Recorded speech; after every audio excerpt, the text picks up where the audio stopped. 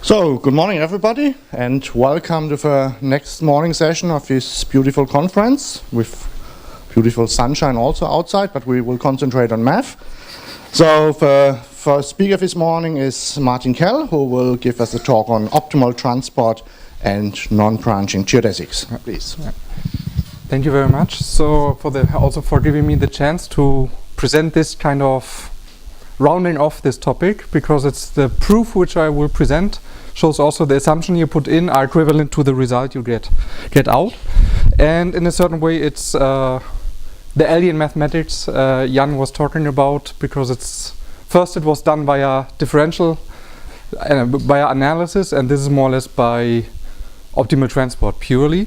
So it's the old problem of Monge, and mainly I will focus on the LP Monge problem for p larger than 1, because as somebody who's probably studied it, the p equal to 1 has problems because of the non-strict convexity.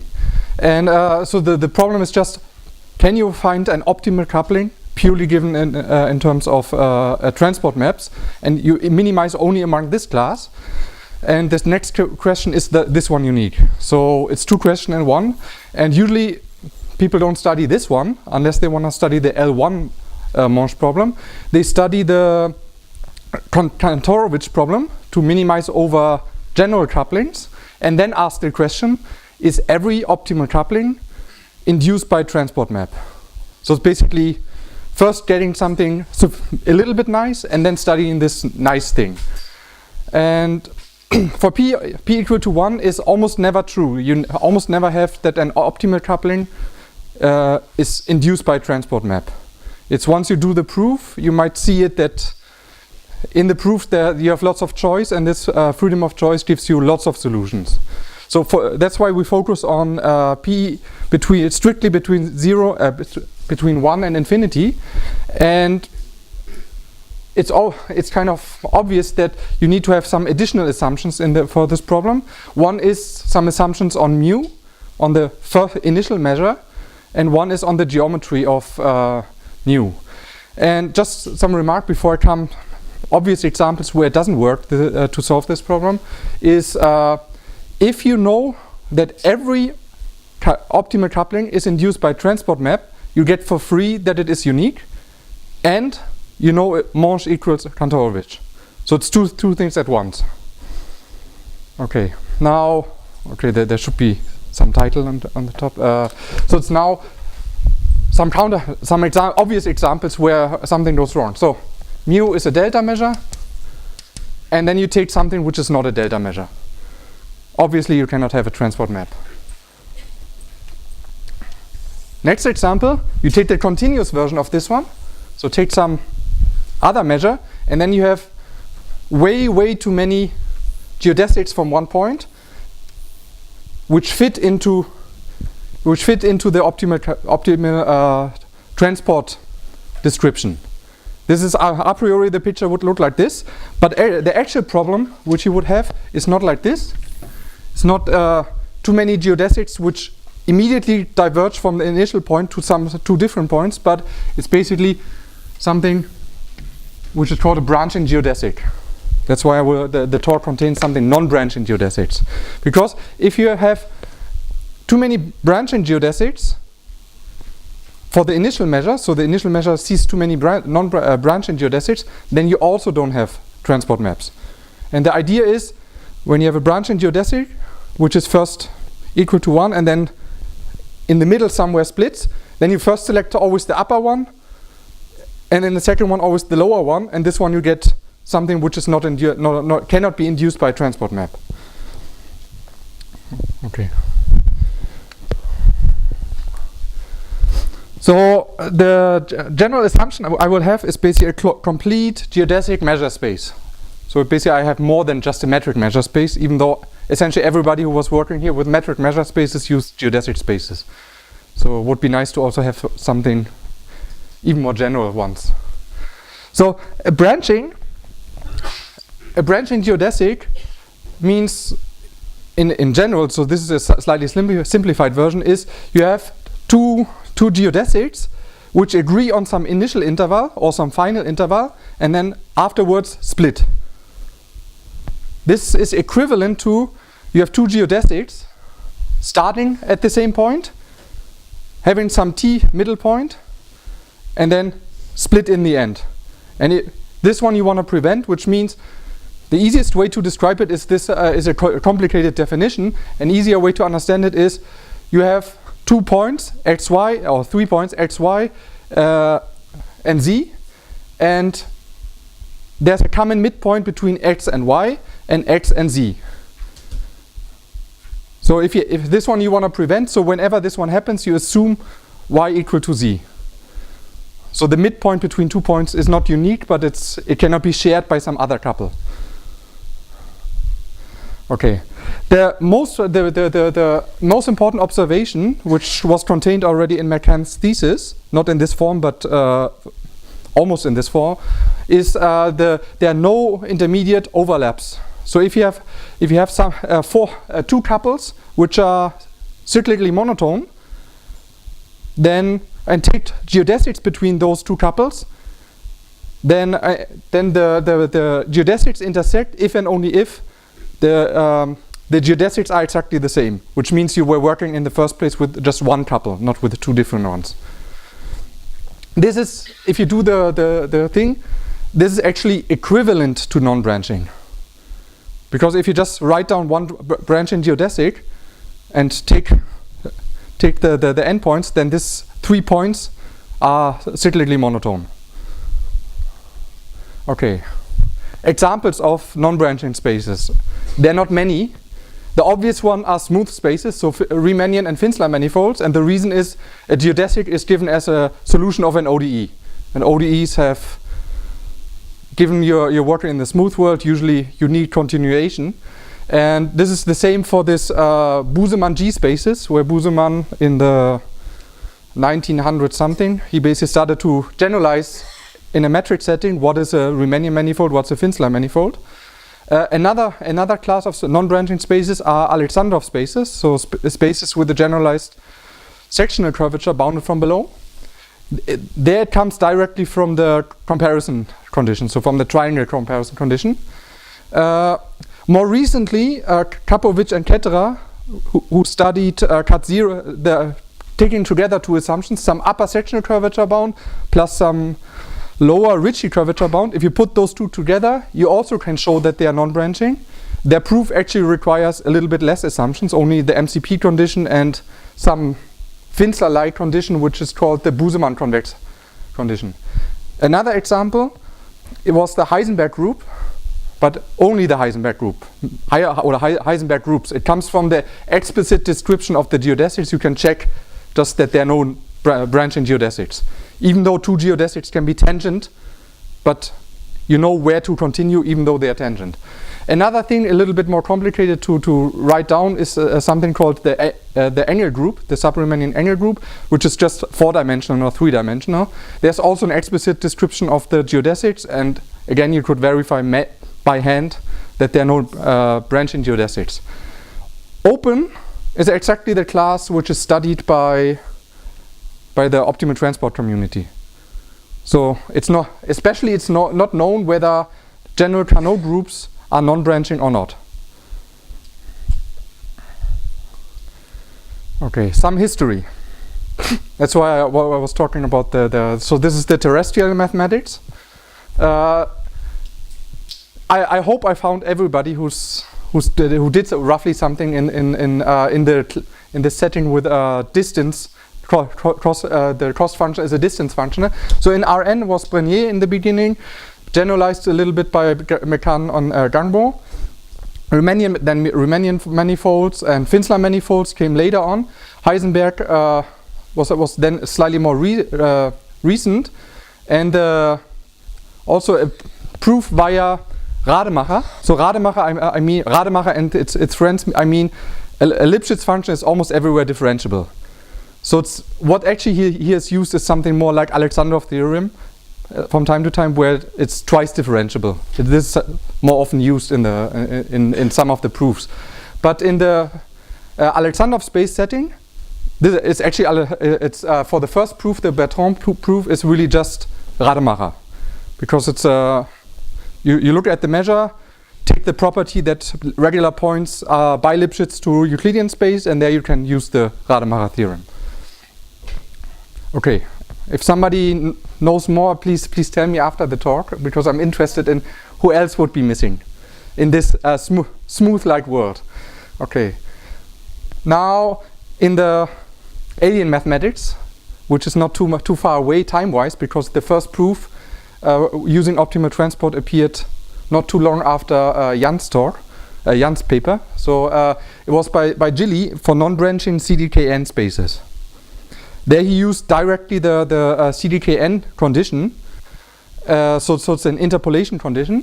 There's also a similar proof with a stronger branching condition by Ambrosio and Rajala. And the proof which I will present today is here the Cavaletti-Huysman proof, which uses non-branching geodesics and a very, very weak measure contraction property, which I will call later on qualitative non-degenerate, because it looks like the MCP condition, but it's not really the MCP condition. You will see why it's rather weird. And Fabio and Martin also think it's weird, so even though okay.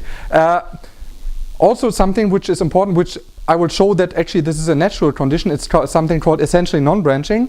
There were also some proofs, which is the natural class of RCD spaces, because Rajala and Sturm could show that RCD-KN spaces, or with their work plus Ambrosio, Gigli, Savary with the EVI description, you could show that RCD spaces are essentially non-branching, and then via some work you can show that they are they're always transport maps.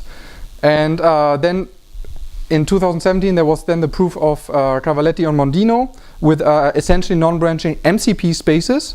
And when I saw their proof, and I was working some time with the Cavaletti-Huysman approach, and I saw some similar idea what Cavaletti-Mondino used can also be used for the very, very weak description, where you can show that essentially non-branching spaces with this very, very weak MCP condition have also transport maps. The proof is kind of similar but not similar. So the MCP condition uses densities, and the Cavaletti-Huysman approach, and also what I use, doesn't use densities. It uses how much area you have to transport. So you do not write, if you write Bishop Gromov, you do not write Bishop Gromov with respect to the Jacobian. You write Bishop Gromov about how large the balls are. And that's the difference between the two approaches. It has some advantage, because writing down a Jacobian is slightly stronger than saying how large a set is. Okay. Now some notation. Whenever I take some gamma, so most of the time a gamma is a subset of the cross product, so it's two couples of points. And when I write gamma t, then I mean the t midpoints. So the points which are, for example, gamma 1/2 is just the midpoints between 2 points in gamma. So it's a couple in gamma. And another notation I'm using, if you have some set A and some point x, then the notation ATX is just the t midpoints between a point of in A and in x.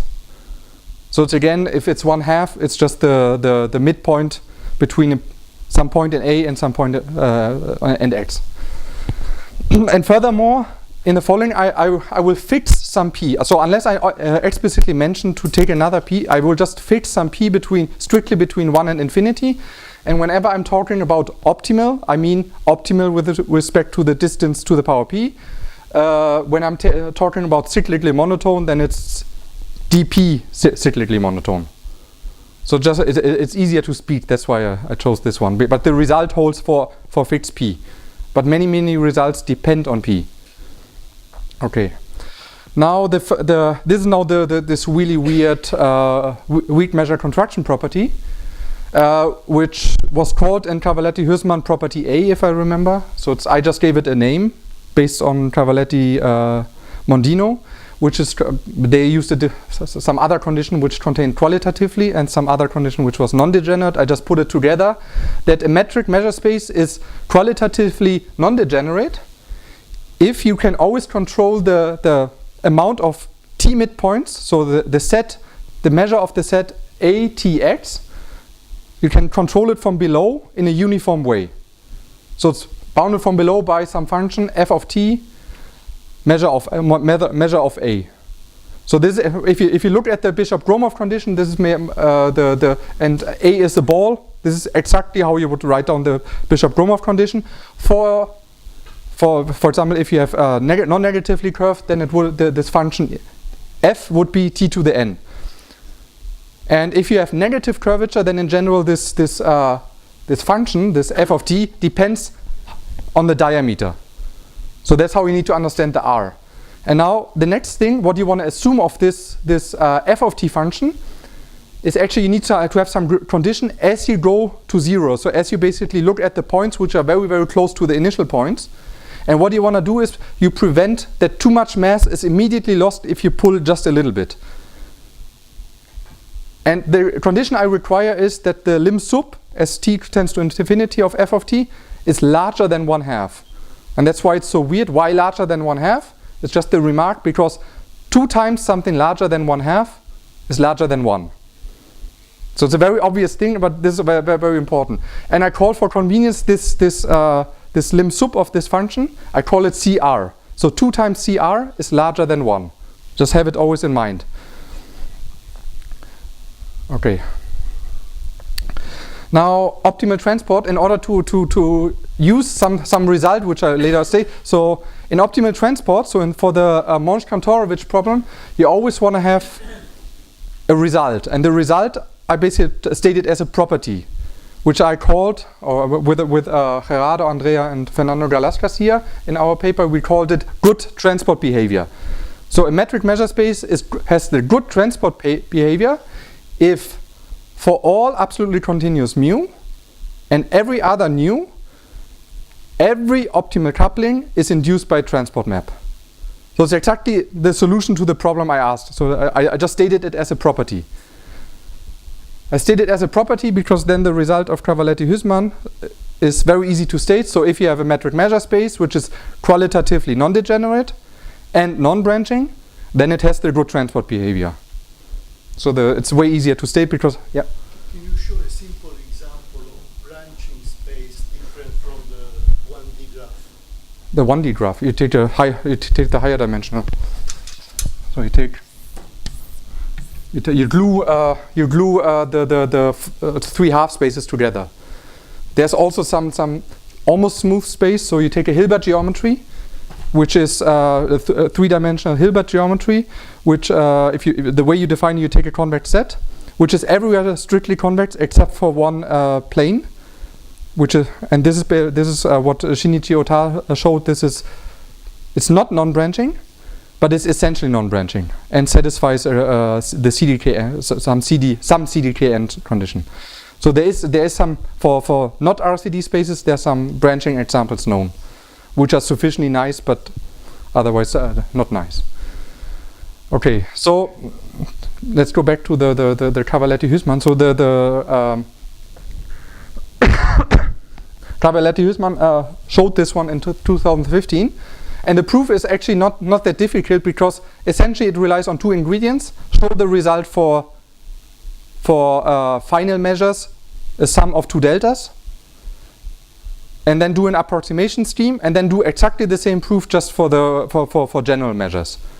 That's how it is. So, and the most simple example to the next. So when you have just 1 delta measure, it's trivial to have a transport map. You just transport everything to this point. So that's why it's the sum of 2 deltas is the next most difficult example.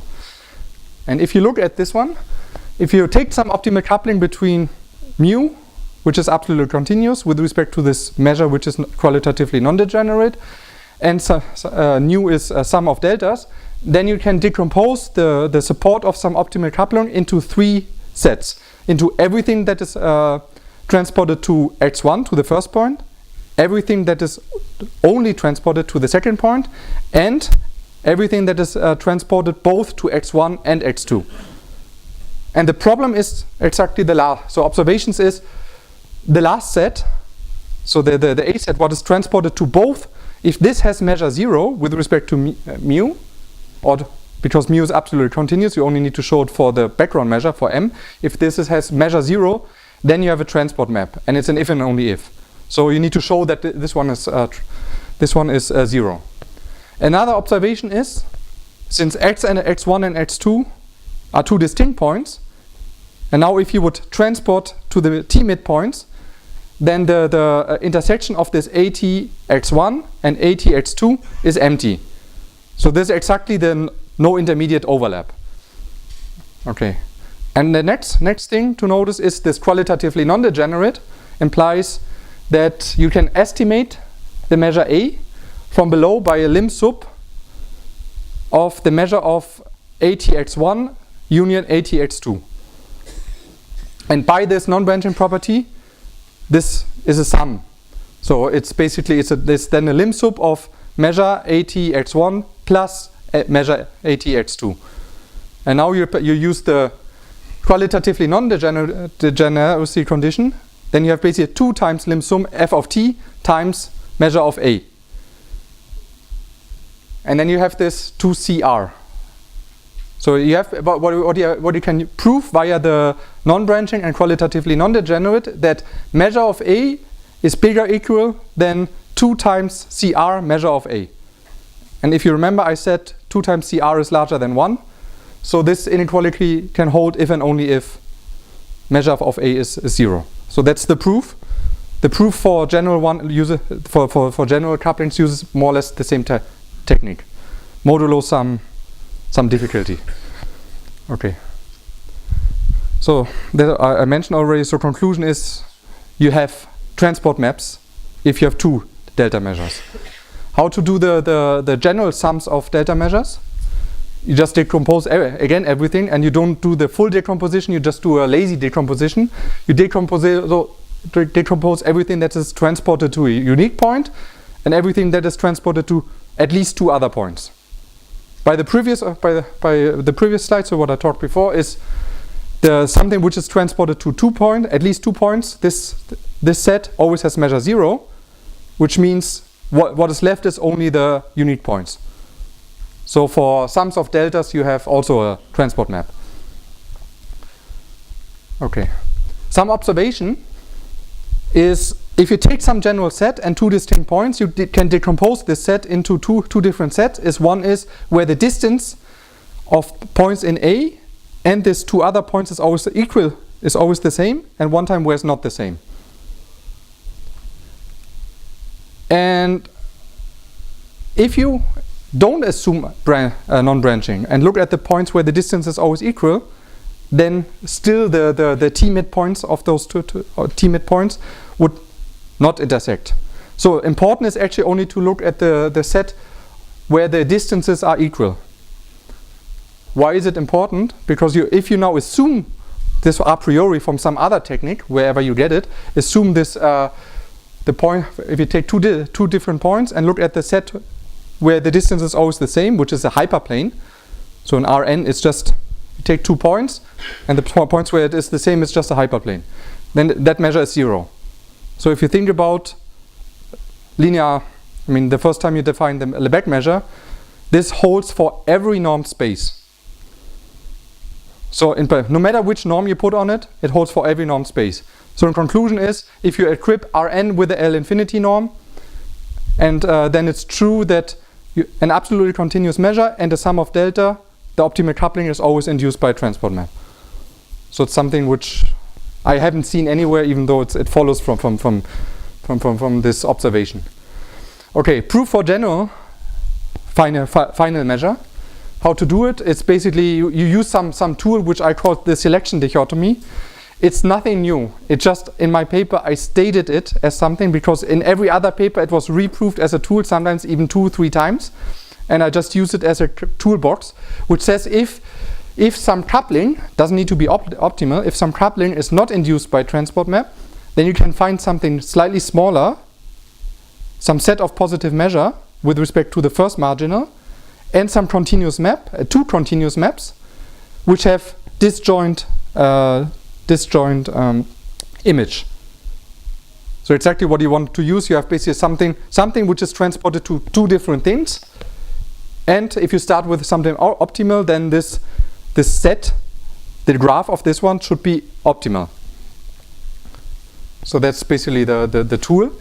And now the first thing, as I said, is basically the no intermediate transport is if you now look at the t midpoints of those two graphs of the functions, then they do not intersect by the non-branching property. And the other thing is what I used is basically you can approximate now the measure of the set of this measure k, which you selected via the selection dichotomy, via the sum of the t midpoints as t goes to 0. Okay. Now this is basically now the most difficult step in the proof is kind of the an approximation of general C-cyclically monotone sets. Some condition which uses the qualitatively non-degenerate condition, which is just defined for final points, and you want to generalize this one not for just for final points, but for general C-cyclically monotone sets, because that's exactly the same way the C-cyclically monotone, the qualitative non-degenerate looks like. It's basically you estimate the t midpoints from below by f of t times the initial points. So the measure of this one. And I present a very, very simplified proof. So the proof is not true, very important. That's why it's just idea of the proof. So what you take is just, you have your measure nu, your final measure, and approximate it by a sequence of discrete measures.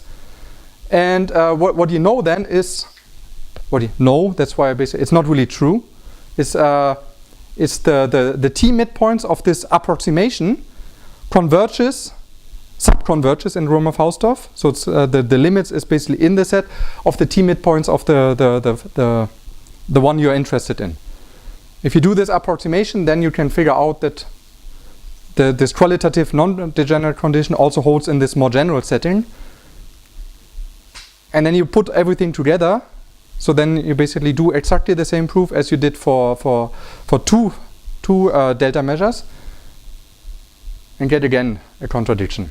I mean, this time you need to assume m of a. This time it's a proof by contradiction. So you assume m of a is larger than 0, and you arrive at a contradiction using the qualitative non-degenerate condition.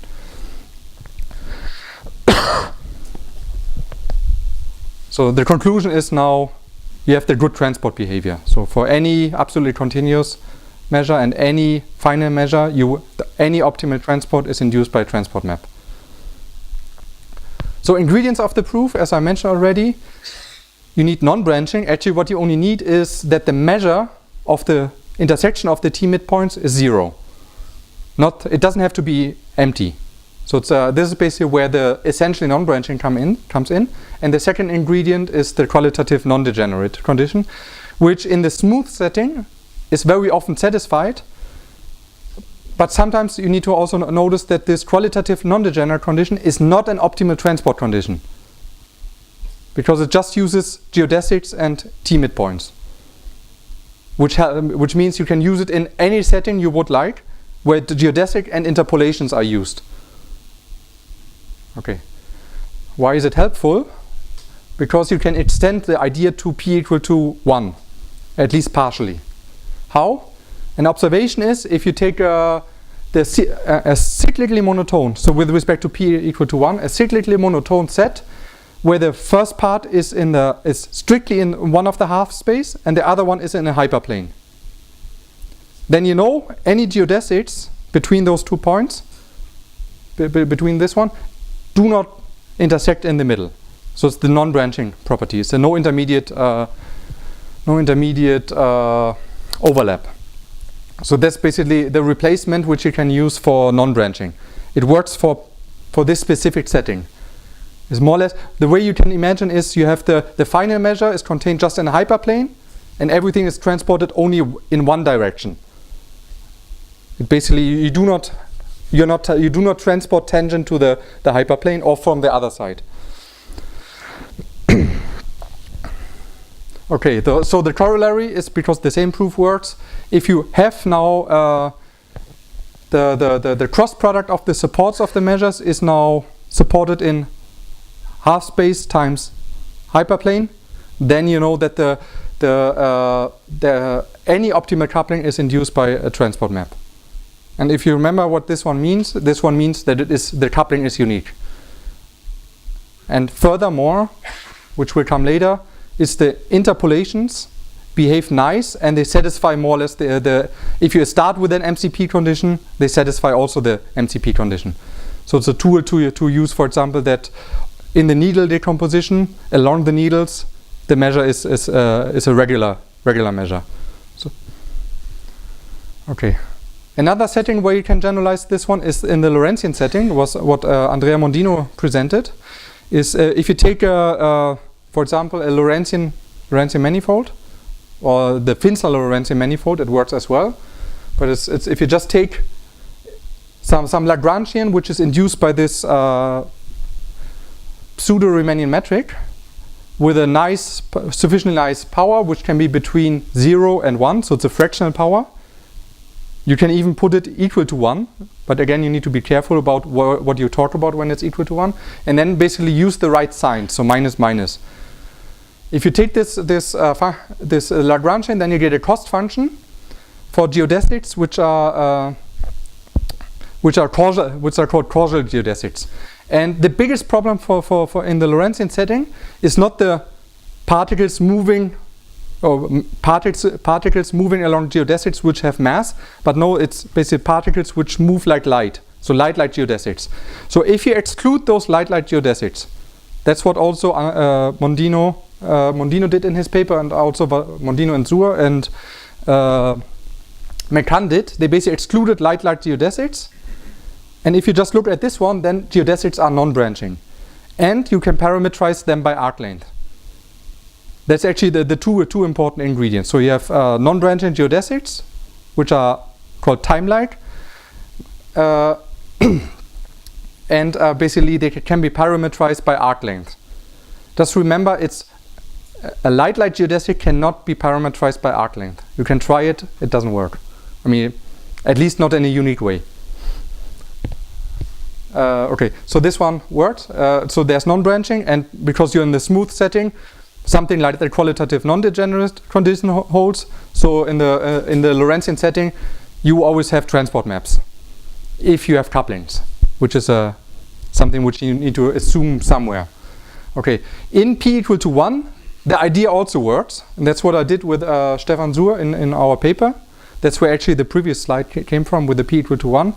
So in the general relativity world, there's some terminology which is called hyperbolic, and if you have hyperbolic, you can introduce a time function. This is not really time in the setting of normal thing, but it basically says if something moves towards the future, then the time increases. So that's a time function, and that function is smooth. You can show this one, and you can use this one as the idea of hyperplane and half space. So if the initial measure is in the past with respect to this thing, and the final measure is in a time slice, so it always happens at the same time, then you can find transport maps. The idea of this is exactly the same as I basically had with the standard L1 optimal transport of the previous slide. So that's the extension, and since the proofs are not much different, you need to be a little bit more careful with the approximation, but it's not much different. I won't go into more into this one. So so we know now that non-branching and qualitatively non-degenerate implies good transport behavior. So let's now look at spaces which just have this good transport behavior to figure out which of those conditions are necessary, which one are not necessary. So what those spaces have. So the first one is you always have transport maps. This basically comes from the condition.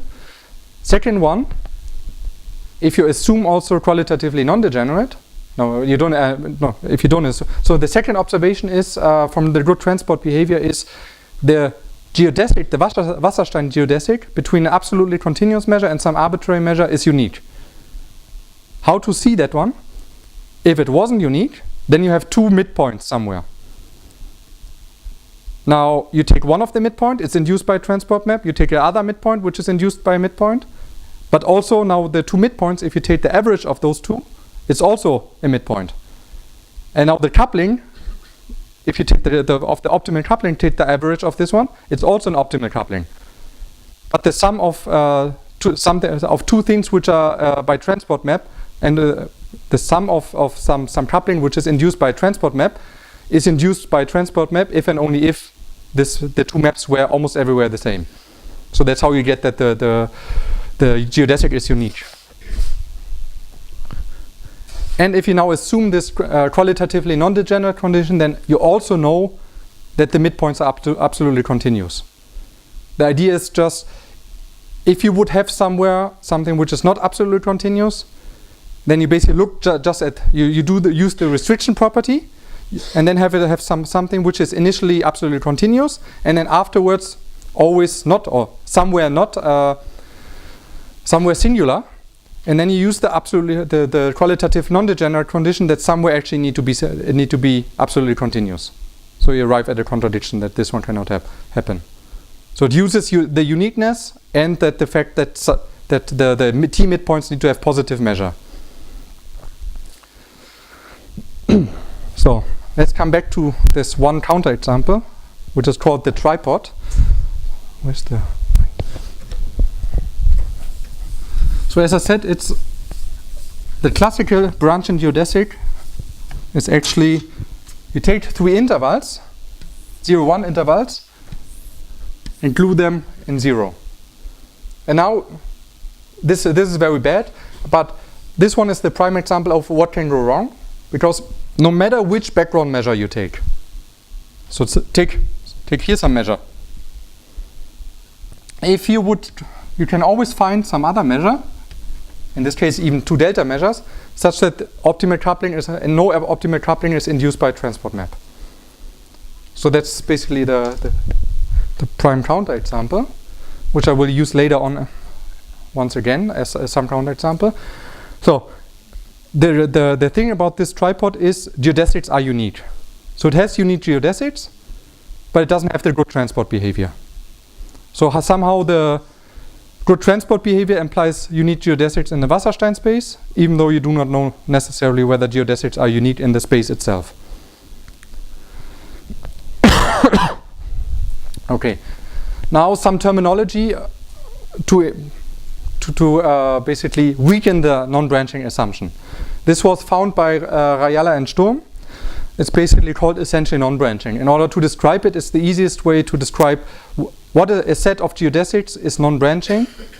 So whenever you take two distinct geodesics out of this one, which start at the same point and have some intermediate common point, then they are actually the same.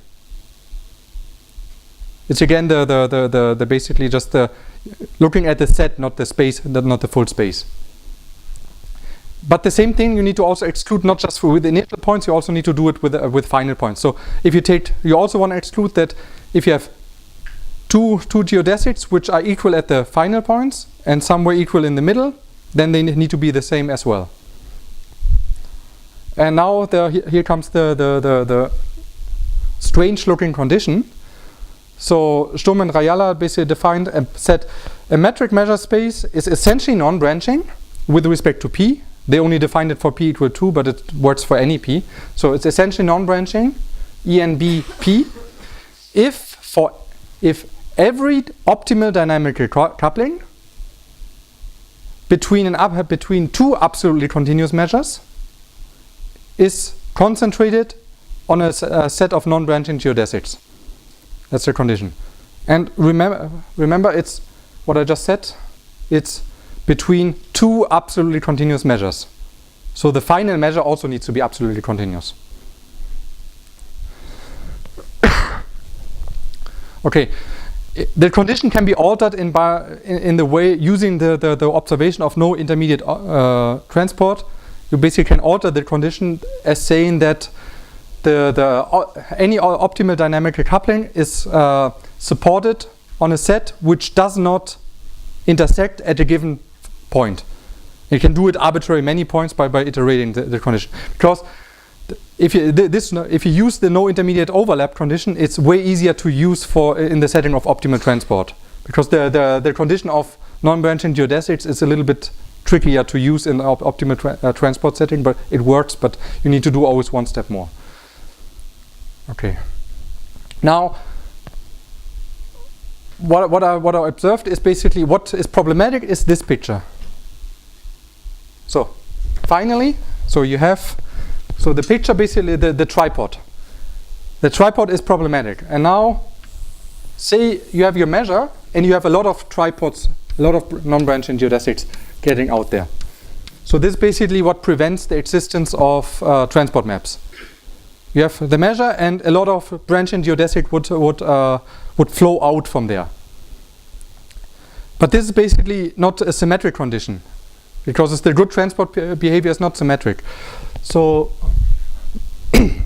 what you actually only need to look at is geodesics which should not branch from one side, so to the left. So if you go from here or to the right, I always forget which way around. So it's basically if you go from the left to the right, it should not branch. So it should be a non-branching to the right, not other way. So you prevent the tripod the way I drew it. This condition is, so basically if you have two, so to say it again, set of geodesic is non-branching to the left if for all geodesics which are initially the same and have some t midpoint, then they are the same all over. That's what you want to prevent. And what I could show is if you have, so if you just assume you have a space satisfying the good transport behavior, then every optimal coupling from an absolutely continuous measure to an arbitrary measure is concentrated on a set of non-branching geodesics to the right. As I just said, it should be to the right. Why is this one nice? This one means in particular a space which satisfies the good transport behavior is essentially non-branching. So in a certain way it means in order to generalize the Cavaletti-Huysman paper, you need to assume so the essentially non-branching condition is necessary. So the idea is now, is it also sufficient? So can you basically generalize their proof?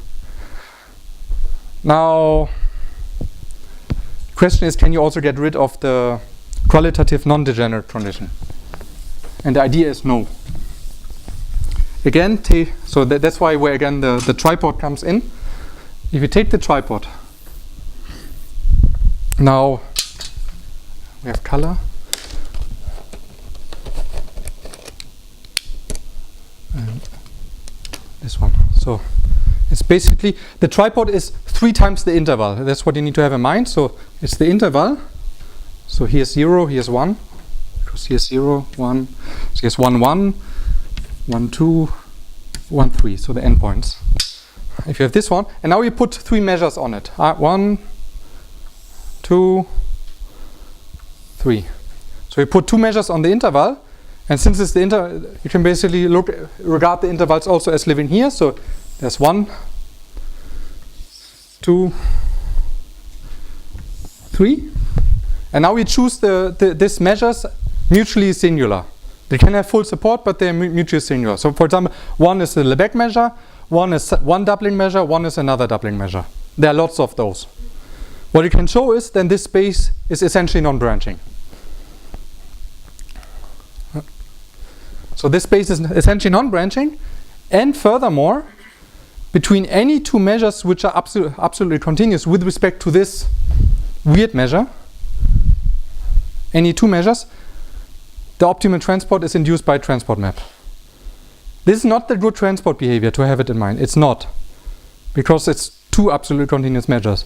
But it somehow shows that you need to assume at least some curvature condition, because this space cannot satisfy the qualitative non-degenerate condition. Because in this space, the constant is equal to 1/2, not larger than 1/2. The problem is, if you have some point in one of the ends of the tripod, take a set here and a set here, and would move it towards, then suddenly you lose mass once you go over the branching point. And the closer you come in here, the more likely you will basically lose suddenly mass. Okay. Now what I said is basically I was able to generalize the Cavaletti-Huysman proof. So the result states essentially non-branching plus qualitative non-degenerate implies good transport behavior. And I hope I convinced you now that this one is maximal. So it means if you assume the corollary of this result is assuming qualitative non-degenerate, then essentially non-branching is equivalent to good transport behavior. And good transport behavior is easy to understand for somebody from optimal transport. Essentially non-branching is not so easy to understand. But this equivalence means doesn't matter because it's the one is easy to understand. So idea of the proof. First observation, since the final measure is not absolutely continuous, essentially non-branching cannot be applied. So you need to use somehow, you need to construct absolutely continuous interpolation measures. And that's what I did. But it's more important is the qualitative non-degenerate condition says all t midpoints need to have a certain measure, not just some. So it's not enough to just construct some absolutely continuous interpolation. No, you need to construct an absolutely continuous interpolation which sees all t midpoints, and that's what the condition says. So there is an absolutely continuous interpolation, such that if you look at the t midpoints and take the background measure, then it's mutually absolutely continuous with a background measure restricted to the t midpoints. That's very weird. So this is basically the one condition means just absolutely continuous. The other one means it sees all midpoints. It's very important to have this condition. And now, as I mentioned already, essentially non-branching can now be used to show that the t midpoints do not intersect. Exactly what I mentioned earlier, that the ingredient of the Cavaletti-Huysman proof was that the intersection of the t midpoints with two different final destinations is basically has measure 0. It's not necessary that it is empty. So now exactly the same, more or less exactly the same proof as Cavaletti-Huysman gives the result. So the hard part is in proving the existence of the absolutely continuous interpolation, and this uses some, how's it called? The Gigli. It uses some classical theorem of the generalized Lebesgue decomposition. So there's a generalized Lebesgue decomposition with respect to a full set with respect to a compact convex set of measures. You can decompose in the same way you do the Lebesgue decomposition of a measure. Okay. So intermediate summary. So what have we just done? If we have a space which is essentially non-branching and qualitatively non-degenerate, and you have a measure which is absolutely continuous, which meaning it has density, and some arbitrary final measure, then first thing, uniqueness. There's a unique optimal dynamical coupling. The geodesic is unique. Second, it has good transport behavior. So the coupling between initial and final is induced by transport map. Second, every interpolation point is absolutely continuous. It's the same. That's what I mentioned before. Qualitatively non-degenerate plus good transport behavior implies absolutely continuous interpolation. So the interpolation have densities. Furthermore, you can use this qualitatively non-degenerate to turn around. As I mentioned before, the qualitative non-degenerate is a statement about how much size you have, but usually the MCP condition and the CD condition talk about densities, so talk about Jacobian. So if you carefully do this, then you can now bound the densities of the of the interpolation by the density of the initial point. This looks very weird. But think about f of t is 1 minus 1 over 1 to the minus 1 over n. And this is then bigger or equal to some constant f to the minus 1 over n. So this condition is the pointwise condition of the MCP condition, just in a generalized sense. That's why it makes sense to talk about very weak MCP condition. Okay. some application, which I have 2 minutes. So some application is now what you can use it is for measure rigidity. So assume you have 2 measures on the same metric measure space, which are both essentially non-branching and qualitatively non-degenerate. Then you know already they are mutually absolutely continuous. Corollary is, if you have 2 RCD spaces, 2 RCD measures on the same metric space, then they are mutually absolutely continuous. Because RCD spaces are essentially non-branching. Important is that they are finite dimensional RCD spaces, otherwise it's wrong. Or otherwise it's not known, let's say it that way. So just, I have a minute. So how to prove it? First proof. Decompose the second measure, the Lebesgue measure, into something singular and something absolutely continuous with respect to the first measure. And assume that the singular measure is non-trivial. Then some observation. By this strong interpolation property, the absolutely continuous part of the second measure need to be non-trivial. So or in other words, the 2 measures you're looking at, they cannot be mutually singular. That's the way to state it. And then the following claim implies the contradiction is the singular part of the second measure alone is already essentially non-branching and qualitatively non-degenerate. And then we arrive at a contradiction. What's the idea of this one? It's just you prove literally the qualitative non-degenerate condition, because essentially non-branching you get for free. How to prove it is you only need to look at you only need to show that if you take a set which has positive measure with respect to the second measure, but 0 measure with respect to the first one, then it satisfies the qualitatively non-degenerate condition. And just you probably it's because not enough time. Let's just I show it. So it's you just use the fact that actually the qualitatively non-degenerate condition tells you can push out geodesics a little bit further. So almost every point is in the middle of some geodesic.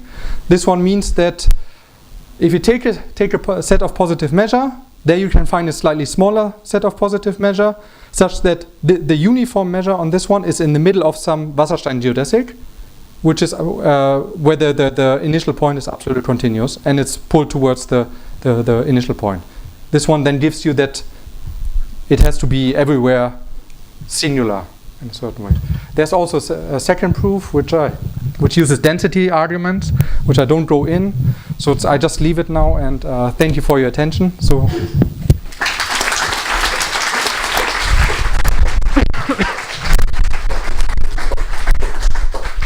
Yeah, thanks for the talk. Are there questions, comments? Please. In the classical settings, under your assumption, which is qualitative non-degeneracy and non-branching, it can be proved that a wider class of transport plan, which include the non-optimal transport plan sometimes, are supported on the graph of transport maps. Do you know if this is true also in the metric setting or something? You mean this not supported on an n-1 rectifiable set? No, I mean sometimes there are transport plans which are non-optimal, but under your assumption, in the classical setting at least, in a Rn or on Riemannian manifold, you can prove that they are supported anyway on a... Yeah, the only it's actually cyclically monotone is not really needed. What is needed is just this two point. So this is true also in this setting. Yeah, in that setting it's the only thing which is needed. Okay. So the uniqueness, you need to for the uniqueness proof, you need to have that the intermediate points also satisfy something. So you need to have some, if this one, also the middle point need to be nice. More questions? I have one brief question. All your results about essential non-branching, good behavior and so on depend on P. Yeah. Is there any progress in the question whether this probability for one P implies probability for another P? No. Not yet. So I don't even have an idea how to do it, because it's... Okay. So let's thank the speaker again.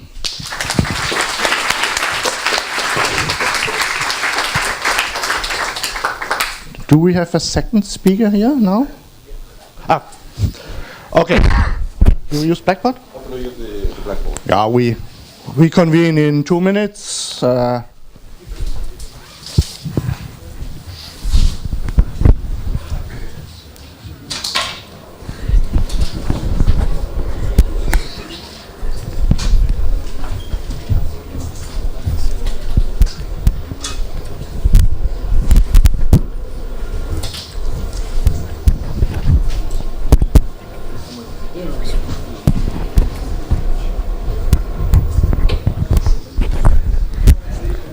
Thank you.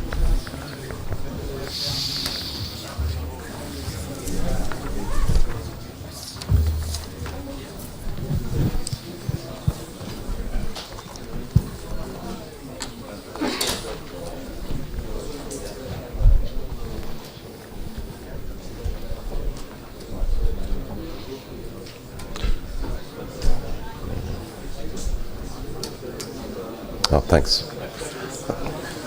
Do we lift? Okay.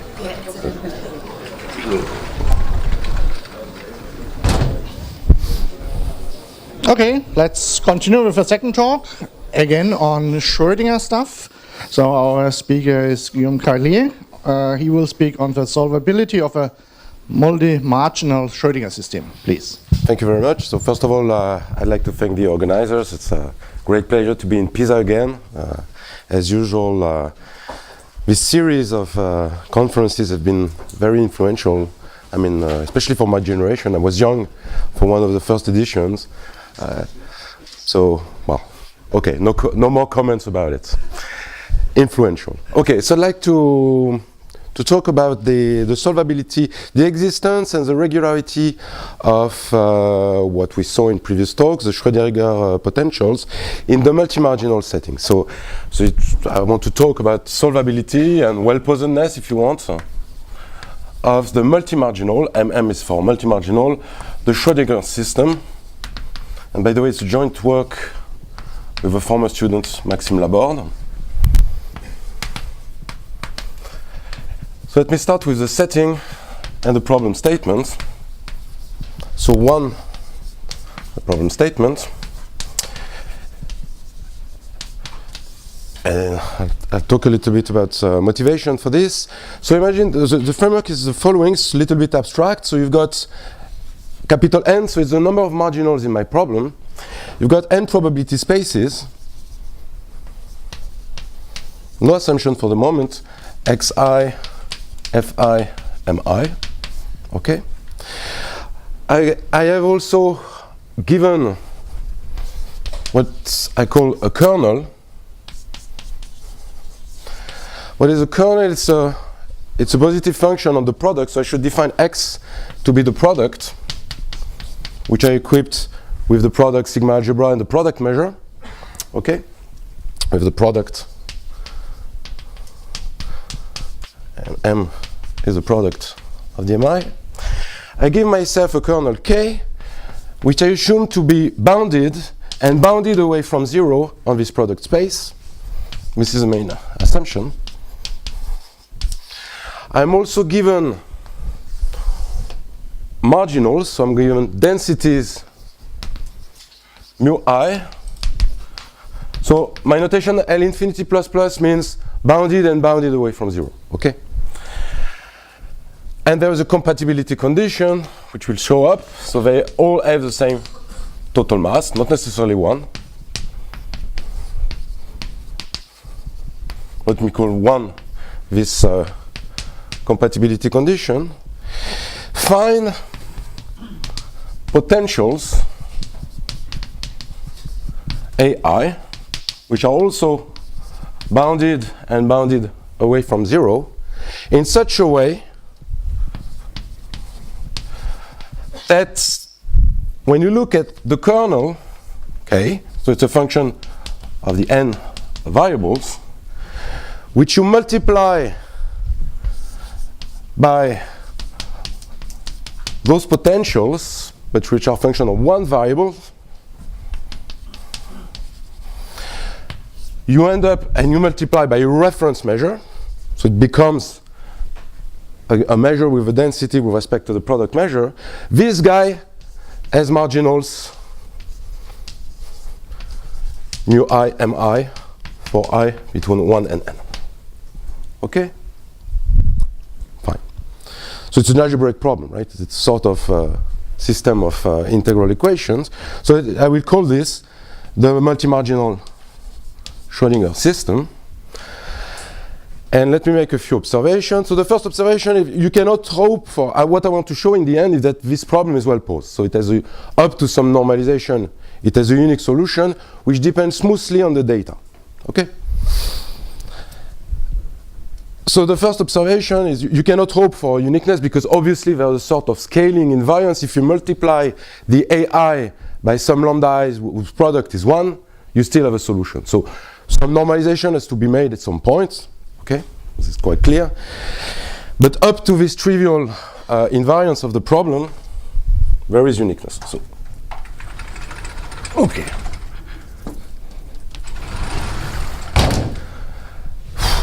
Aging. When I was young, it was less heavy 10 years ago. Okay. Maybe I smoked too much. A few words about motivation. Why should we be interested in a system like this, which at first glance has nothing to do with optimal transport? So the first motivation, we saw it already in the talk of Marco Couturi and the talk about the Schrödinger problem. It's so first motivation, it's entropic approximation of optimal transport, which goes like this. So imagine you have a problem, a multi-marginal optimal transport problem, but it's on the product space and there are several marginal constraints. And now the constraint is that gamma has marginals just as above, mu1 m1, mu_n mn. So I forgot to say, you see why the condition 1 you have is obviously a compatibility condition. You cannot have a measure with all marginals are the mu I mi without all these guys having the same integral. So it's clearly a necessary condition to solve the Schrödinger problem, is condition 1. Okay, so it's quite involved problem, contrary to the, we know a lot of things about the two marginal case, but this kind of problem is not fully understood. Many people in special cases, in particular for the Coulomb repulsive cost and so on, and many people here in Pisa, including Giuseppe, Luigi, and others, worked on this. And it's not fully, the structure in general is not fully understood of these problems. So what is nice is to relax it a little bit, to make an approximation, at least for numerical purposes, as Marco Couturi explained, approximate problem with a small parameter. So you take this guy, and this is linear programming in infinite dimension, so it's better to put some strictly convex penalization, and entropy is a distinguished one. So again, you need the reference measure. This is my measure M I had before, with the same constraints, mu I mi, where, as usual, this is relative entropy. So this is the integral of log d gamma of a dm minus 1 d gamma, if gamma is absolutely continuous with respect to m and plus infinity otherwise. And now the nice thing with this is this guy is the same as you can put the cost into the reference measure. This is exactly the same as the relative entropy, not with respect to m, but with m with a weight, which is e to the minus c epsilon m. Okay, so you see the approximation is an entropy or relative entropy minimization with respect to a measure which has a density which is a Gibbs kernel associated to the cost. Okay, this is a Gibbs kernel. So now this approximation, so let me call it P, and this is P epsilon. So P epsilon has a unique solution. And now what is it's easy to see that it has a positive density and so on. So you see, oh, I didn't mention, okay, I assume that the cost is bounded. So the kernel K I have above, think that it is the Gibbs kernel associated to a cost. It's an approximation of this optimal transport problem, okay? And at least formally, I will explain what is formal. Formally here means assume there are Lagrange multipliers associated to the marginal constraints, and assume that these are nice L-infinity functions. So formally, if there are L-infinity multipliers, Lagrange multipliers, which you cannot actually take for granted with the marginal constraints, then the optimality condition tell you that this gamma epsilon has a lot of structure. It should be the kernel, the Gibbs kernel, times the corrector, which should be the product. So the, let me call the multipliers phi I. The product of the exponential of phi I times m. But of course, this on that is correct if you can find the phi I in such a way that this guy has the correct marginal to make the whole thing consistent. Okay? So this is a special instance. So this is approximation of multi-marginal OT gives rise to this, this system with the kernel e to the minus c epsilon. Okay. And it is very tempting to look at the dual problem for the phi I and so on, but you have serious, it's not clear at all by the direct method of the calculus of variation that this problem. A solution probably I should give a reference. Direct method to prove the existence, to show existence.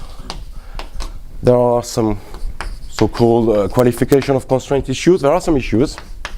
And there's a very nice paper in the 90s by Borwein, Lewis, and Nussbaum in Journal of Functional Analysis in 94, who address this problem and show that we solved it for the two marginal case. I'll come back to this and show what are the issues to prove that they are nice potentials. Okay. And I don't want to define some sort of relaxation of the system. I want to prove that there are potentials and they depend nicely on the data of the problem. Okay, so if you have a question, do not hesitate so far. So this is the first motivation. So multi-marginal optimal transport and approximation. There are other contexts where this kind of equation, this kind of problems, this kind of entropy minimization problem show up. I want to discuss it a little bit.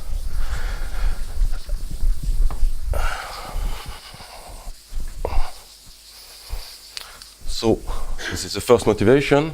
Oh, sorry, I forgot. I erased the wrong. Sorry about that.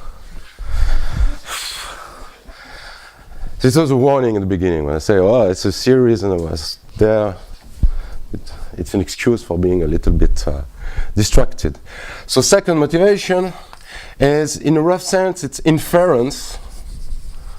It's a word that a bit vague, but which has some connection with statistics or learning, also in economics, econometrics, where the problem we have often in practice, and that's why I don't want to put a special structure on the cost or on the kernel, is exactly the reverse of optimal transport, that you observe couplings, this is what you have from the data, but you don't know exactly what the cost, what are the preferences of the user or the network or whatever, right? You don't know this. So what you want to do is sort of an inverse problem. You want to infer what the cost looks like starting from the data, okay? And all of this is noisy, okay? You don't have perfect observation. So in practice, imagine you observe gamma, maybe plus some noise. And what is C? Okay? Behind this, you have there is some black box which says that people optimize something, or they solve some sort of optimal transport problem, maybe with some noise. And observing gamma, you want to retrieve the C. So you see that it is the Schrödinger system tells you that the gamma is a special form, maybe up to some noise. So if you believe in this, you have some information on the real cost, on the Gibbs measure itself. Okay, so this is also something in practice that might be used. It's well known in econometrics since at least the 60s. And there is a third motivation, which is, okay, think in the problem, the multi-marginal Schrödinger system is a generalization of what is called, the matrix scaling problem, the problem which is called DAD. I mention this because matrix scaling problems have some connection with the Perron-Frobenius theory, and there's a spike of interest, as Marco said, because Perron-Frobenius, for instance, is a special instance of this, is a page ranking problem, where basically you want to find a positive eigenvector to a large matrix with non-negative entries. This is not what I'm going to do here, but here what we are doing, imagine the multi-marginal is a generalization of the problem where, imagine you've got a matrix K with positive entries, and what you want to do is to find diagonal matrices. When you multiply from the left and from the right this matrix K by these two diagonal matrices, you end up with a bistochastic matrix. And bistochastic matrices are nice. Why? Because we know what the constant vector is an eigenvector. Find scalings, this is what the DAD comes from, so A is K, sorry about this, and D is for diagonal. So find diagonal matrices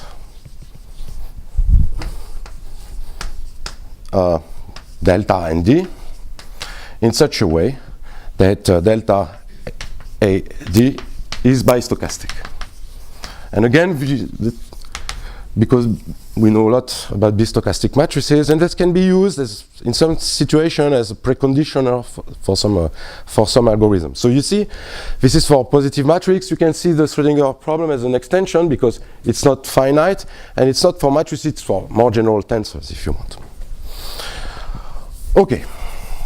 So now, let me go to the second part, which is, let me start with a special situation, the two-marginal case.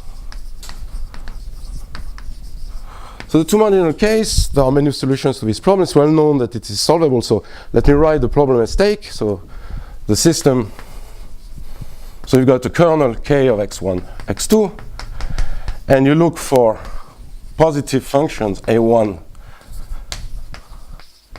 a2, which are, let me write it in sort of fixed point manner, in such a way that a1 of x1 should be the prescribed measure scaled by the integral of k with respect to the other variables with weight a2, x2, dm2 of x2.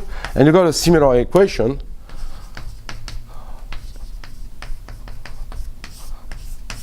for the second potential, okay? So you look for a fixed point of this map. So this is, you can define this as an operator, phi of a2. So if you know a2, you know the a1. Let me call this, say, psi of a1, and you look for a fixed point of phi composed with psi. Okay. And now there's an elegant solution. There are many solutions to this problem in the two-marginal setting, which is based on the so-called Hilbert metric. I like very much this argument because it's a few lines. And it's iterating these maps is exactly the algorithm called synchron algorithm that Marco presented. So the proof is completely constructive.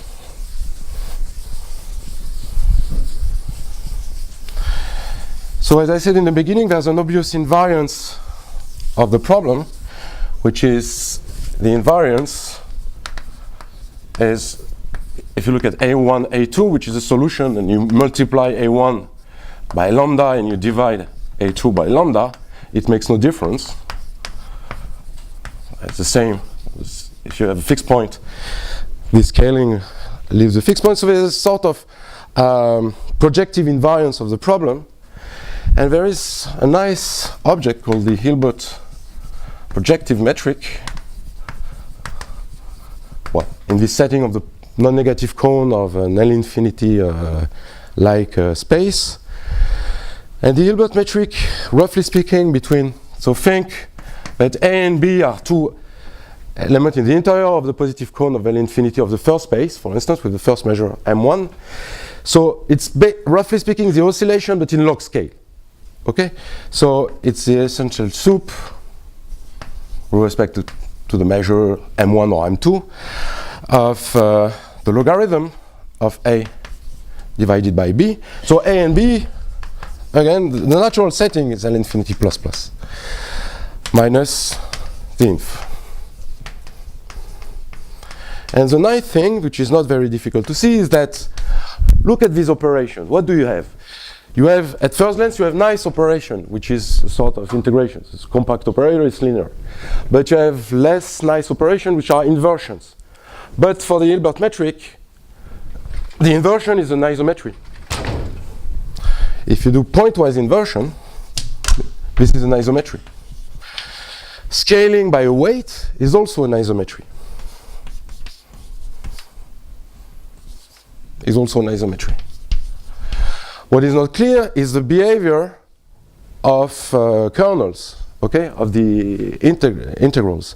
But now what is nice, it's an old result by Birkhoff, which shows that if the kernel is bounded, in fact, the guy which is here, this integral, as a function of the weight A, is a contraction for the Hilbert metric. Okay? So there's a result of Birkhoff, Garrett Birkhoff, the same who proved that permutation matrices are the extreme points of the set of stochastic measures, proves that A gives the integral of K. It's a sort of convolution, if you want. Okay, I should write, let me write it this way, in a loose way, is a contraction. Okay? And now up to some scaling, it's not very difficult to see that the interior of the positive cone, if you, for instance, you prescribed the L1, the integral of A, you fix it to 1. This is a complete metric space. So these iterations, not only they converge, but the linear rate, the convergence rate is linear. So this explains why, and this is not in finite dimension, which works in infinity as well. So this explains why the problem with two marginals is well posed. And also it gives, which in practice is important, it gives linear convergence of the synchron algorithm for free. So there's a constructive proof.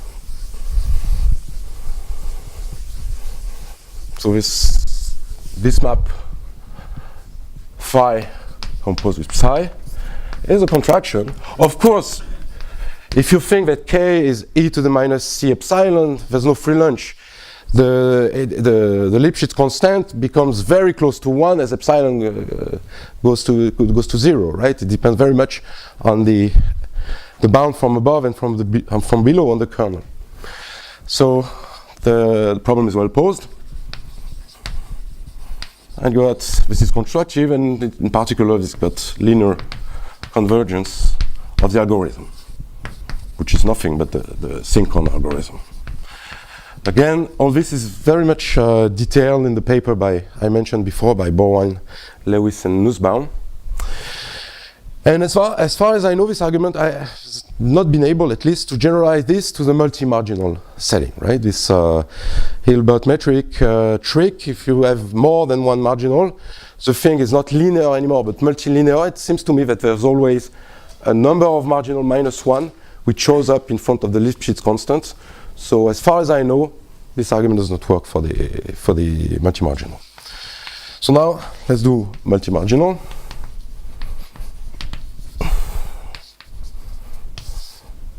Let me start with the result. Under the assumptions I made are only all the data are L infinity plus plus.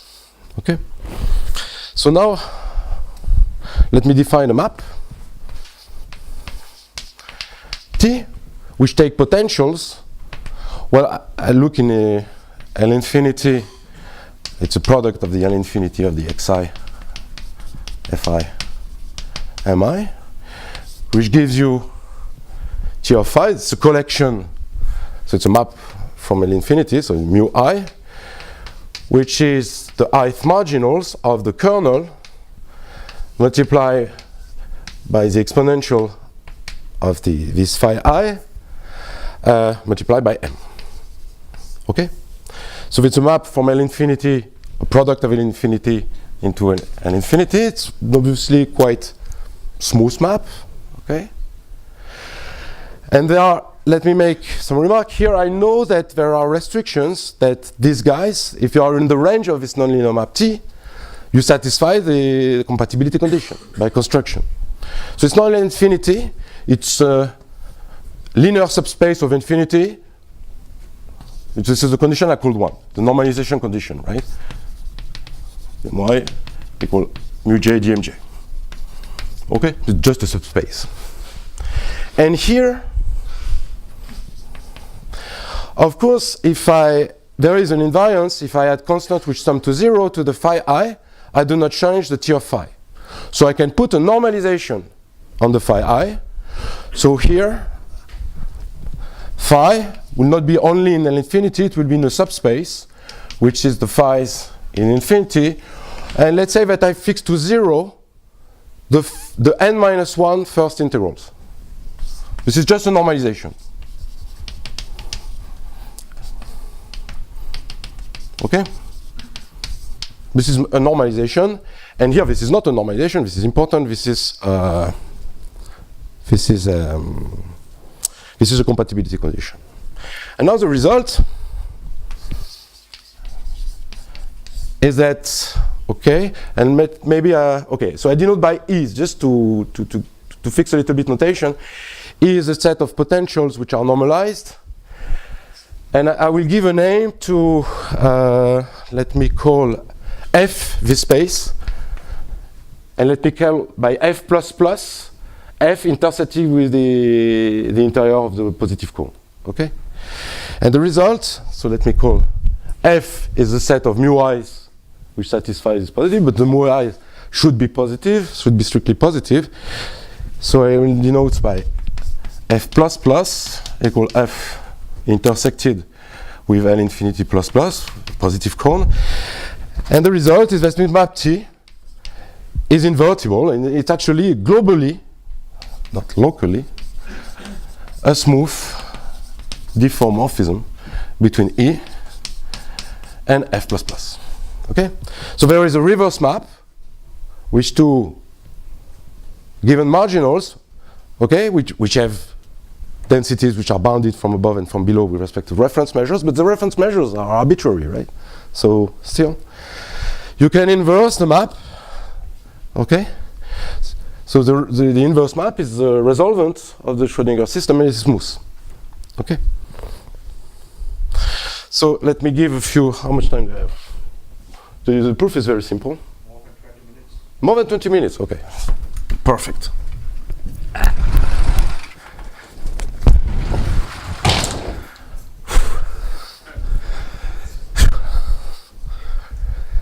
But I will write in a small way. This way I will save some energy. So now you look tired, Yvon, when I didn't know why, but now I understand. Okay.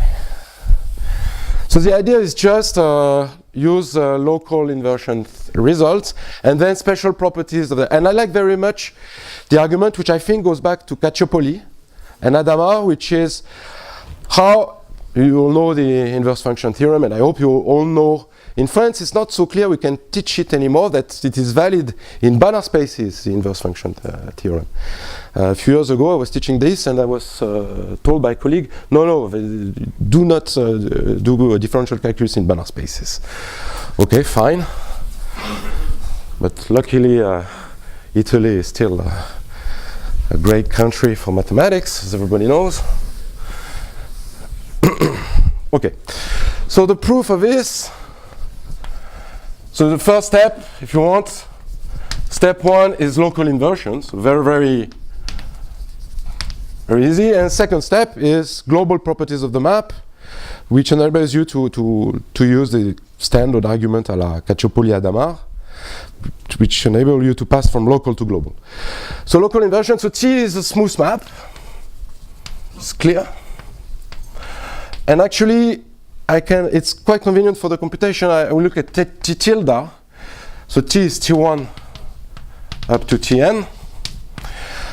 It's better to look in log scale. So these are non-negative functions bounded from below and from above. So I can take the logarithm. It's quite convenient. So T tilde is log of T1, log of Tn. And proving that the derivative of t at a given phi and the derivative of the logarithmic derivative is invertible is exactly the same, because it's up to multiplication by positive weights. So these are invertible operations. So now let me compute.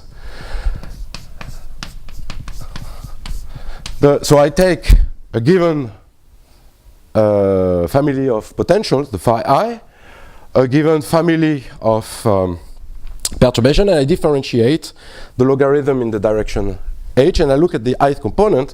So it's very easy to see that this is the same as this guy.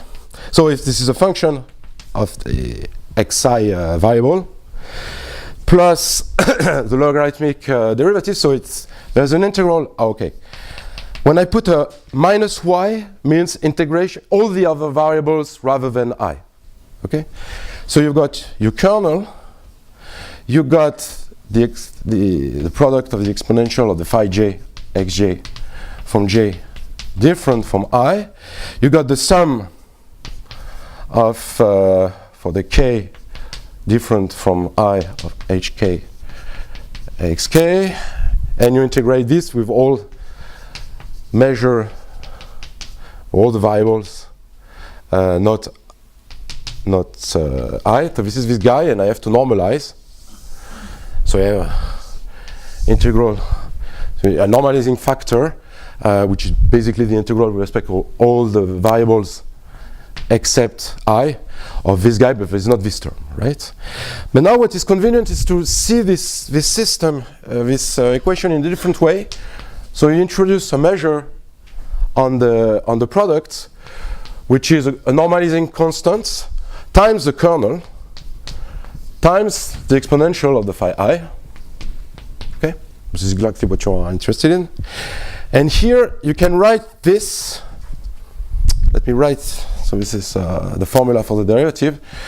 And let me take. Okay. I'll use it later. Let me observe that this formula here, I didn't make it precise, but this, of course, h can be in an infinity, but it can be an L2 as well. Okay, it's convenient to see this as a map in L2. Why? Because in L2 you see that the derivative is a compact perturbation of the identity. So this is very nice. You will be able to use Fredholm theory at some point. Okay, and now let me take h, which is in the null space of this guy. Okay? So this is the same using this measure. This amounts to say, it's better to write it in probabilistic way, right? So let's take a random vector which is distributed according to this measure here, which is equivalent, and I forgot the m here. Okay? So I can write it in this way. So hi of xi is minus, this guy is nothing but a conditional expectation, right? It's minus the conditional expectation, so it's with respect to phi I, of the sum of the other guys, j not I, of aj of xj, given xi. Okay? This is a more synthetic way of writing that this guy is 0. This is exactly the same. But now you do the usual stuff, right? What you do, you multiply by hi,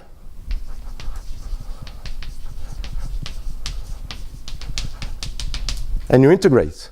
So what you get is the expectation with respect to Q phi of hi xi is minus the sum of the correlation, if you want,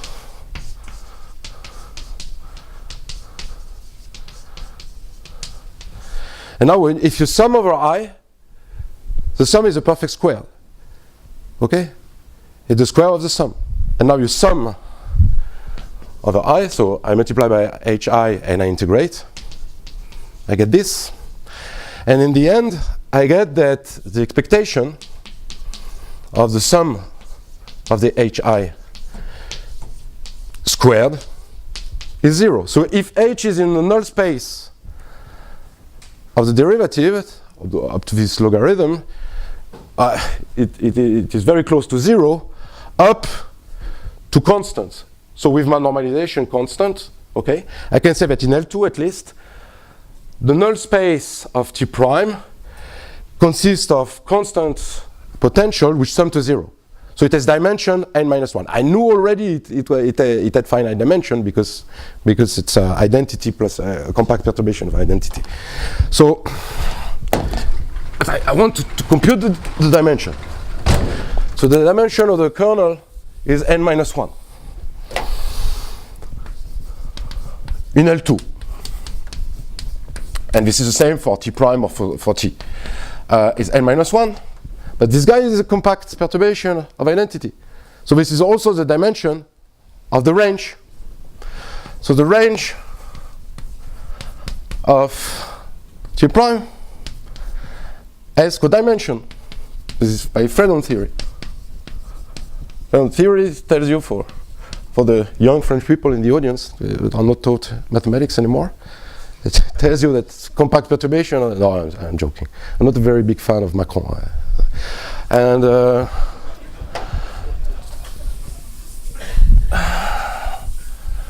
okay, as codimension n minus 1. Yeah, but this comes as no surprise because we know that the range is included in the compatibility condition, which has codimension n minus 1. So the range is exactly the set of potentials which satisfies the normalization condition. Okay? So T prime phi of L2 equal L2 plus the compatibility condition. Okay, you have to come back to L infinity, but this I say that T prime is a compact perturbation of identity in L2. It's just a trick to get some compactness, but the compact part maps L2 into L infinity. So in fact, this holds also. So T prime of phi of E, so E is coming back to L infinity, is F. So it's 1 to 1, and it's onto.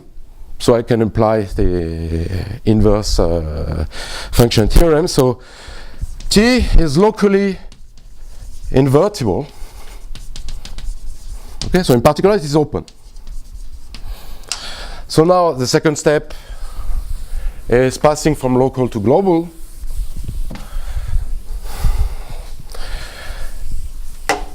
Passing from local to global. So this is arguments a la Cacciopoli-Adama. Step 2, passing to global. So, okay, so look, we have this nonlinear map, T from E to an open subset of a Banach space, and we just saw that it is locally invertible, it's open. So the further property, what is not very difficult to see is that T is globally 1-to-1. This is known already. Why? Because imagine that you got two sets of potentials which are the same and which are normalized, which satisfy this. In fact, we saw in the beginning that the phi's, if you find phi's which solve the Schrödinger system, they should solve some optimization problem. Okay?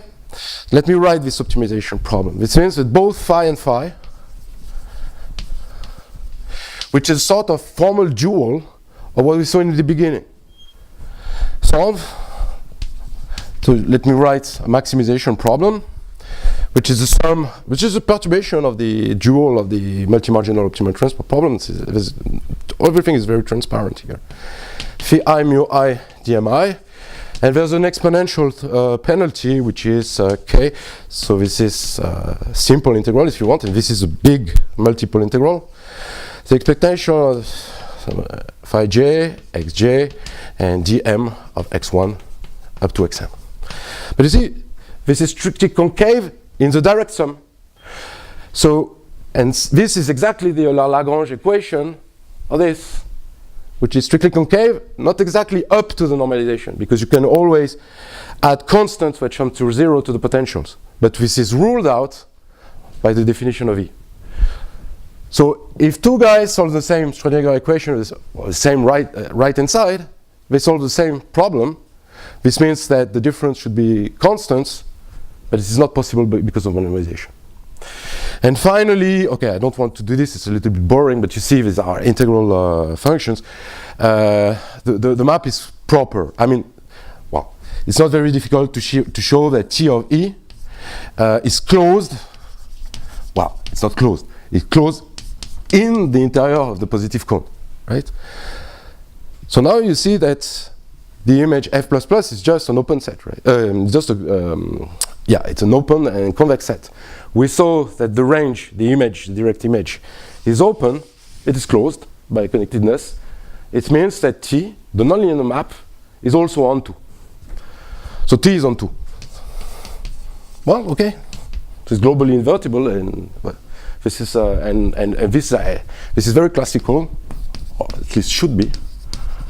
This kind of argument, and the name of Cacciopoli and Adamar probably should be quoted here.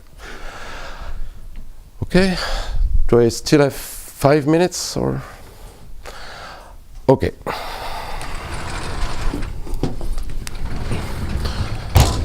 So you see, everything is in these two lines of computation. It's just this is linear algebra, right? And you recognize something. Okay. So let me talk a little bit about a possible application of this, or maybe why we were motivated was not. In fact, I was surprised not to find, but maybe because I was too lazy, to really look for proper references. But I could not find a proof like this. But this is not what I wanted really to do. So a possible application, or maybe more dynamic perspective.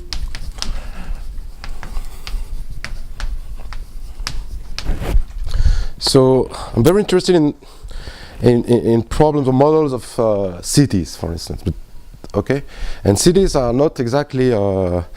You cannot use Keller-Zegel for cities, or you cannot use an equation for the heat equation for cities. It doesn't really make sense. What happens in cities is that you move because you have to go to work, or you have to go shopping, and so on. So there are demand and supplies of work, of products you have to buy, and so on. There are markets. So I've always been interested in writing not too complicated evolution models for cities, and I'm going to propose you one which is based on the following. So now everything is going to take place in a nice domain of RD. And I'm interested in the evolution of n species,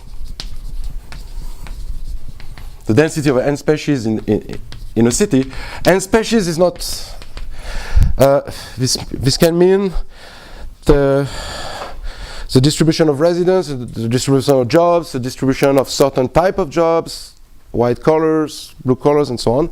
They all interact as some kind of shops. So it can be shops, it can be jobs, it can be shops, jobs, etc. And the caricature for the evolution of such a system is to introduce an energy, mu1, mu_n, which is okay. Let's start with the simplest thing, which is for the individual. They have a tendency to have their own drifts. This is a caricature, but for instance, because of global warming, we want to all go to the North Pole or South Pole, if you're depending on your hemisphere. but maybe some people are quite different, but maybe have slightly different potentials. But what is important is they interact through a guy which I'm going to call S, or mu1, mu-n. And this mu1, mu-n is the least entropy, relative entropy of gamma with respect, let's say, to the Lebesgue measure, multiplied by some kernels. It can be a cost, the Gibbs measure associated to a cost. Again, you can think that k is e to the minus c divided by epsilon, meaning that the different species have a tendency to meet so as to minimize an overall cost. But they do not do exactly this way because there's a little bit of noise. That's where the entropy comes from. And now, what is important is the constraint. And this is a constraint that I like because it means that the coupling, this guy has marginal mu1, mu-n. These are called, this means that market clears. There is a certain supply and a certain demand for different objects. And this condition means that supply and demand are met. And this means that in a very caricatural way, people minimize some costs. So this is market interaction you can put here. So this is quite reasonable for modeling cities, I believe, even if it's not, of course, a caricature. But now, what is nice is to look at the gradient flow. Look at the gradient flow for this energy. So the gradient flow, at least formally, reads as a system which starts, as you can imagine, right, with the individual drift. And here, there's the derivative of this least entropy with respect to the ice measure, the ice species, which is 0. But we know what this guy is. This guy, okay, ds over d mu I, formally, it is the potential, the Schrödinger potential. You just write the dual formula, right? I can write it this way, right? It's the phi I, where maybe I should write it in as a logarithm of AI. And now the product of the AI, A1 and so AN multiplied by K as marginal mu1, mu-n. So it's implicitly defined by these integral relations. So it means that mu I is AI multiplied with a sort of convolution, K. It's multiplied by the other guys.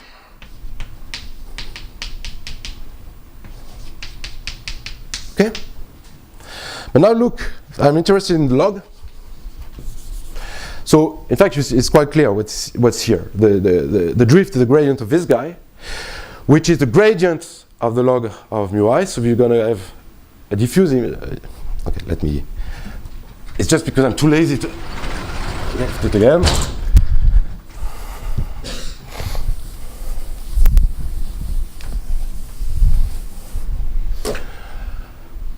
So the gradient of log of AI is nothing but the gradient of log of mu I plus, in sense of minus, the log of the integral with respect to all the other variables, right? The integral, let me denote it this way, okay? So if I plug it in the equation so that the gradient flow reads, what is nice is that there is some diffusion, which shows, in fact, there should be an epsilon somewhere, which I did not want to write everything, but meaning that there's still some sort of economic meaning to this. If there is some diffusion in everyday movement of people because they do not solve exactly an optimal transport problem when they go to work and so on, this will create, at the smaller scale, some fluctuation, some diffusion of the movement of the population itself. So the shops will move, will diffuse a little bit just because there is some randomness in the demand on an everyday basis, right? So I think it's already an effect. But mathematically what you get is something like this, times the gradient of of this guy, So that's a perturbation, and this guy depends on the whole mu I, but we just saw that it depends in a smooth way. So you see, because of the heat equation, you got a nice behavior, right? You're gonna have some maximum principle. So if you start in L infinity plus plus, which was my framework, you will stay in that. And staying in that, this guy is totally under control. It depends in a very smooth way on the mu I. So his problem is well posed. Okay? Okay, that's what I wanted to say. Thank you.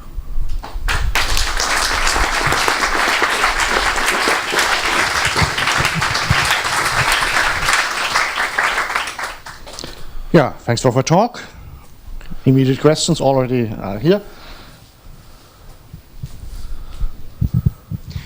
So Guillaume, you mentioned the important example of repulsive Coulomb cost, which is very much used in quantum chemistry. The problem is that is not the corresponding kernel is not L++. That's right. So the question is, can you weaken the L++ assumption as to include the Coulomb cost? That's a good question. I'm not so optimistic. So first of all, you could work a little bit on which you did already with Gigli, showing that if you're optimal, you're far from the singularity. So the unboundedness from above, you can forget about it. But now the fact that the infimum is really zero. So from what I do and from but I'm a bit skeptical. Maybe there are other arguments, but this is the point. I didn't. Yeah.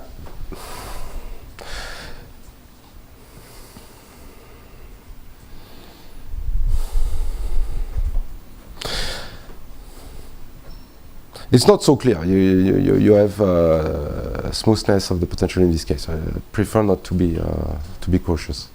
Yeah. The only, but you see, I made no assumption on the probability spaces. I was in an L infinity plus plus setting, and it's quite natural for this business because we use a lot the interior, and we are using a lot of nonlinear maps, exponential, logarithm, and so on. So these are not continuous maps in LP spaces in general, right? So I don't know, but this should be tried. But some effort should be made. I'm pretty sure. This is a good question. So more questions? So in physical terms, what you're doing here is you're prescribing an interaction functional K, or you're given an interaction function K. You want to design a single site potential A in such a way that you get a prescribed behavior of the magnetization. Absolutely. And now you said that, so when you just have two sites, so two variables, this alternating scheme works.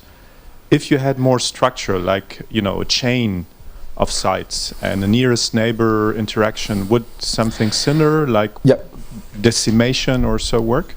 Yeah. This is actually this is a very good question. Oh, I don't need two microphones. Sorry. And you were already a senior first time I came, but you still look the same age as this time. This time I was young. So you see, I'm very jealous. Yeah. This. Yeah. And no cigarettes. Okay, that's a very good question, and actually it's important for the algorithms to work, and there's a theory to tell the graphical structure of multi-marginal problems play a role. For instance, a cycle, for instance, something you can use. But a general problem unstructured, what I said is somehow useless for algorithm. You're not going to use this type of algorithm because the integral you have to compute, even with Monte Carlo simulations, are too huge. But there are tricks and there are convergence results. I'm not an expert. I think that Michael Jordan in California wrote nice. There's a theory of the complexity, first of all, of using synchron-like methods, and also there are convergence results. You're right, which works for the case of cycle. The problem was the cycle you had in mind, or I got mistaken. And cycle, the case of the cycle where is tempting to use synchron is Brownian relaxation of incompressible incompressible Euler, if you discretize in time, you've got marginal constraints. This is correspond to incompressibility, but you prescribe at the Lagrangian level the coupled configuration between the starting position and the terminal position of the fluid. So it's like, you see, so from one period to the next one, you go forward, but you have to loop in the end because of these two, which makes the problem not trivial. And this is a case where you can use synchron. I don't know if it answers your question, more or less. Okay, thanks. More questions, comments, suggestions for weekend work or whatever? Seems to be not the case. Then let's thank the speaker once again. Okay, just a short announcement, especially for the younger participants. I have some certificates of attendance. If you need some of them, just let me know and I will give you one. Okay. Yeah, now we continue with our scientific program, and the third speaker this morning is Tapio Rajala, giving us a talk on the existence of optimal maps in multi-marginal optimal transport. Please. Yes, thanks. Is it on? I guess it is. So, first of all, many thanks to Luigi and others for giving me the opportunity to speak here. This is now the third time I'm speaking here and the fifth time I'm participating in. So I start to feel old now, sort of. And the first time was 2010 when I just started my postdoc position here. I came to this workshop and it didn't feel like a workshop for me because it was more like a family meeting. And it was so friendly, and also it was a foreign family meeting because everyone was speaking Italian or French.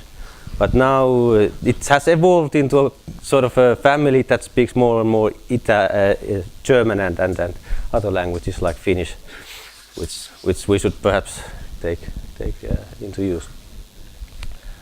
So I will maybe I chose a misleading title, so I will not present any new existence results on optimal maps in the multi-marginal optimal transport setting. Gigli was slightly worried that I would have some positive results and he should change his slides for his talk. And I apologize in advance that I might give this a bit short since my throat is still killing me. I thought it would have be better by now. So what's the project? So Augusto, we hired him as postdoc in Jyväskylä. So he was doing multi-marginal optimal transport, and I wanted him to teach this to me. And then together with Anna Kausamo, who is also here, my PhD student, we started to think about these things. So there are many small progresses in different places, and I'm presenting one such progress in this structure of multi-marginal optimal transport. So the basic question is let's put it in Rn or Rd now. So you have some continuous cost function defined on n copies of Rd. Let's assume that all the marginal measures are absolutely continuous, so let's not go beyond this now. And you consider the multi-marginal optimal transport, so you try to find the minimal way to couple these marginals with respect to this continuous cost function. And now usually the set where you minimize this problem in the multi-marginal setting is large. So unlike in the two-marginal case, you in a nice situations you would have a unique minimizer. Here usually the minimizers form a large class. So the basic question that has been asked is, given this large class of minimizers, does there exist one which would be given by a map or a sequence of maps? So maps d1 to dn-1, pushing the first measure to the second, third, and so on. For this talk, I'm now asking rather, when is there a unique minimizer in a multi-marginal transport problem? And what can you say about this unique minimizer? So quite a little is known about this. So there are examples of bad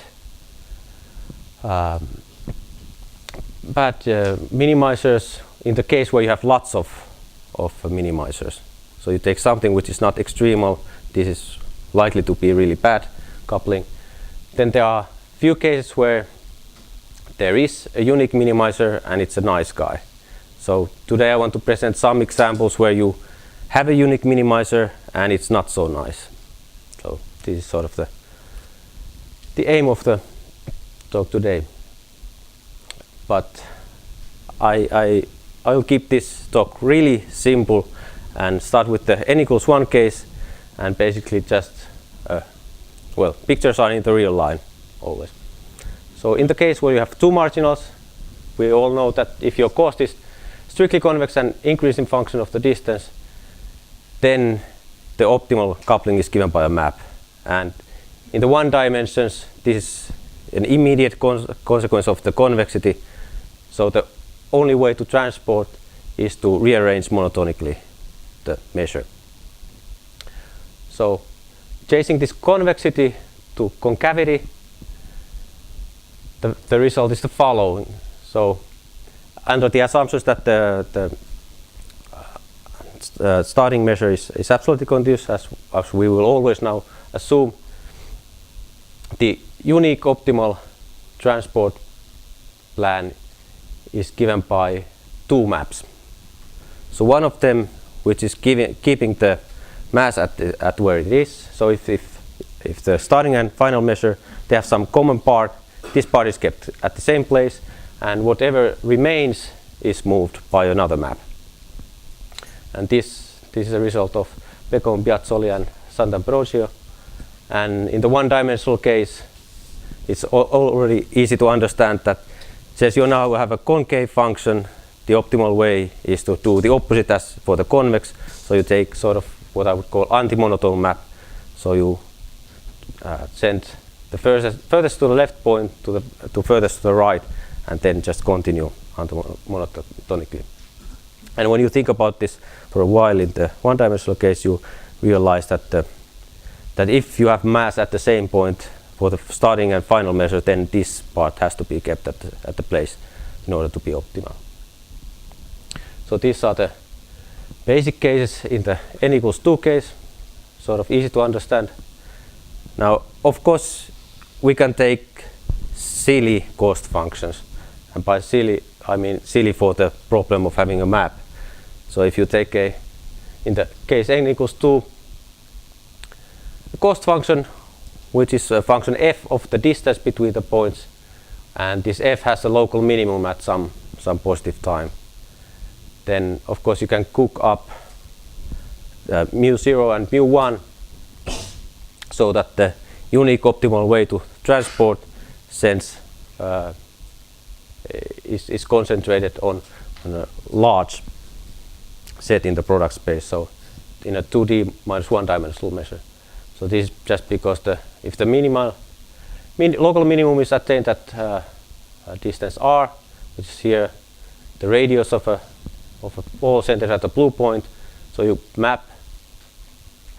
Of course, it's optimal locally to map the blue point to a red circle, and then you just take an average of this over, say, a small cube, so enough to keep the local minimality. So this way you get a minimizer, which is in this case a three-dimensional measure in R2 times R2. So this is as far as you can go with this trivial example to the opposite direction of having a map. So and just to say a few words, I mean, most of the multi-marginal optimal transport is considered in a symmetric case, so motivated by physics. So what Gigli will talk later, and maybe some others. So if you consider the physical motivations. So you have a distribution of particles that are all the marginals are given by this distribution, and then your cost function is some repulsive cost function like the Coulomb cost function. Then in these cases you usually don't have a unique minimizer, and this is a general fact. So assuming that you have at least 3 marginals, assuming you have a minimizer that gives positive mass to a set of the type S1 times S2 times S3 times the rest of the marginals, R to power d n minus 3, then the optimal solution is non-unique if your cost was symmetric and your marginals were symmetric. This is because you can, if you have such an optimal gamma, then you can symmetrize this so that you would have positive measure for the symmetrized coupling for all permutations of S1, S2 and S3, all the indices. But then you realize that you can just pick a cyclical permutation of these indices, and this cyclical permutation will give you the same marginals as the full set of permutations. So this way you will get another coupling which is not the symmetric one, the fully symmetric one. So this was observed at least in a paper by Mohamedi and Paz. And now to connect this result to the usual costs, let's take the following theorem of Buttazzo, Champion and de Pasquale, which is now in this is in the physically relevant situations. So your cost function is a sum of functions of pairwise distances, where this function f is a strictly decreasing continuous and blows up at 0. So now if all your marginals are the same, and if every point has measure less than some bound, here I put 1 over n minus 1 squared, and this you can improve by result of Colombo, Di Marino and Stra, I guess to 1 over n. Then there exists some alpha, so that any optimal gamma is concentrated away from pairwise diagonals. So you will not have, the measure will not give charge points in the R3, RTN, where the different coordinates in RD would be closer than alpha. So in particular, this means that if you consider costs of this form, then the assumptions of the lemma of Mohamedi and Paz are satisfied. So in the usual case, the symmetric with the symmetric marginals, minimizers are far away from being unique. So in this case, you should modify perhaps the question and ask what are the cases where the symmetric optimal transport is unique. So you mod out all the symmetries in the case and ask if this set is just a singleton, and then you might ask in what sense is this, if you have just a singleton, in what sense is this unique symmetric optimal plan induced by a map, or how far it is from being induced by a map. So now let's go to higher marginals.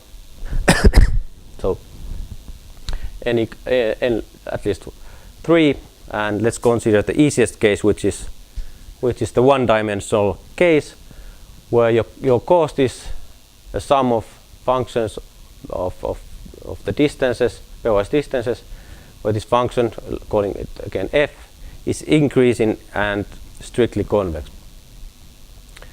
Then you immediately see from the two-marginal case that now you have again a unique optimal coupling, which is given by a map from the first coordinate. So why is this? It's because each of the terms, if you integrate just for fixed I and j, so it says 1 and 2, but 1 and 2 are I and j. So for fixed I and j, you consider the cost f of the distance between x1 and xj. We know that the optimal way to transport is the monotone rearrangement. And now if you do the monotone rearrangement for all the marginals, it will be simultaneously monotone for all the pairs. So this way you see that you are individually optimizing all the pairs, so you are especially optimizing the full cost. So this is sort of a triviality. But then a slightly more difficult case is in the 1D dimensional case, when you're, instead of being increasing cost, increasing function f, you put a decreasing function, which is, but still assuming that it's convex. So this is the case of the Coulomb cost, for instance, 1 over r, so fr equals 1 over r. Then locally, you would still like to be monotone, monotone rearrangement because of the convexity. But what happens is that you actually have to cut the measure. In the case you have all marginals being the same, you have to cut the measures into 1 over n mass parts, and then make this 1 over n mass part jump always, and then sort of in these continue monotonically. So this is a result of Colombo, De Pascal, and Di Marino. And here you can drop the assumption of having all the marginals same if you wish. At least in the case where you take the Coulomb cost, and still you will be sort of in the same situation, as we will soon see. So now let's go to a situation, each situation where you run into trouble just philosophically. So let's replace the function f, which we had for the pairwise sum of the distances, to be a strictly concave function instead of convex. So now if you look at the individual terms, so if you are just n equals 2, what we wanted to do was to take the anti-monotone rearrangement. But now if you have at least 3 marginals, you can no longer pairwise make the anti-monotone rearrangement so that it's anti-monotone for all marginals. So if you pick 3, you take 2 of them to be anti-monotone, 2 pairs, then the third pair will be now a monotone, which would go to the exact opposite direction of what the pairwise couplings would like to do. And now the question is, can you take advantage of this fight between the marginals? And the answer is yes. And this was already known by others besides Anna and me and Augusto. So if you take the cost minus r squared, or the function f to be the minus r squared, so the repulsive harmonic, and for instance if you have 3 marginals, then the unique minimizer can be now concentrated on countably many graphs. So this is sort of an example with what we came up with. And if you don't want to have if you don't require the uniqueness, then you can be, for instance, a 2-dimensional measure in this 1D case.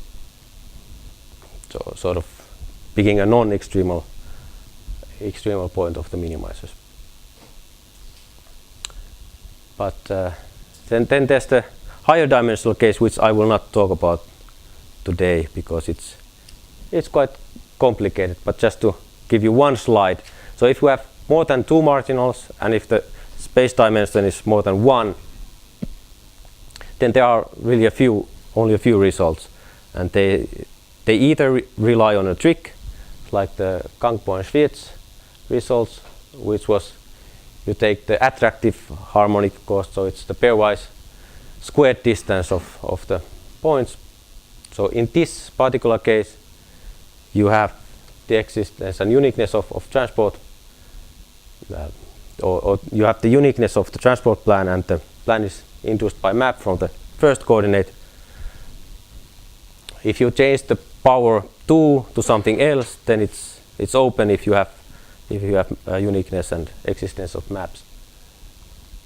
Then Kim and Wameni and Pas, in different combinations, they have studied this problem of having multi-marginal transport in higher dimensions, and they have generalizations of the twist condition that give you sufficient conditions to have for instance, that any minimizer is supported on countably many graphs, or any minimizer is supported on finitely many graphs, and so on. But these are conditions that are quite hard to verify, and many costs do not satisfy these. So many natural costs do not satisfy these different twist conditions. So now let's go to examples for the rest of the talk.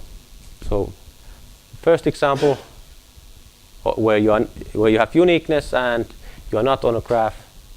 I don't know if it's cheating, but this is from a paper of Wameni and Pas. So you take the cost to be of x1, x2, and x3 to be the product cost, and now you consider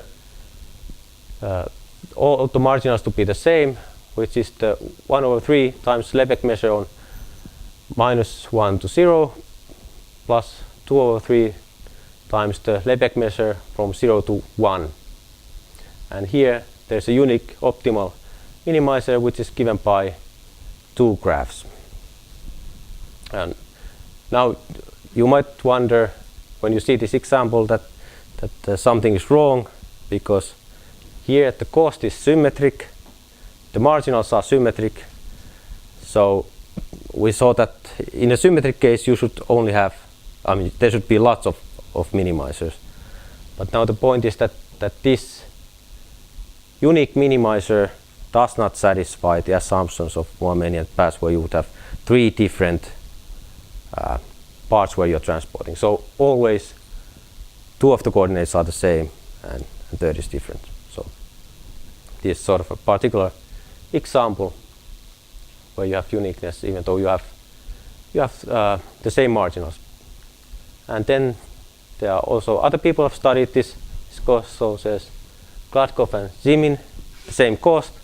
Now the time equals 3 o'clock today, and the space is Aula Dini, so we will hear about it later today. And now let's go to the set of examples that we were considering with Anna and Augusto. And so the starting point is a result of Di Marino, Geraldine and Nenna, where you consider costs that are convex function of the sum of all the coordinates. And now you, for instance, take as a measure for all marginals to be the Lebesgue measure on the unit cube. Now there is a unique, now there does not exist a unique, sorry. But one of the optimal ways to transport here is a sort of fractal map. So it's nowhere differentiable and sends mass wildly to various places. So this is just one example of a bad optimal transport in a quite nice case. So a convex function of the sum is nice. And in this example the optimal coupling is not claimed to be unique, and certainly it's not unique. And now once one sees this, you might wonder, can you modify this example so that you would have unique minimizers? And what first of all, before going to these simple examples where you have unique minimizer, how do you prove that something is optimal? In the case where the cost is a strictly convex function of the sum of the coordinates, there's a simple criterion, which is that if there exists some plan which is concentrated on a hyperplane where all the coordinates sum up to a constant, then this plan is optimal, and if you have any other plan which is optimal, then it's also concentrated on this hyperplane. So now, I mean, this makes the construction of the examples for this cost function really easy. Perhaps proving that the cost is, or the optimizer is unique is still tricky, but at least you can check if something is optimal. And now let's take one case where you can check that the optimizer is unique. Sort of the constants here are a bit arbitrary. So let's consider first the case where you have three different marginals. Sort of you have a marginal in the center, which is just the Lebesgue measure on an interval from 0 to 1, normalized. Then you have measure on the left, which is sort of sum of two parts. One is the normalized Lebesgue measure from -10 to -9. I mean, you don't have to care about these numbers too much. They don't really matter in this example. And then the other part is measure from -4 to -3. And then you have a third marginal, which I put here as red, which consists of two parts. So there are again intervals of width 1/2, starting from 3 and from 9, and then you put the normalized Lebesgue measure, so that you only want the blue to be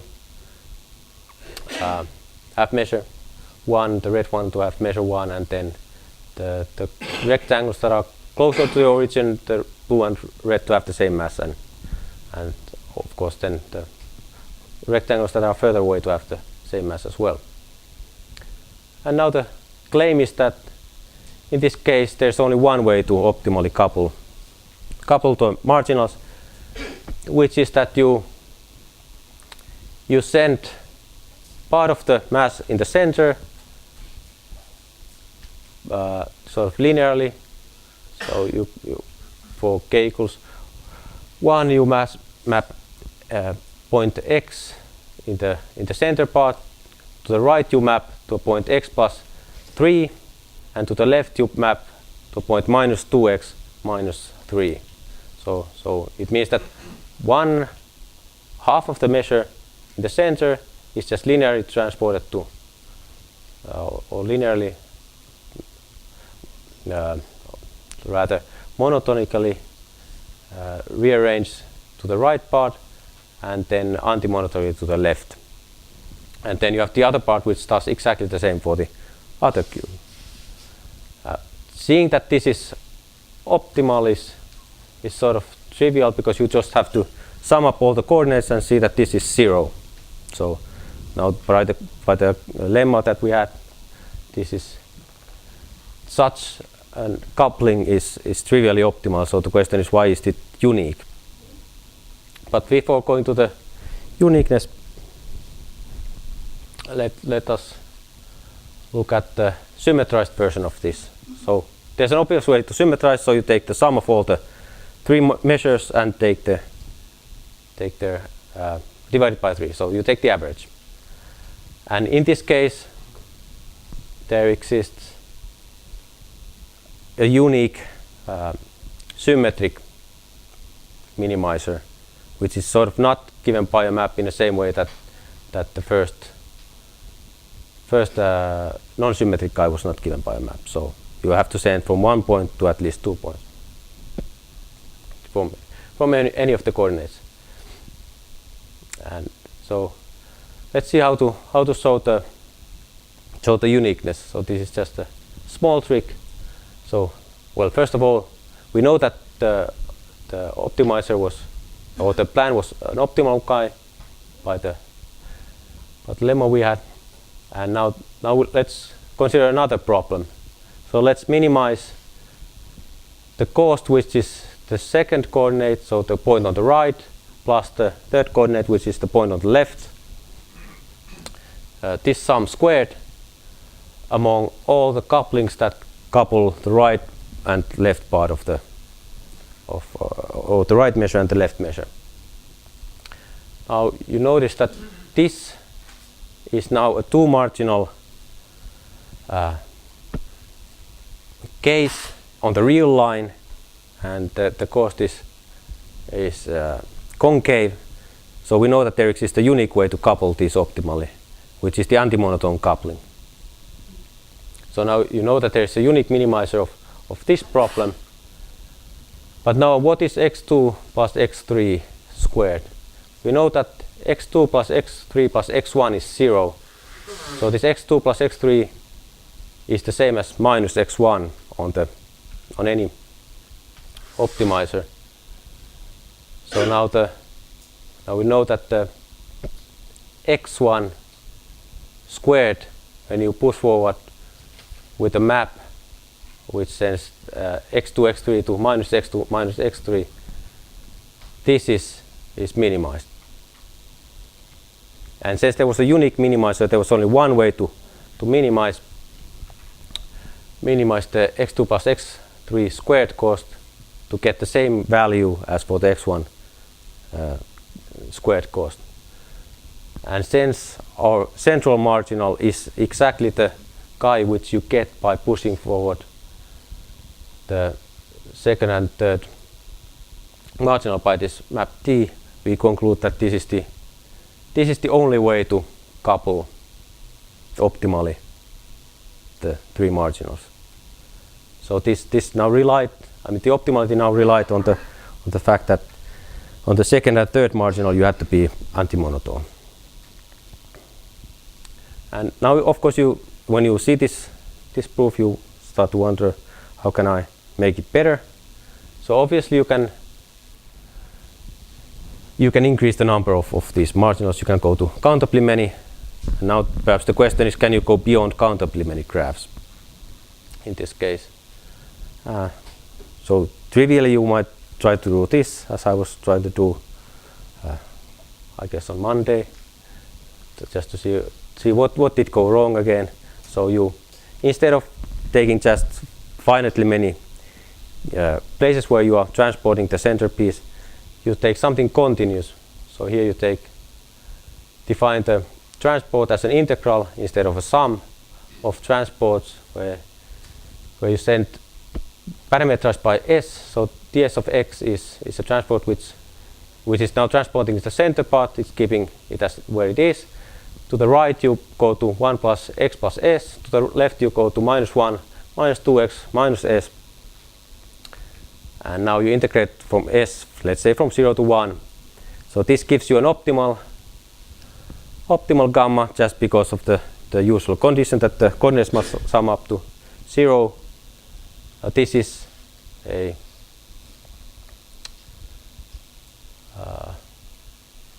two-dimensional chi, and in R3 this optimal measure. But now the problem is that this is no longer a unique chi. So what was the proof for the uniqueness? You needed that the coupling between the say the left and right marginals would be anti-monotone. But there's no way to make this kind of integral version that would keep the coupling between the last two marginals anti-monotone. So this sort of gives you a hint that maybe in the case where you, for instance, have this cost, the critical points, or at least in the case where you have just unique minimizer, the minimizer should be concentrated on countably many graphs from any marginal. Sort of, there might be some measurability issues, like in the usual case of two marginals. If you just take abstractly the two marginal optimal transport, you have the set of optimal transports, and now when you go to the critical points in this set of optimal transports, if you don't care about measurability issues, then these are given by a graph and an antigraph. And here is something similar. Maybe at least if you don't care about the measurability things, so for instance, if you go to just sums of direct deltas, then the critical points would be given by graphs from different coordinates. And when you have absolute continuity, this should imply that you are only countably many graphs from even from the coordinates where you did not sort of which were originally not the domain of the graph, so or the direction from which you had the graph from. So this is maybe what might happen, but we have not investigated this fully. This is just to this example is to give hints of what might be true or what might not be true. And just an easy comment is that of course you can go to higher dimensions with this example. You just take the same example and sort of cube-wise take the product. And now the condition is that the sum of the vectors should sum, or a condition to check the optimality is that all the coordinates sum up to a constant, so all the vectors sum up to a constant vector, and in this case you can just individually coordinate-wise make the same proof as we had for the one-dimensional case. So, as I promised, I will stop early because I was expecting that my voice would fail. Unfortunately, it did not fail. So, unfortunate for you, I don't know if it was for me. So some questions. So, like I said, in this case where you have a unique minimizer, or more generally, if you are an extreme point of the set of optimizers, you might ask if you are really necessarily concentrate on countably many graphs, at least in this 1D case, or then this proof where you relied on the anti-monotonicity of the last two coordinates seems at least trivially to work only in the case where n equals 3. So, of course, you can make the same construction adding more cubes so that they would sum up to 0, and sort of you expect that you would still have uniqueness provided that some anti-monotonicity things are true at least. But it was not immediately clear how to generalize these examples or this idea of examples to higher n. And then there's of course the case what happens in RD, which is widely open. Maybe in this, I will not say anything because I've thought about this for quite a while, and every thought is a mess. So I will just stop here. Thanks.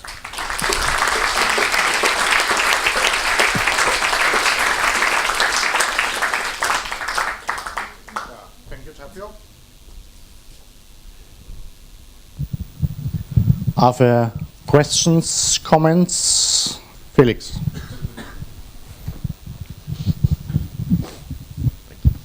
So that's a non-expert question. So could it be true that for generic cost functions, so if you allow to wiggle a bit in not breaking any symmetry which you might have had, that for generic cost functions the support of the transfer plan has minimal dimension in the sense of Hausdorff measure, or is that clear to be wrong? I don't know if anyone has categorically thought about these questions. I mean, at least one version which should be false is that if you take a generic cost function, then there exist measures for which you are not supported on the minimal dimension, sort of. So there exists generic cost functions? So I would say that if you take a generic cost function, this is just a guess, but if you take a generic cost functions, then you can come up with the measures or the marginals, so that the measure is concentrated on sort of a maximally dimensional rather than the minimally dimensional. But then if you take, say, generic cost function, and if you take generic marginals, which satisfy something. I mean, you cannot just take generic because they, well, maybe in one dimension, just in category sense, a generic measure might be okay to have sort of the minimal dimensional coupling. I have not thought about this. I don't know if anyone has thought about this, except you now. More questions? Suggestions for Tapio to work hard? Okay, that's all. Thanks for speaker once again.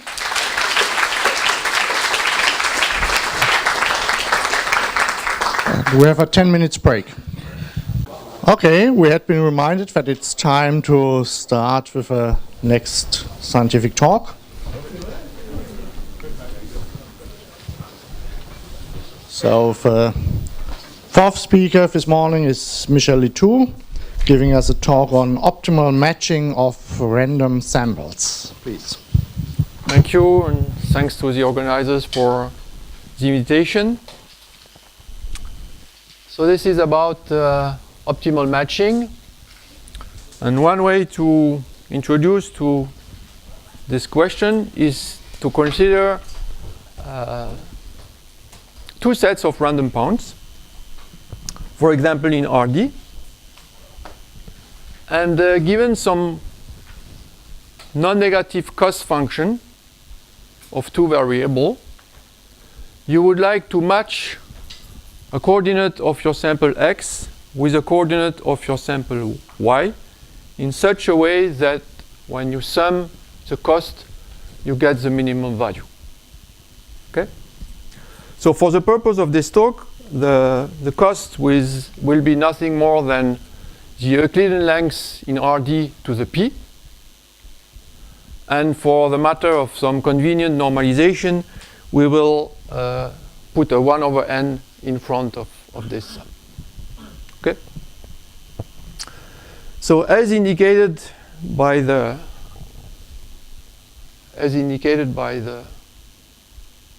big letters in the samples, we will be interested into random points, particular independent and identically distributed, and we will ask for a first order analysis, that is, what is the order of growth in n of the expected value of this optimal matching.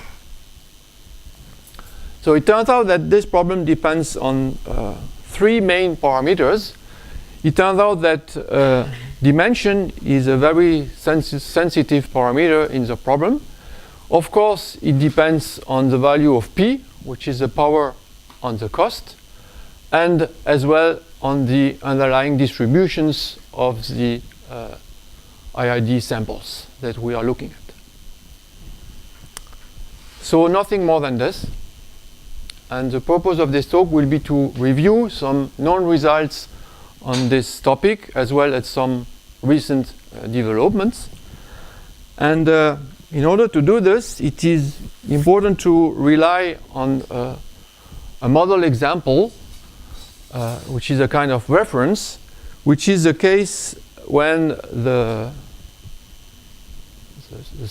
IID random variables are uniform over the unit cube in RD. So in this case, when you have n points which are uniformly distributed in the unit cube, you typically expect that the distance between 2 points is of the order of 1 over n to the 1 over d, so that intuitively you think that the expected value of the optimal matching is of the same order. So here the exposition is a little bit uneasy with respect to the parameter p. It would be probably easier here to put the 1 over e on the expectation, but for some other reason we will keep it like this. And so we have to remember that the rates have to be raised to the power p when we have a cost which is the Euclidean length to the p. Okay, so that's the intuition, but unfortunately this is only true when the dimension is bigger than 3. And in particular, there is a famous result by Ashtai, Komlosh, and Tushnadi, stating that in dimension 2, there is an extra logarithmic factor in the expected rate. Okay? So the approximation sign here means that the two quantities are in between constants, which may depend on P as well as on the underlying data for some other models, but of course not on N. So the proof of this result relies on some combinatorial arguments on dyadic partitions. So Hungarian here simply means that I don't understand anything.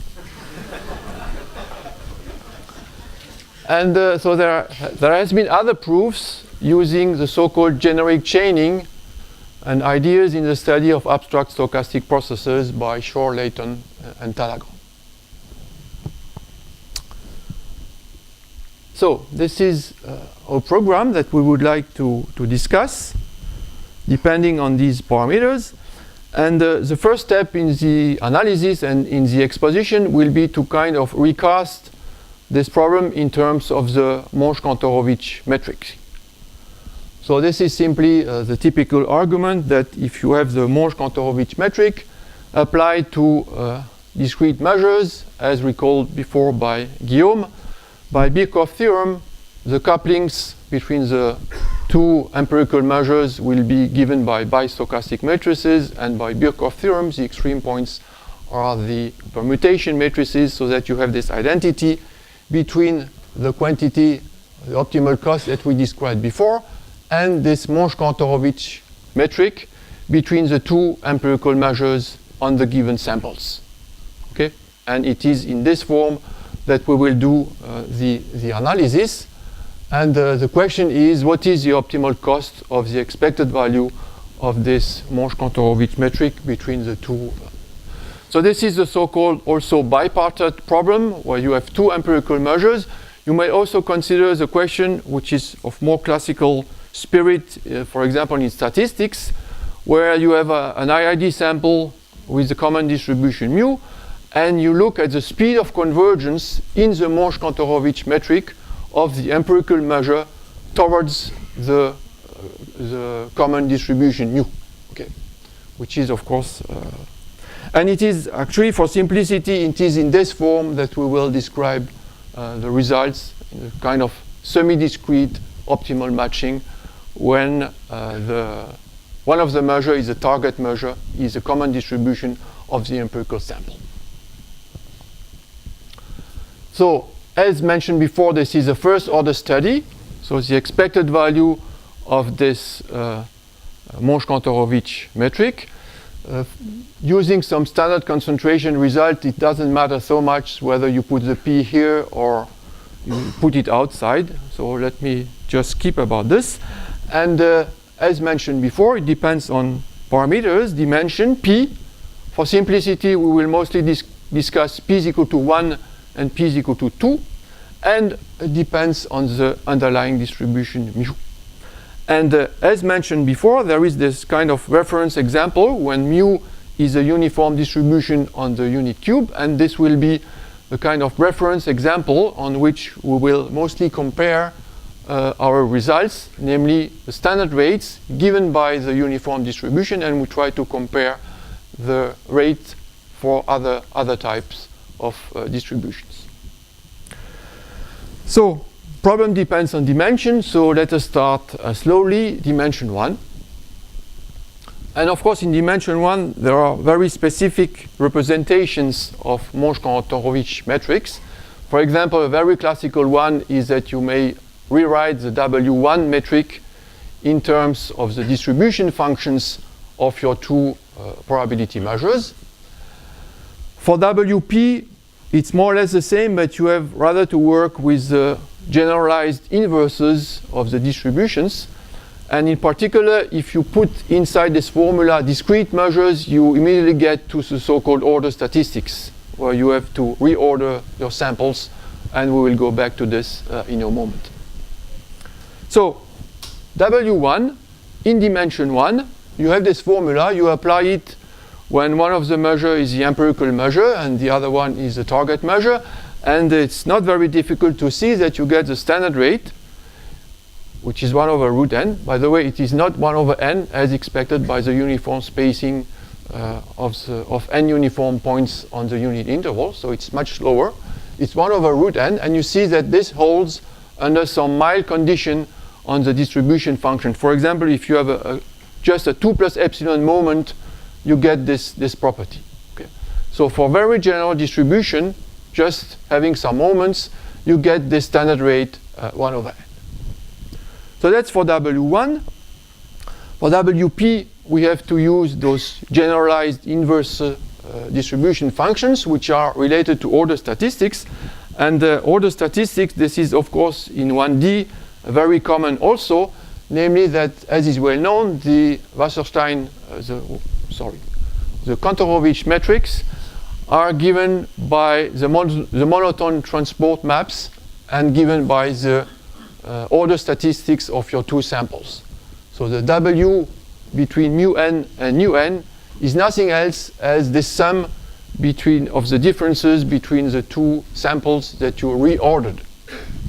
And of course, if you take expectations, it's not very difficult to see.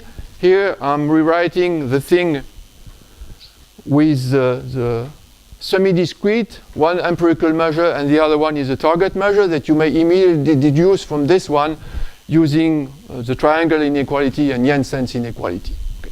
So you get a formula, a very simple formula, that expresses the WP in terms of those reordered samples. Okay?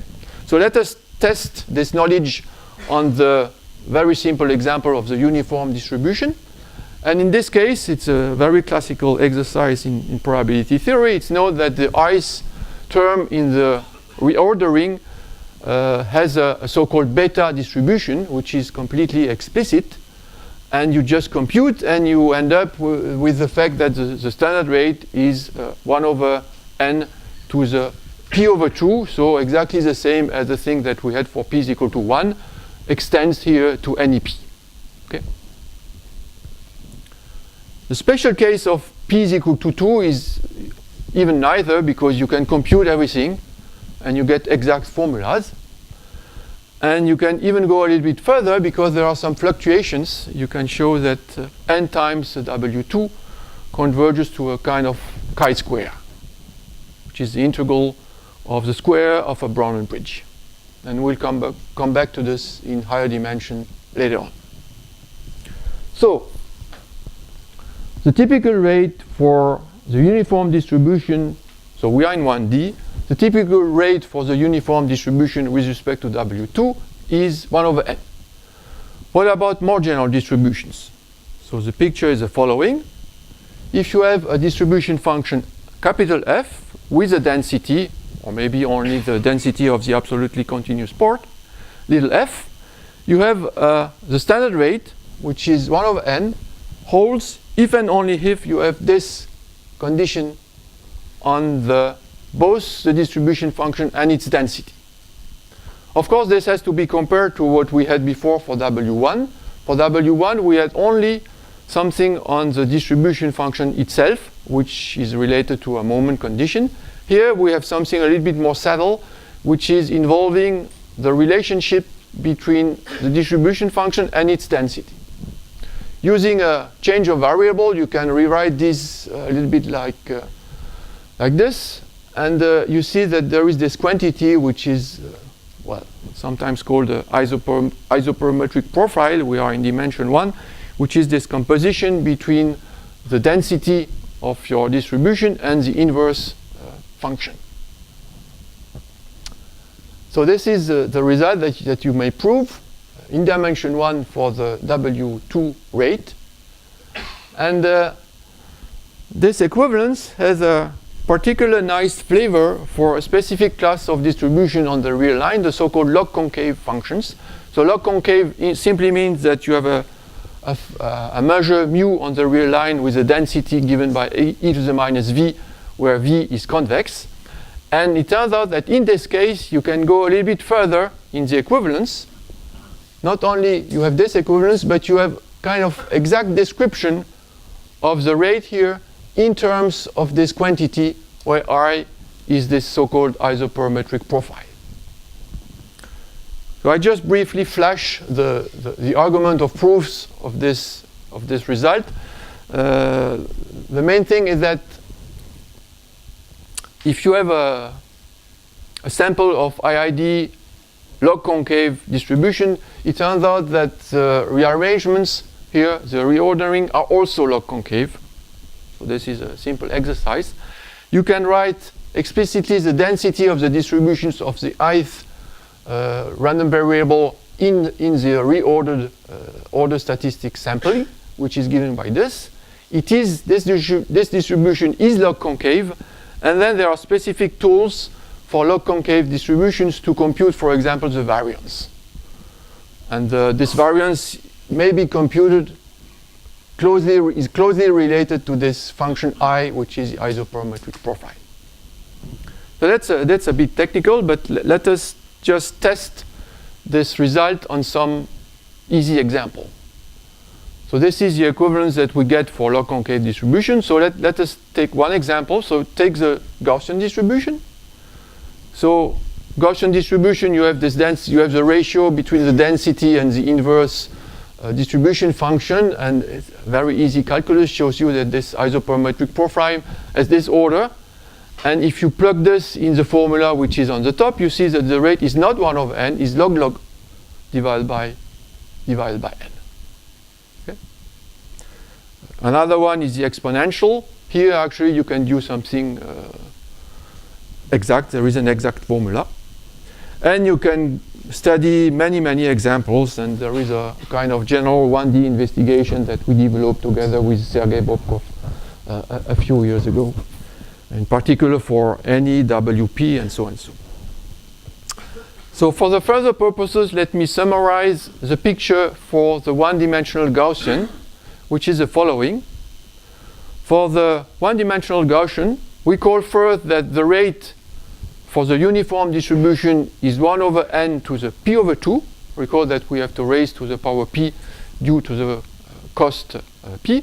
And if you compare the picture for the standard normal, you see that everything looks fine up to 2, which is the same rate as the one for the uniform. And then when you reach 2, there is a threshold.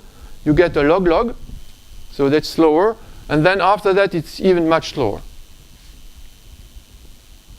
So the lesson here is that with respect to W1, which holds for large distributions with only some moment conditions, W2 is much more sensitive to the distribution than W1. Okay. W2 and actually WP for any p bigger than 2. So that's a brief summary for the one-dimensional situation with this example of the Gaussian distribution. And now let us skip to higher dimension, and let us doubly skip and go to dimension bigger than 3.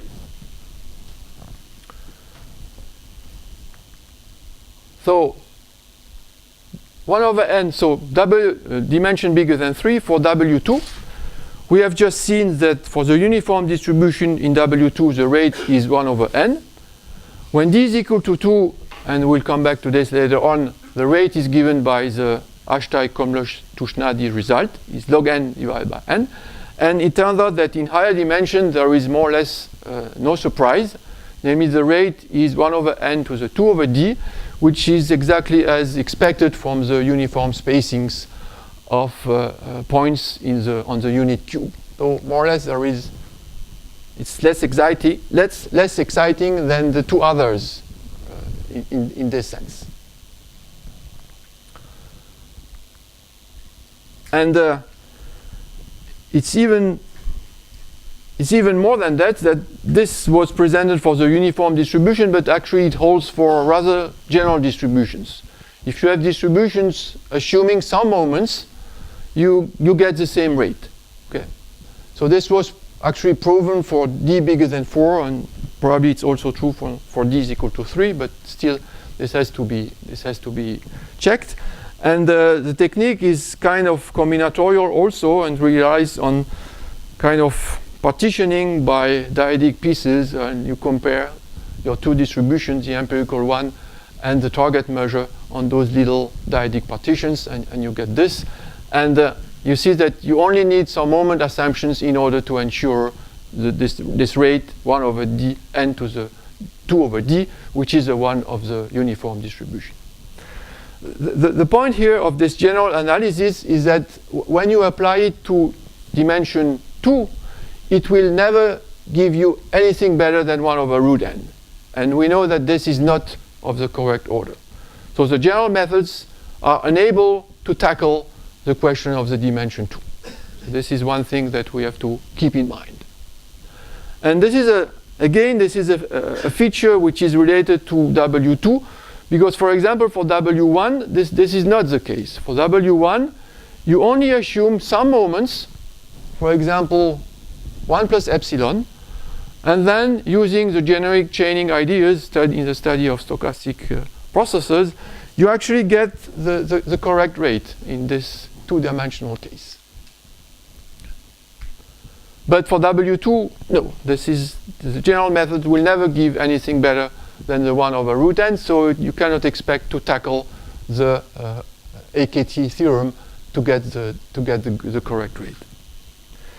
So things are easier in dimension bigger than 3, and they are so easy that you can even expect and show that there are limits to the quantities that we are studying. The exact values of the limits are unknown because they are deduced from some subadditivity argument, and you cannot, in general, have a hand on the exact value of those constants. So this is, for example, those limits are known for the uniform distribution, and they're also known for marginal distribution with a density with respect to Lebesgue measure. And here are some authors who have been working on this question. So this was for dimension 1, then dimension bigger than 3, and then we now come to the two-dimensional case, which is a case of most interest because there is this logarithmic correction which is of interest, and which has some interesting interpretations. So this is the AKT theorem, Hashtag-Komnosh-Tusnadli, in its one-sided version. So the expected value of the Monge-Kantorovich metric of the empirical measure with respect to the target measure, and the speed is in W2. Oh, there is a misprint here. It should be P over 2 is 1 because P is equal to 2. So it's log n over n. So there has been a main achievement recently on this question by Ambrosio, Stra, and Trevisan, who actually showed that not only the order of growth is log n over n, but they were able to compute the exact limit, which is 1 over 4 pi. In the so-called bipartite case, namely when you have two samples, two empirical measures, the limit is 1 over 2 pi. So one main feature of this result by Ambrosio, Stra, and Trevisan is that it not only works for the uniform distribution on the unit square, but actually it works for any normalized Riemannian volume element on a two-dimensional compact Riemannian manifold, and each time you get the same limit, which is 1 over 4 pi. Okay. So let me mention that the bipartite case was recently achieved by Ambrosio and Glaudo, together with a simplified proof of the first result, and that the case of the two-sphere or the two-torus, but not at the level of the limit, at the level of the order of growth, was also investigated by Holden, Paresh, and Zai using a so-called gravitational allocation procedure. So, as explained already by Felix yesterday, this approach, this result by Ambrosio, Stra, and Trevisan was based on a PDE ansatz by physicists, which basically amounts to say that if you consider the classical question of pushing forward a measure rho 0 to rho 1, and using the translating this pushing forward by the Monge-Ampère equation. When the two densities are getting close to 1, you transform everything to the Poisson equation, and the W2 metric is then approximated and linearized by the H-1 dual Sobolev norm.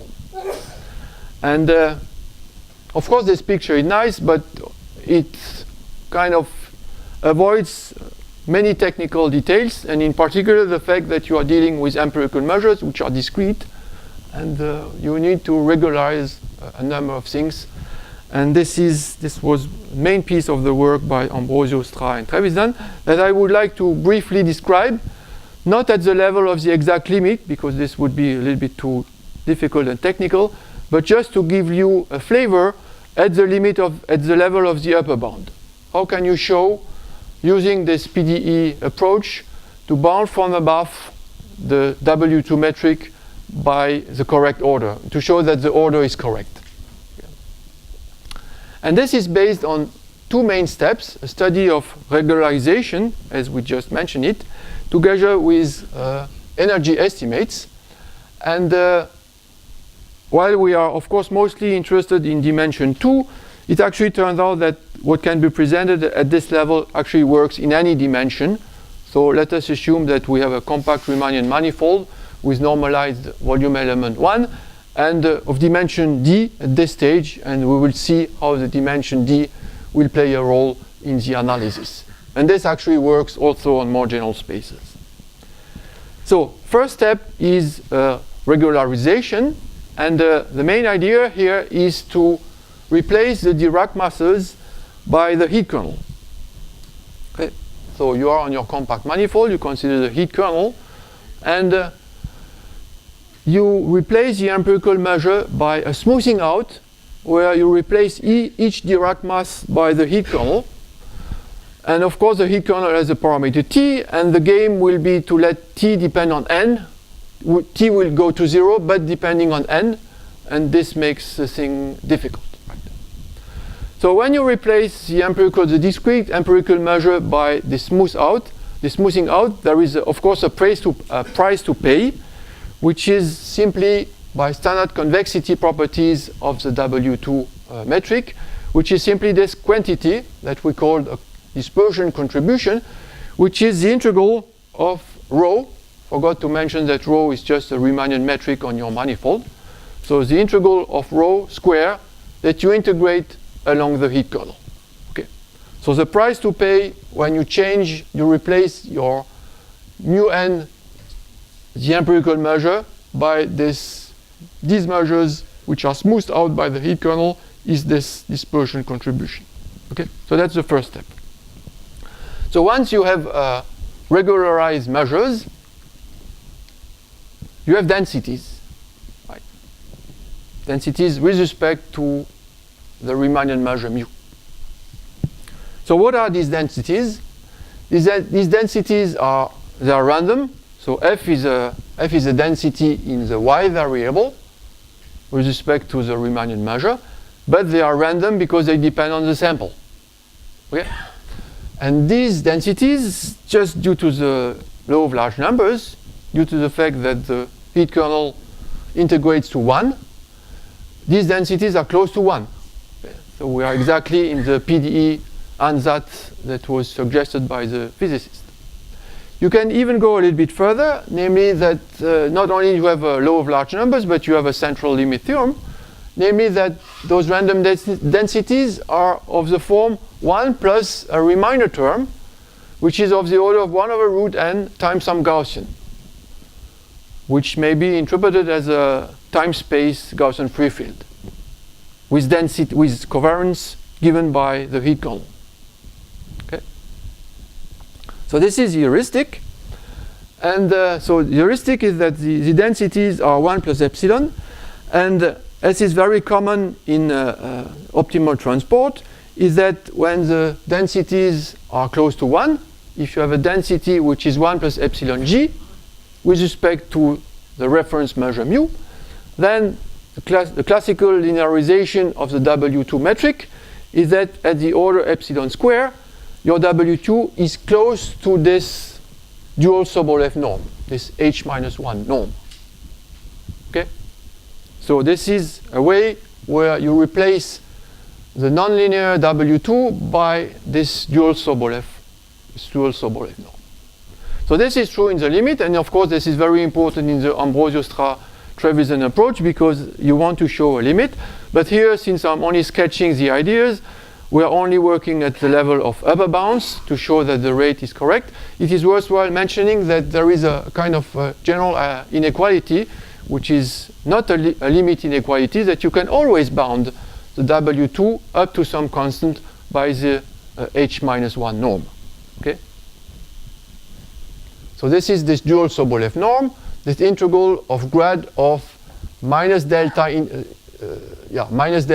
minus 1 of G. G is, is F minus 1. It is centered with respect to the Riemannian measure. So this is certainly classical. Let me just sketch the proof of this inequality, which relies on the Kantorovich duality. So you just rewrite the W2 in terms of the infimum convolution, the Hopf-Flachs formula, and the Hamilton-Jacobi equation, and then you use an interpolation argument, which is also very classical, namely that you interpolate the two densities along some function theta that you have to optimize at the end, and you use in the middle integration by parts and quadratic inequality to conclude. So that's the inequality. So the inequality replaces the W2 by the H-1 Sobolev norm.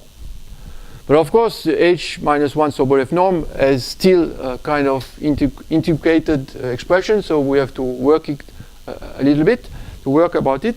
So the first thing is that, so this is the integral of grad of something squared. So our first step is to use integration by parts. Integration by parts gives you an extra delta, an extra Laplace operator, which kills another one. So you are left with this expression for this H-1 norm. So in this expression you have delta to the power minus 1. So this is a kind of trace formula. So namely that delta to the minus 1, you integrate it from 0 to you integrate from 0 to infinity the heat semigroup with solution of the heat equation. So you rewrite your dual Sobolev norm in terms of this double integral in time, and then with respect to mu, where you apply the semigroup PS. Okay? So the inequality that we had before, control of W2, is now the control of W2 by this double integral PSG square d mu ds.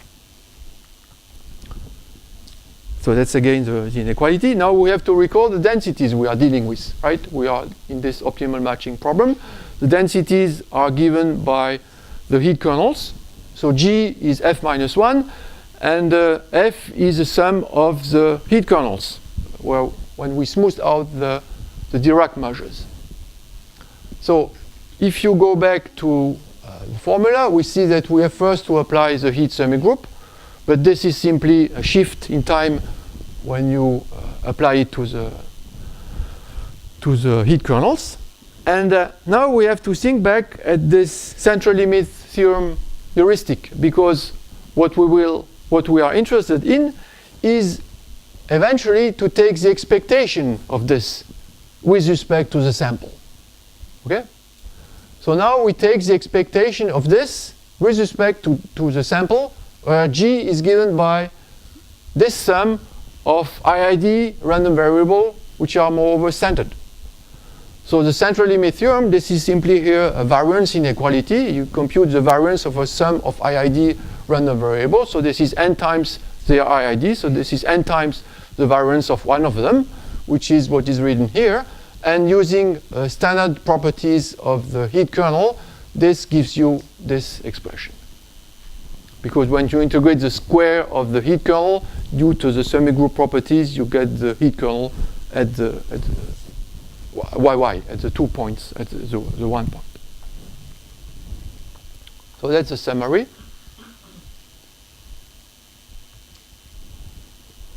So that's the summary. So we were able to bound from above the expected value of W2 by 2 pieces. The first piece is this dispersion coefficient, which was a step, the regularization step. And the second quantity was this kind of trace formula where we were able to express the h-1 norm by this quantity. So now the game is simply to optimize in T using the heat kernel properties. So the first thing is that when you are on a compact Riemannian manifold, it's not difficult to see that basically the dispersion coefficient is of the order of T. One can do better things here, but at this level, let us just take this as granted. And then we are on a compact Riemannian manifold. We know that the heat kernel are bounded in small time by something of this type, 1 over s to the d over 2, where d is dimension. Okay? And so we use this upper bound by t here. We bound this in small time by this. Large time we can use some spectral properties. And we are just left by optimizing in t and choosing those values of t, which t goes to 0 with n, of course. And this is what you get. So what you get is that the expected value of W2 is of the order of 1 over n in dimension 1, log n over n in dimension 2, and 1 over n to the 2 over d in dimension 3. And the reason is simply the heat kernel bound, the Green's function behavior. This is behind this proof here. Okay? So, and you can actually also do this for WP, at least for the uniform measure, and you get a full picture for all values of P and all values of dimension of this question. So, of course, this is only a very sketchy part of the Ambrosio Trevisan paper, because we are not interested into the limit. We're just interested in giving the flavor of why these tools can be used in order to get the order of growth. In order to reach the limit, you have to work, of course, much more. And I invite you to go to this magnificent paper by these 3 authors. And what is very important here is that there is a common behavior which is given by a common heat kernel asymptotic of this trace formula, which is the same on any compact manifold. On the other hand, what is really frustrating is that this only works when p is equal to 2 and when d is equal to 2. And there is, unfortunately, not more at this level. And one reason is the fact that in dimension 2 you have this logarithmic correction that gives you some room that you don't have in higher dimension. So let me mention that the physicists are even more expect even more. They expect the second order in this limit for some xi here, and they have some, I think they suggest some values. And there is some recent work by Ambrosio and Clauder where they are getting, well, more or less close to what is expected. So we are not physicists, but we can also do conjectures. So here's another one. So we were able to describe the expected value of the W2. It's not very difficult to see by concentration argument that if you take it without the expectation, this quantity converges in probability to 1. And if you recall what happens in dimension 1, where we had this Brownell bridge, this CLT with a Brownell bridge, one may perhaps expect that you also have fluctuations for this quantity, which would then give a completely full answer to this optimal matching problem in dimension 2. And this chi here would be a kind of quantity, a chi-square quantity which is related to the Gaussian free field that I mentioned before. And actually something like this is true if you agree to replace the W2 by h-1. But W2 is much too far. So final part of the talk, we go back to Gaussians. Why not? So we have this optimal matching problem, depends on dimension, depends on P is 1 or 2, and it depends on the distribution. One example of distribution after the uniform one is the Gaussian. Maybe there are some other natural examples, but this is one which might be considered. And this is what we have obtained in the one-dimensional case, with in particular this difference log n when we reach the value p is equal to 2. And we may ask, so what happens in higher dimension? So now dimension d is equal to 2, or even any dimension d bigger than 2.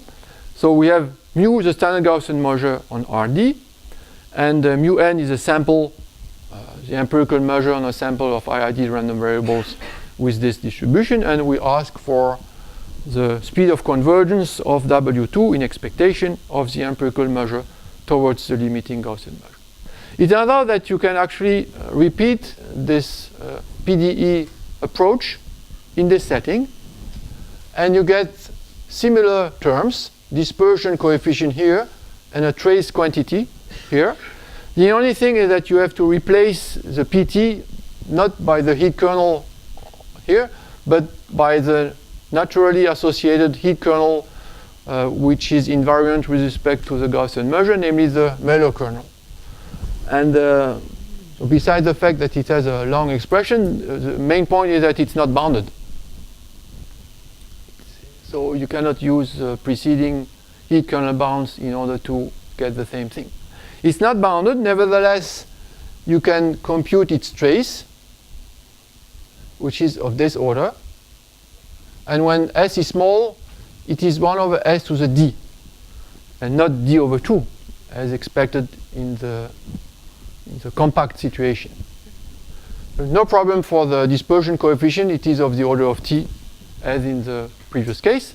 But the fact that you have only here d instead of d over 2 yields that when you do the optimization, you get this rate 1 over n to the 1 over d and not 2 over d, or with some extra log. So nothing good at this stage due to the fact that the Miller kernel is not bounded. So how can you kind of get around this difficulty? One way to do it is to use a localization method, namely that you start with the Gaussian measure Rd, R2 for example, and you localize it on a big ball. And the typical radius of interest is square root of log n, because outside this radius you don't lose that much simply by the tail of the Gaussian distribution. So you replace, so this is a simple coupling argument in order to replace the empirical measure mu n on the uniform sample of IID Gaussians by ones which are localized on the ball. And using this and some technicalities, you can compute again the trace that we computed before with mu instead of the restriction to a ball. And with this restriction, you get an expression where you see the d over 2, which is good for small s. And there is an extra factor here which depends on the radius.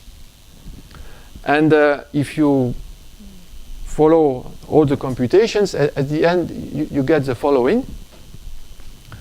Using this, so using the PDE approach together with this localization property on a big ball, you get the following. So the following has one nice feature is that you recover the one-dimensional case. You recover the log-log.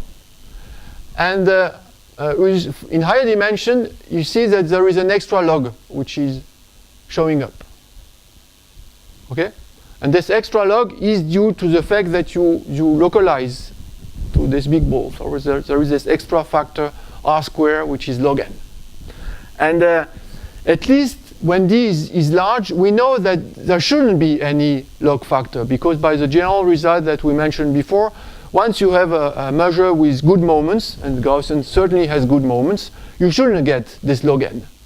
So there is a good thing that there is strong support that there shouldn't be this log n here, and probably not here also.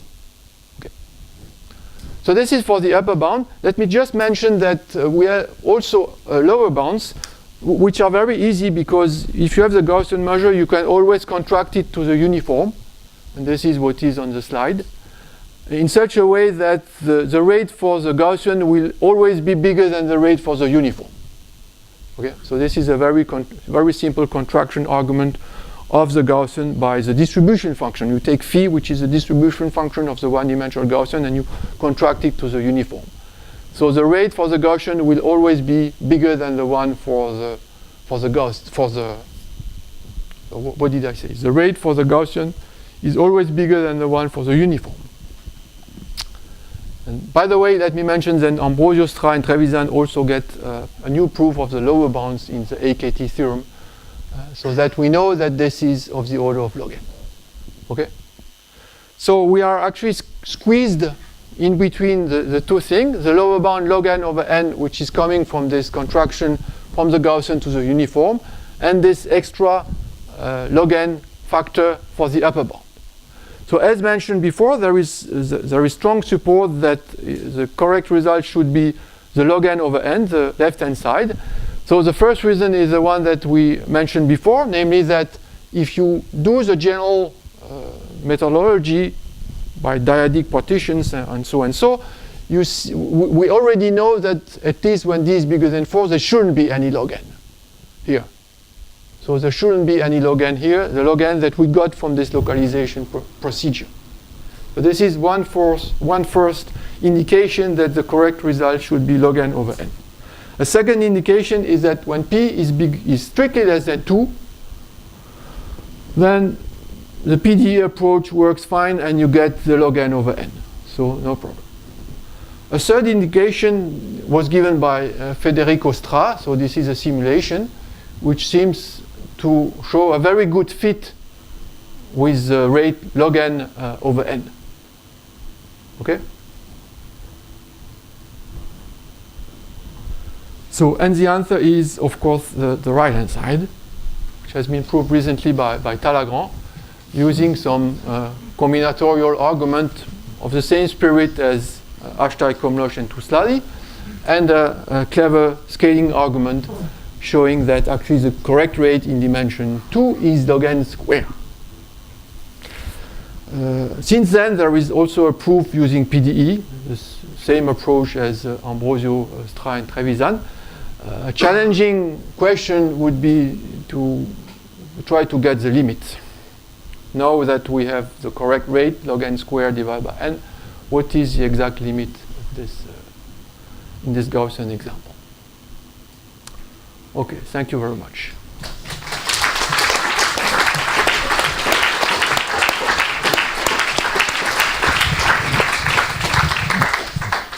Yeah, thank you very much for this talk. There are questions right now. So according to this last slide, it seems that this one, or it seems that the order of vanishing depends on mu in some strange way. So what could you expect? This dependence on mu with respect to the order of vanishing?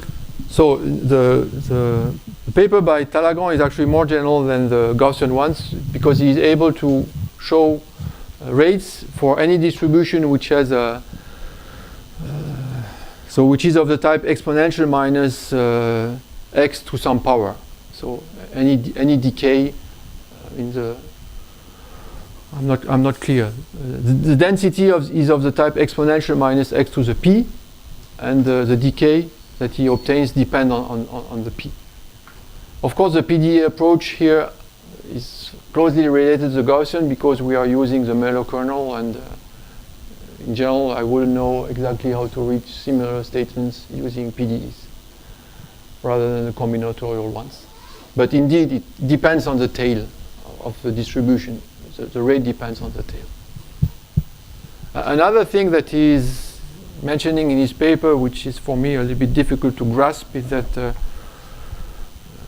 for example, he thinks that something strange should happen when p is equal to 3 and dimension is equal to 3. because here it was p is equal to 2, dimension 2, and now take p is equal to 3 and dimension 3, something, the scaling should happen. For Gaussian. So for example, for Gaussian, we mentioned it before, if we have W2 for Gaussian in dimension 3 or higher, there is nothing more to expect than the standard rate due to the general method. But if you take let me change the number, W4 in dimension 4, there should be some strange scaling which is happening, as it happens in W2. And the result in W2, the fact that you have two logs, is just a superposition of the one first log, which is the AKT theorem, and the second log, which is the scaling. And if you are in higher dimensions, there is no extra log because there is no AKT, but there is an extra log from the tail behavior. But I wouldn't know how to attack W4. More questions, Felix? But so the intuition is that the thin tails are dangerous. I mean, Yes. if you would take something Yes. thicker, I mean, Yes. polynomial decay, you Yeah. would recover the This usual would be scale. very dangerous. Yeah. So it's something, I mean, in a certain sense, a failure of homogenization, Yes. because you're looking at rare events out there in the tail. That's the right. That's Yeah, absolutely. And so what's the? I mean, you said there is a PDE proof Of what? of the Of the lower logarithm bound, of squares? Talleyrand's lower bound, yes. So what are the ideas? Just spend enough time on the Ambrosio Strat Trevisan paper and get out what you need. You know, there is a famous statement by Daniel Struck, which is the following: once you know knowing that the result is true is a tremendous hint. But there must be a new ingredient. I mean, Not really. to get the other logarithm. I mean, how do you? No, there is no really new ingredient. You have just to. I mean, just a play with the time of regularization that you use, together with the Mellor-kernel behavior. This is the interplay, but nothing really new in terms of ideas. Just a proper choice of the speed of convergence in T. More questions? If this is not the case, let's thank Michel once again. And this is the end of the morning session. Good afternoon, everybody. So we are starting with the afternoon session with young people doing mathematics. The first one is Enrico Pasqualetto, and he's now in Jyväskylä, so in Finland. And he's going to talk about on the universal infinitesimal invertibility of some metric structures. Thank you very much. So in this talk, we will be concerned with Sobolev calculus of a metric measure spaces. So let us fix a metric measure space XDM, which for our purposes means that XD is a complete and separable metric space, while M is a Borel measure on X that is finite on all bounded sets. In this framework, there are many different notions of Sobolev space.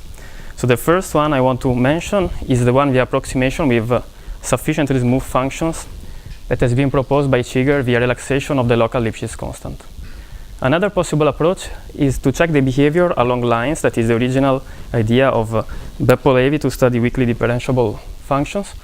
And in the framework of metric measure spaces, this has been studied by Shanmugalingham via the notion of true modulus, and later by Ambrosio, Gigli, and Savary via test plan.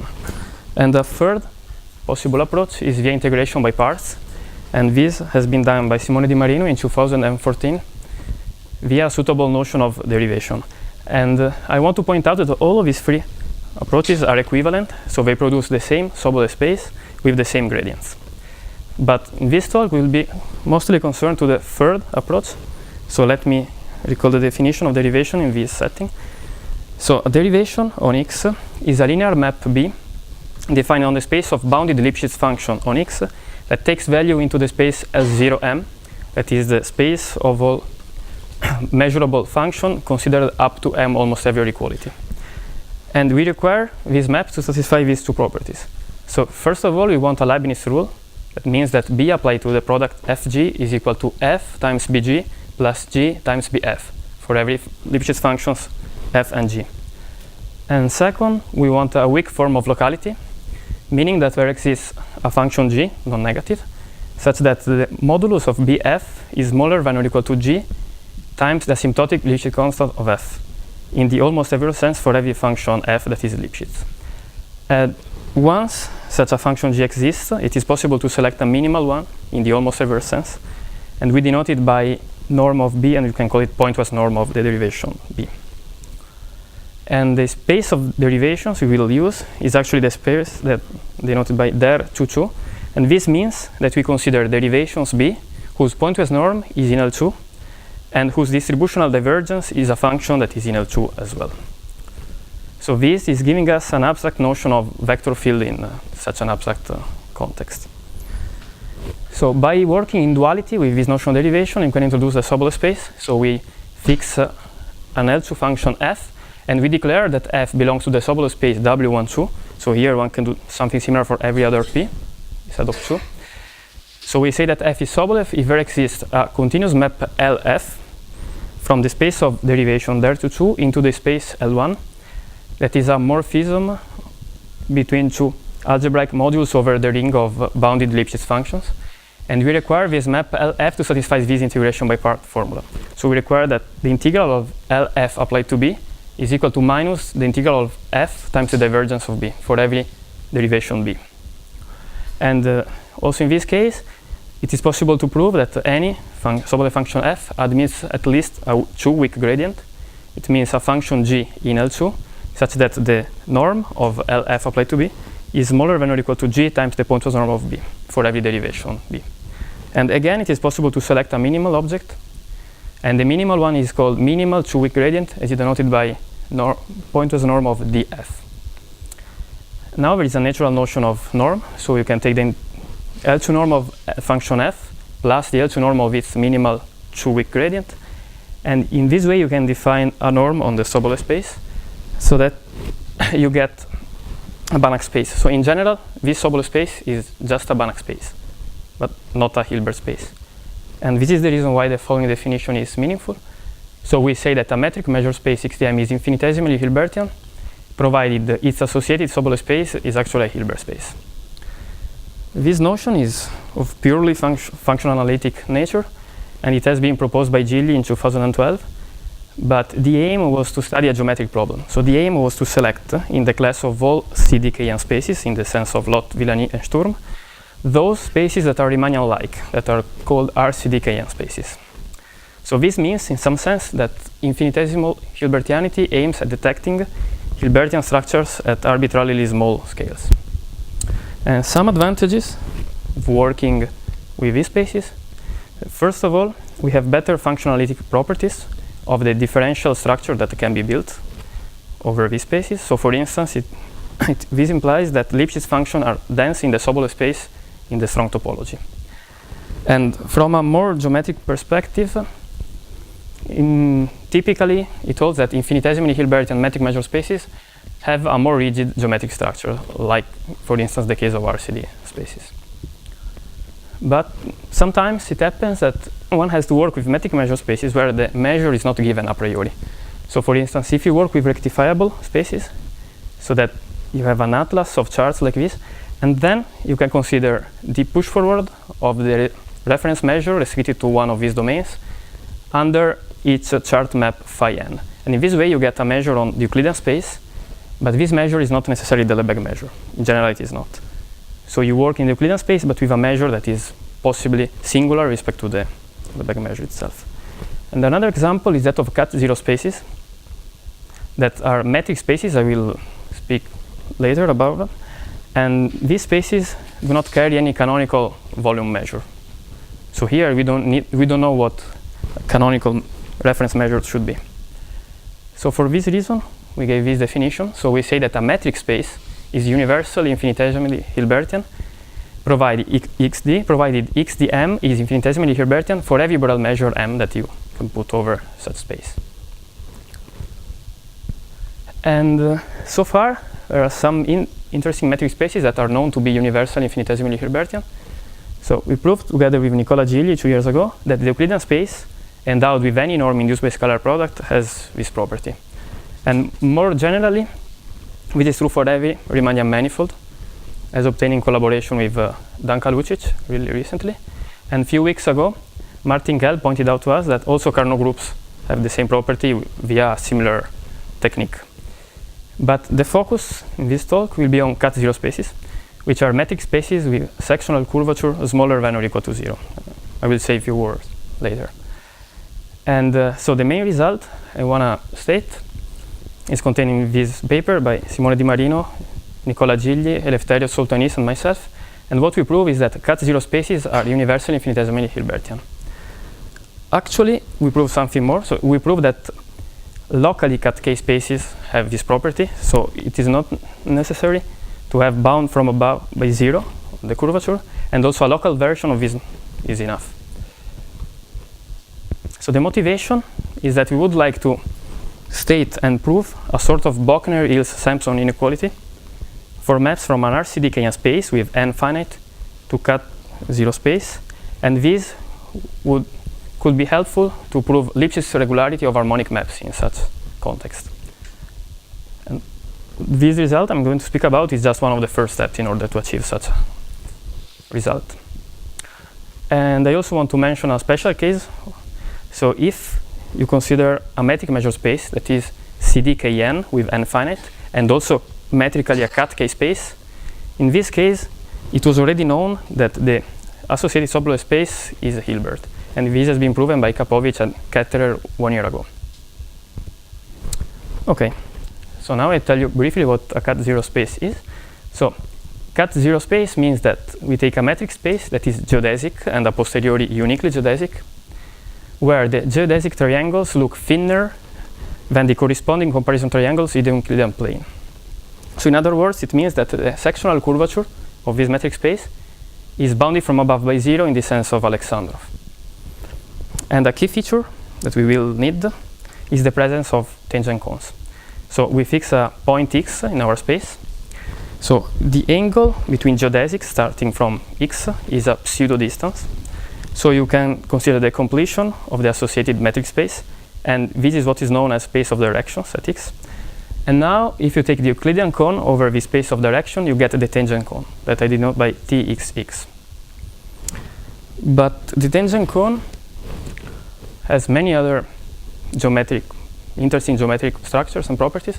So first of all, the tangent cone itself is a cut zero space. Then, with abuse notation, you can define a sort of norm, because the point is that this is really just a cone, and in general not a linear space. But you have somehow, you can define the norm, say, of V as the distance from 0 to V. And this has many properties in common with norms. And similarly, you can define also what is called geometric sum. So given two tangent vectors V and W, you can define their sum as 2 times the midpoint between V and W. Here you have unique midpoints because the space is uniquely geodesic. And another property in which this hidden Hilbertianity appears is the validity of this parallelogram inequality. So if you take two tangent vectors V and W with the notation I just introduced, you have the parallelogram inequality. That means that the distance squared between V and W plus the square norm of V plus W is smaller than or equal to twice the square norm of V plus twice the square norm of W. So this is in general just an inequality because we are working on a cone. So if you want to have also the converse inequality, what you should do is perform a change of variable. So here you write, instead of V and W, you write V plus W over 2 and V minus W over 2. But here you cannot take the minus because it's just a cone. So in general, this is all of what you know. But important observation is that if a Banach space is isometrically embedded into a cut zero space, it is necessarily a Hilbert space. So if you have something linear living inside your cut zero space, for that subspace you can perform this trick and you can show the Hilbertianity, the parallelogram identity and not just inequality. Another tool we need is the differential of convex Lipschitz functions. So we fix a real valued convex and Lipschitz function on x. So for every point x, we can build this differential. So the differential is a continuous map, dxf, defined on the tangent cone, such that the differential applied to the velocity vector given by a geodesic is nothing but the limit of f at gamma t minus f gamma 0 over t when t tends to 0. And this differential is Lipschitz convex and positively one homogeneous. And here, important point is that this is true for every point x in x. And the prototype of convex Lipschitz function on a cut-0 space is the distance function from a point. So Lipschitz is always granted, but convexity is given exactly by the cut-0 condition. So let me denote by dist y the distance function from a point y. So the point is that we have plenty of functions that are everywhere differentiable. And this is really important because to work with Lipschitz function is not enough. Because even if you take like X, the Euclidean space, a Lipschitz function is differentiable almost everywhere but with respect to the Lebesgue measure. And here you won't work with any Borel measure on the space. So we really have to work with, in some sense, C1 functions rather than Lipschitz functions. So now we can glue together all of the tangent cones that we have and we build a geometric tangent bundle. So we define Tg of x as a disjoint union of these tangent cones. And we want to put some measurable structure over this bundle. So we want to be able to speak about measurable vector fields. The reason is that we defined in an abstract way the space of derivations with divergence. And now we want to link this abstract space to something that is geometric. So what we do is to endow the geometric tangent bundle with the smallest sigma algebra such that all of these maps are Borel.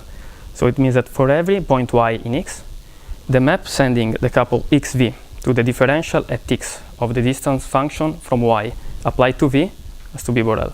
So in this way, we can speak about measurable vector fields. Now we fix any Borel measure on x, so that we can consider the space L2 Tgx of all two integrable vector fields on x. And the main result is the following. So this result implies the universal infinitesimal libertianity of a cut-0 space.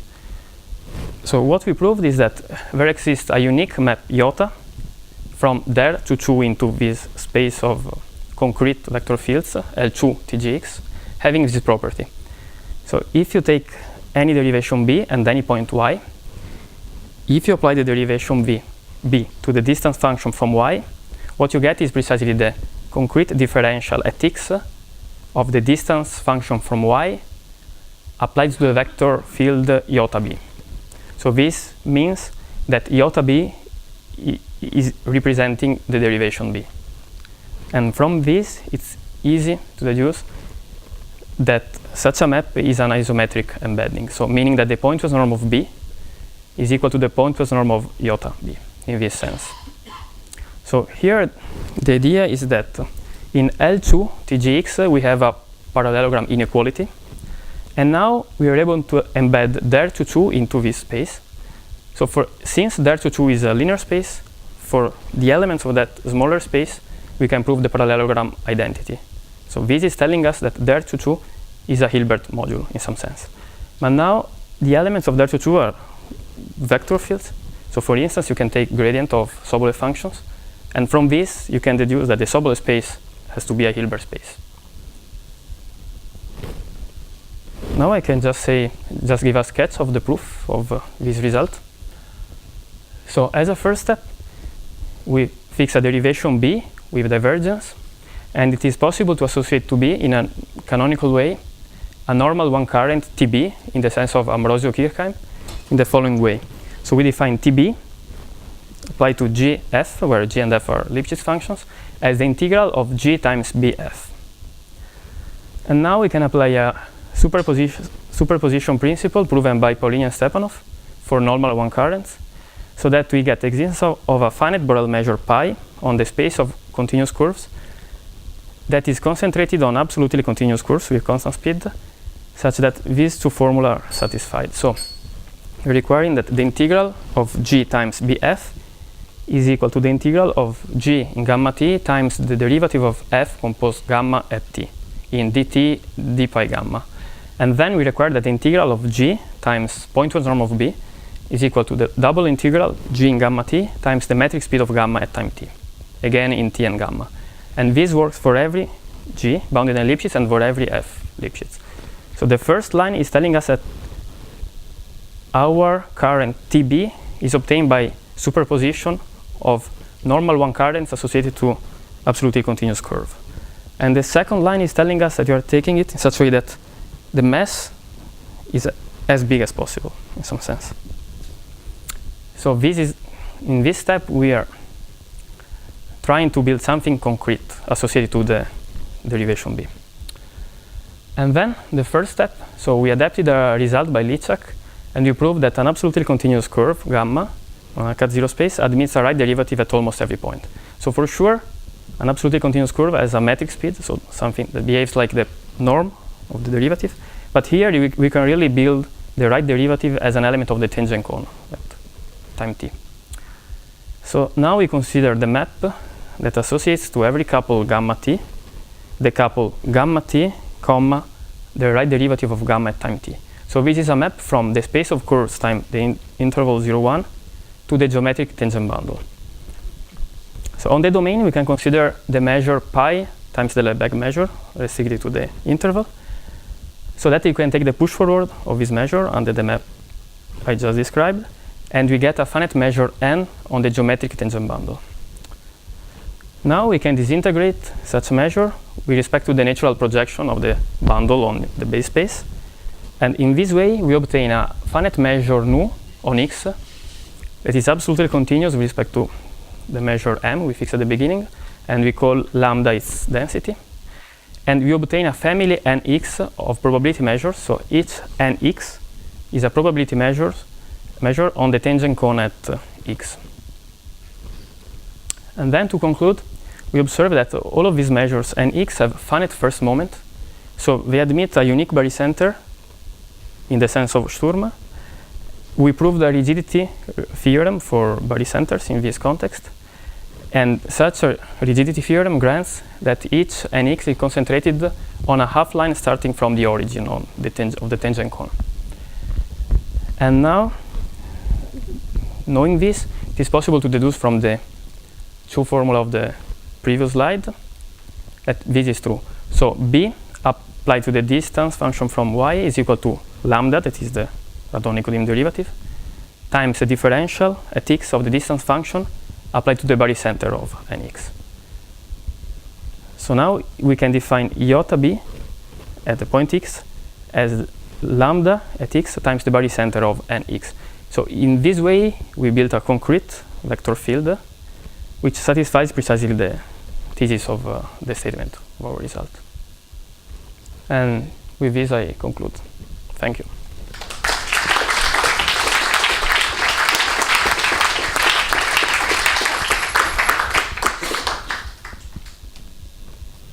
Are there any questions or comments?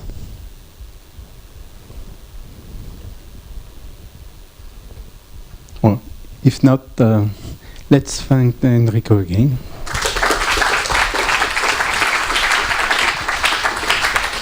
So we have a 10-minute break, and then we resume at 3 o'clock.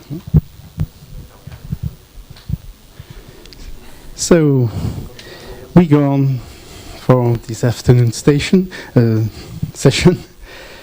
with Nikita Gladkov. Nikita is very young, he's only 20 years old, and he's from the math department of the High School of Economics in Moscow, and he's going to talk about variants of the Monge-Kantorovich problem for the cost function xyz.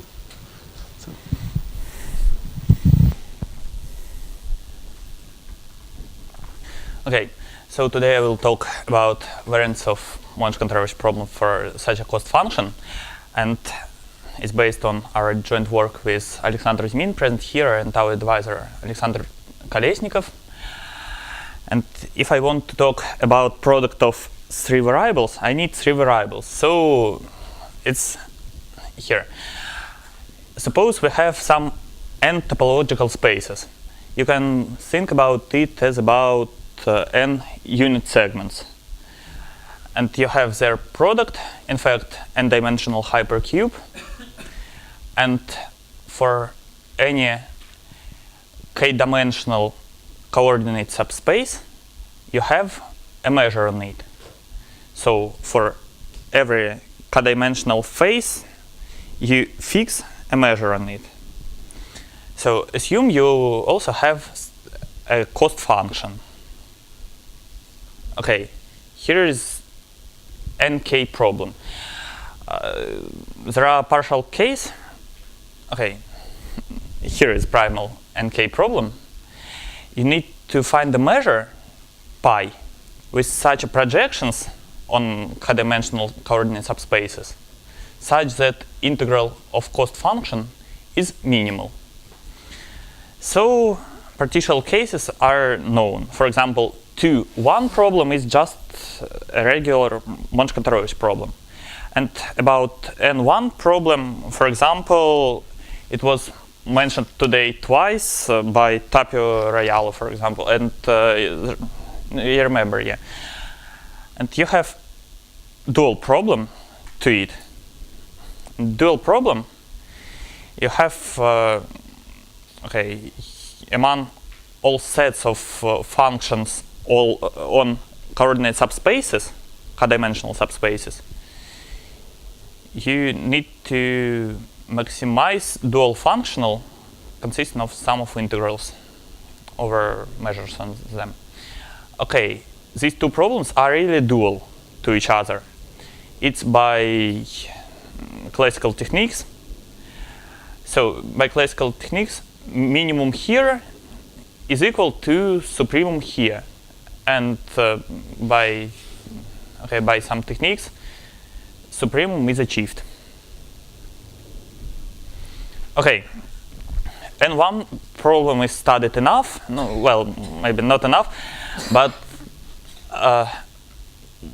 for nk problem, we don't know many literature on it. So I tried to motivate 3.2 problem. It's really natural, in fact. For example, here is an economical motivation. If we need to furnish some institutions within a year, and we want to spend as less money as possible, so we just have some natural restrictions. For example, we know that Pisa University needs 100 tables. So it's a two-dimensional restriction because it's like a projection along the axis of months. So it's in the and other restrictions are of the same nature. Another motivation for 3.2 problem is as follows. Latin squares n by n are in fact just just measures on 3D space, not 3D space, but on 1 to n cubed with fixed marginals, with uniform marginals, in fact. So the correspondence is like for rearrangement matrices.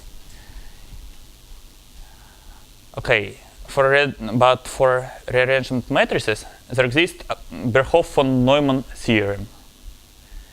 And it states that rearrangement matrices are extremal in space of all matrices with fixed projections. And for 3.2 problem, it's not true. For example, if we consider transport 3.2 problem with such a function, such a cost function, the optimal solution will be given by such a measure, which is of course extremal, but in no way is corresponding to some Latin square. Okay, and for Greek Latin squares, okay, they appear from 4.2 problems, in fact.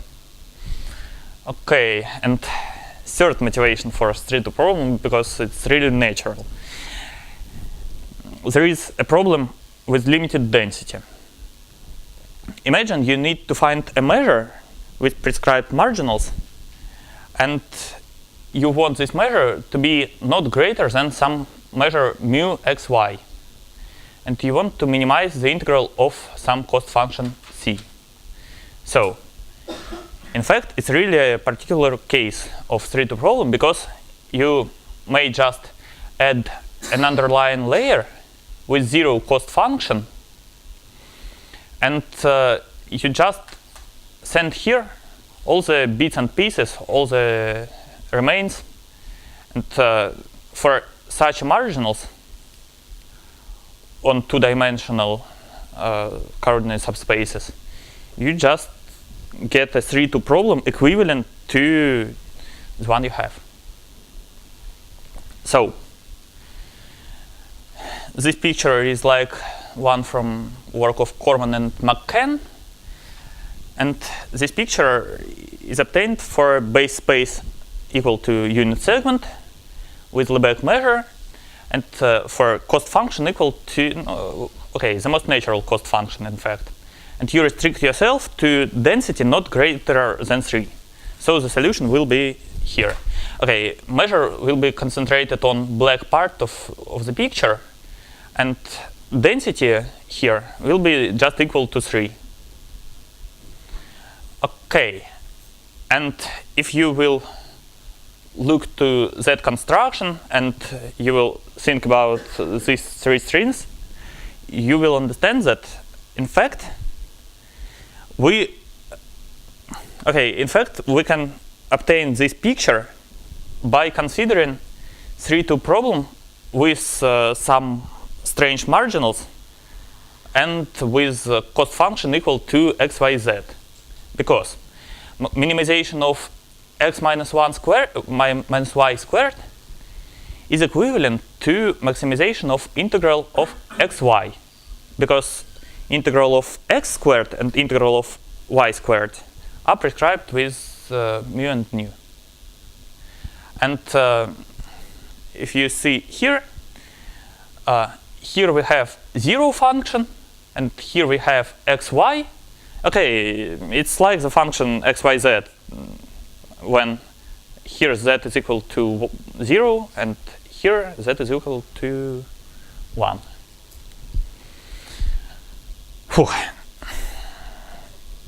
We are off with motivation. So here's our problem. Now we have 8 problems, in fact. We have 3-2, 3-1 problem for cost functions xyz and minus xyz. And what's more, we have primal and dual problems. So I have some time left to say about all of these problems. So, primal problem for 3-2. We have a cube, and we need to find a measure on it with projection onto 2-dimensional faces equal to Lebesgue measure. And we want to minimize xyz, integral of xyz, in fact. Okay, to this end we define such an involution, tx, and ty and tz. Then, for any measure mu with Lebesgue marginals, you have such an identity, primal functional of mu symmetrite is equal to 1/4 minus primal functional of mu. Okay, so composition of 2 involution, any composition of 2 such involutions, doesn't change p. So we can assume primal solution, optimal measure pi, to be invariant under these involutions. Okay, and since we have it, we can say, okay, consider these 4 cubes. Imagine we have some measure p concentrated outside these 4 cubes. Then by symmetry and by some calculation, in fact, we get that if we translate measure from outside to inside these 4 cubes, primal functional will decrease. So optimal measure pi is concentrated on S1, Okay, by the same argument, pi is concentrated on S2, S3. Okay, here you can see this strange O plus. I will say what's O plus, because passing to the limit we obtain such a picture. It's a Sierpinski tetrahedron. Okay, okay. So, what is this O plus? In fact, it's a set of all the points like that. X, Y, X, XOR, Y. What's XOR? It's bitwise exclusive OR. So,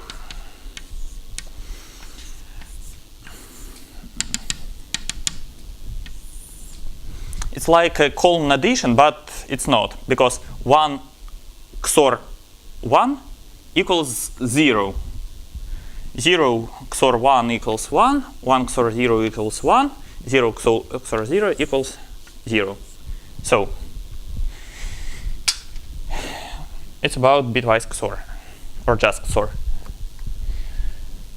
So this set S is highly non-smooth, but it's a graph of function.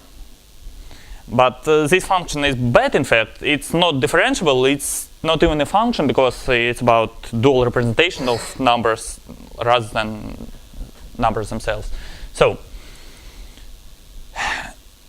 we have that.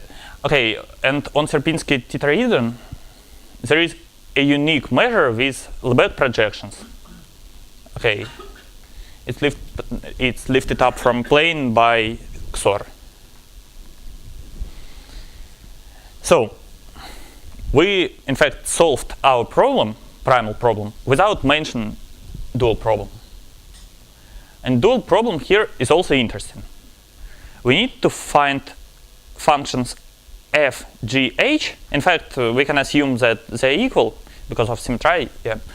So that f of xy plus f of xz plus f of yz is not greater than xyz. And we want to maximize the integral of f. So I'll just tell you a solution. Assume I of AB is just an integral of XOR over a rectangle. And then f is equal to y xy minus 1/4 of I xx minus 1/4 of I yy. Okay. It's how can you obtain this answer? Okay, you have two ways. Maybe you have more, but I know only two ways. First, we discovered this relation using some recurrent relations, but I won't mention it. And answer 2, another way, is that you can assume the existence of mixed derivative of f. Then you can consider some points. Okay, you can read about these points, and you can consider them and pass to the limit and conclude that mixed derivative is equal to x XOR y. So this argument is in fact tricky, because you can obtain the existence of such a points by considering fractal structure. In fact, it's about structure is non-smooth. And we have a hypothesis that solution to 3-2 problem is concentrated on something smooth, or mixed derivative is equal to third variable. It's about structure, but we know the cases where first alternative holds and when the second alternative holds. Okay. So from duality, we have some perfect identities. So it's an integral identity for XOR. It's beautiful. Okay, it's not an identity, it's inequality, but in fact, it holds for x XOR y XOR z equals 0. So it holds on S. We can differentiate it by z and obtain another nice identity. And for 3 problems gives us some identity for strings. It's beautiful too, but we don't know if there exists some identities in 5-4 problem for 5 variables, for example. And no. Okay, and some words about cost function minus xyz.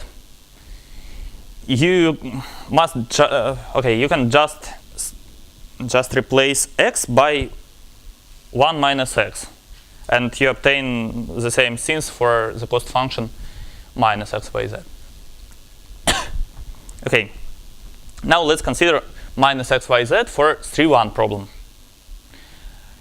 I will recall the problem. We have a cube, and we want to find a measure with Lebesgue projections to axes, minimizing the integral of minus xyz.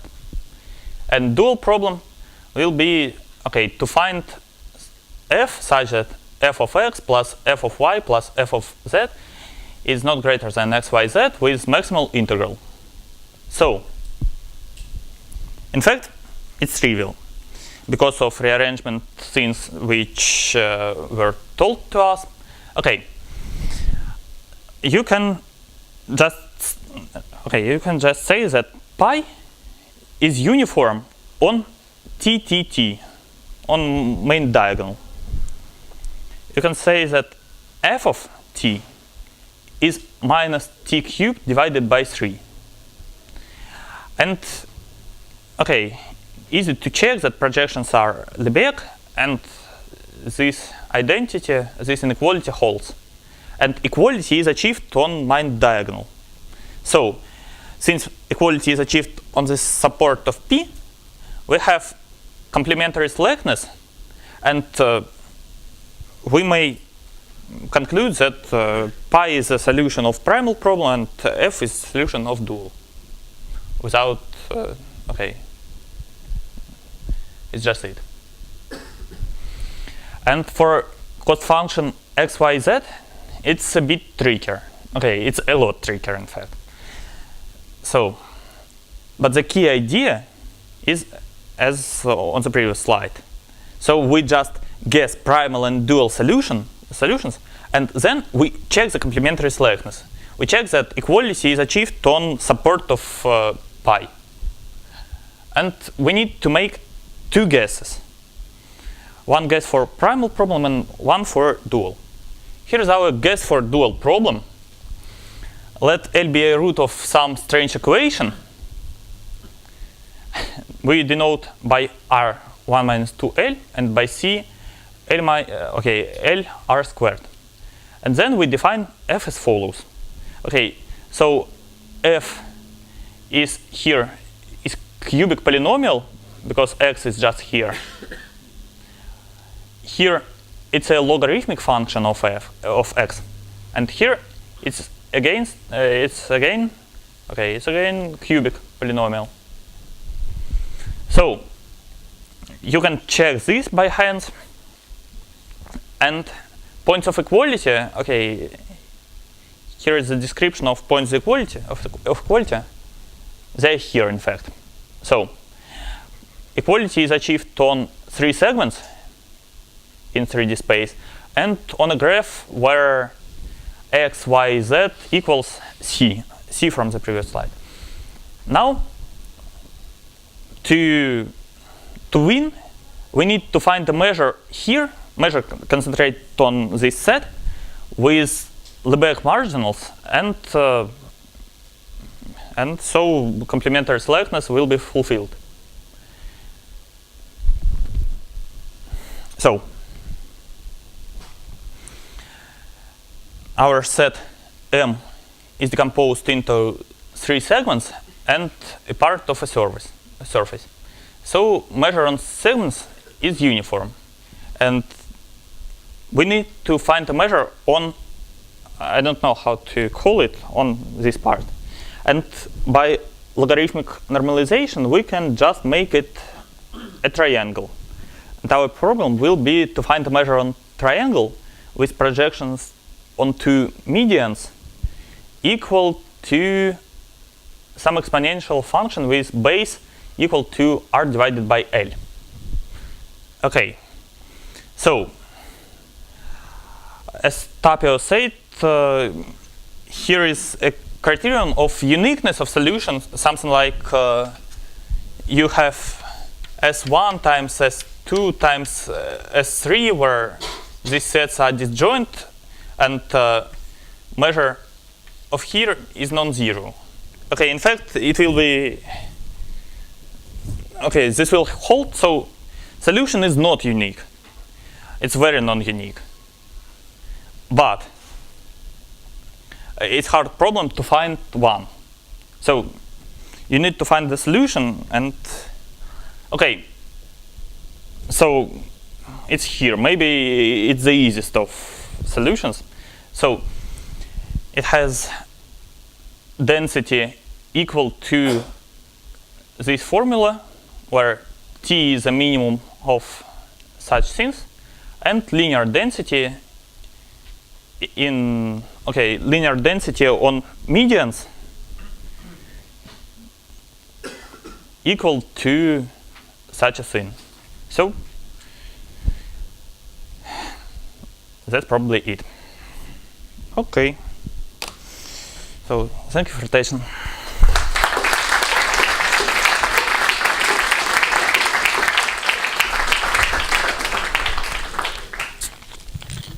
Any questions? Yes.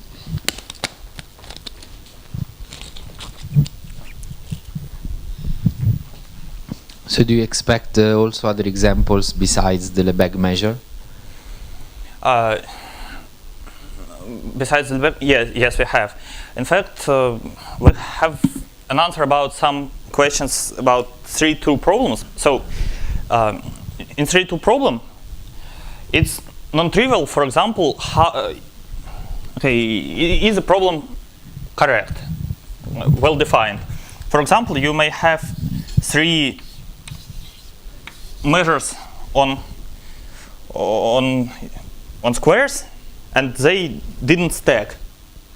And we have a criteria, sufficient criteria for them to stack together. Okay, so we think about other measures. Okay, but it's not about it. I don't know if I answer your question. Yeah. Okay. Any other questions? So if not, let's thank the speaker again.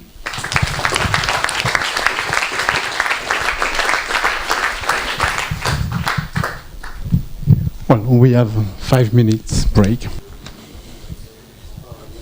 So the next speaker is Daniele Semola. He's playing at home from Scuola Normale, and he's going to talk about constancy of the dimension for RCDKN spaces via regularity of Lagrangian flows. Thanks a lot for the introduction, and thanks for the invitation. It is a pleasure for me to be here and to have the opportunity to present this talk, which is based on joint works in collaboration with Elia Brouet from Scuola Normale 2. So before then entering into the details, I would like to give you a rough picture, mostly aimed to the non-experts in the audience, of what the concentrated dimension problem for RCDKN spaces is about.